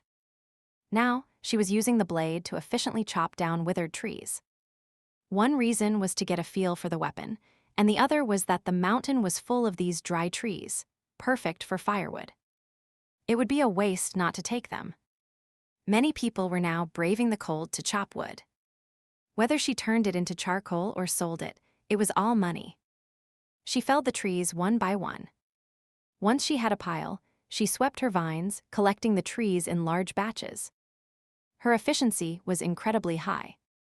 Lin He and Zhao Enan were also chopping away. Lin He had reached Tier 3, and Zhao Enan was close. With a Tier 3 wind element and a Tier 2 ice element, their efficiency was also high. Not a single tree was left in their wake. Even so, they weren't slow and didn't fall too far behind the main group. Suddenly, shouts came from ahead. "Catch it! Surround it! Don't let them get away!" Bian Changxi rolled up the felled trunks and waved to the two behind her. "Hurry!" As she ran, she dragged a short vine on the ground. An invisible flow of energy traveled from the vine into the soil. All the branches and obstacles in her path automatically moved aside. If another wood element user, no, any other ability user, saw this, they would be wide-eyed with shock. Without understanding the principle, it looked magical. Could trees actually move out of someone's way? Lin He and Zhao Enan were also quite surprised. The last time they saw Bian Changxi was 2 days ago. As long as she stayed in the base, they didn't need to follow her. She hadn't shown this ability then. 2 days later, they exchanged a look, both somewhat horrified. Being able to control plants was already extraordinary, but reaching this level of control was staggering. Bian Changxi's progress was so rapid, it shattered people's general understanding of the wood element. When they reached the source of the noise, they found the hunting team members had formed a loose circle among the trees. In the trees within the circle, a dozen monkeys the size of a half-grown human with extremely long brown fur were jumping around restlessly. They seemed desperate to escape, but whenever they tried to break through the perimeter, they were driven back. Bian Changxi immediately recognized them. This was a species that had recently become quite popular. These monkeys had escaped from a zoo and rapidly bred and mutated. They were only half the height of an adult, but their limbs, especially their forearms, were extremely long and they loved jumping and climbing. Their long brown fur was very warm, bright, and smooth, excellent material for fur coats. Like a certain type of pig, they had been given a new name by humans. Long-haired brocade monkeys. Yes, a very tacky name. By the time Bian Changxi arrived, the circle was fully formed. People began using their abilities, but instead of hitting the monkeys, they targeted the tree trunks first. Trees crashed down one after another. The monkeys leaped frantically to other trees, but those were immediately knocked down as well. Soon, the monkeys had no trees left to jump to. They hopped around among the fallen trunks and branches, screeching in panic. Seeing this, Bian Changxi sent out 3 vines simultaneously. The thin vines twisted and braided themselves in midair, instantly forming a net-like structure that dropped over the monkeys' heads. 2 nets caught 1 monkey each, and 1 net caught 2. Once the green nets snagged the monkeys, the openings tightened rapidly, trapping them securely. No matter how they jumped or bit, it was futile. There were a few other wood element users in the crowd. Although they couldn't control vines as exquisitely as Bian Changxi, they weren't purely healing-oriented either. They were combat-oriented and sent out vines to bind the monkeys. Water element users sent out water whips, and others threw nylon rope nets. They were clearly well prepared. In a flash, all dozen or so monkeys were captured. Although these monkeys were mutant beasts, their combat ability was weak. Faced with the elites of the hunting team, they had no room to react. Immediately, a dozen people rushed forward. Each person knocked a monkey unconscious, then took out large shears from a space user or pulled out their own daggers and began shearing the fur. These monkeys were only good for their fur. Their skin wasn't tough enough, their meat didn't taste good, and their eyes, noses, ears, and bones had no research value. They only needed to shear the fur. The monkeys would grow a thick new coat within half a month. Some people specifically hunted these monkeys to raise them and sell the fur. If they weren't on a mission, taking these dozen back to raise would have been a good idea. For now, they could only shear them. Bian Changxi took the opportunity to collect the fallen trees into her farm. Gu Shu used a compass to check their direction. As Bian Changxi walked over, he said, "We'll be there soon." Bian Changxi nodded, knowing she needed to save her strength. The pier would definitely have many zombies, and who knew what was in the water? She looked at Chen Guanqing, who was standing behind Gu Shu, holding a large crate. The crate was on a modified, simple mountain tricycle, a mini vehicle with wide, thick tires and a powerful motor, excellent for climbing. After more than 20 days of command training, Giant Mutated zombie son had reportedly calmed down. He no longer tried to bite whenever he smelled a human, and could accept being fed by a few specific people. After multiple attempts, Chen Guanqing stated that he couldn't be trained any further. Giant Hwa then released him. For the past few days, he had been going out with the hunting team to fight.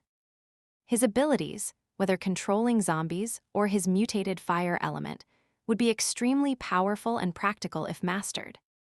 Gu Shu had arranged many projects for him, providing for all his needs. It could be said he was being groomed as a heavy hitter. Bian Changxi had once asked Gu Shu if he was afraid of raising an ungrateful wolf, since he didn't really know Chen Guanqing. Gu Shu had smiled. "With you here, he has no reason to jump ship." It took Bian Changxi a while to process that. Training Xiao Ai was her idea. To this day, few people besides her could claim that zombies could be controlled. Moreover, she had dangled the big pie of Xiao Ai potentially returning to a completely normal appearance. Naturally, Chen Guanqing would stick close to her. Still, Gu Shu really was confident. With Chen Guanqing here, even if there were many zombies later, they wouldn't be completely at a disadvantage. Chen Guanqing noticed her gaze and gave a slight nod. Within 2 minutes, the shearing was finished. Gu Shu announced they would conserve their strength and pick up the pace. Everyone responded in unison. The warm-up was over, and the relaxed winter outing state ended. After that, even if they encountered more monkeys or rabbits, they didn't spare them a glance, and their speed increased significantly.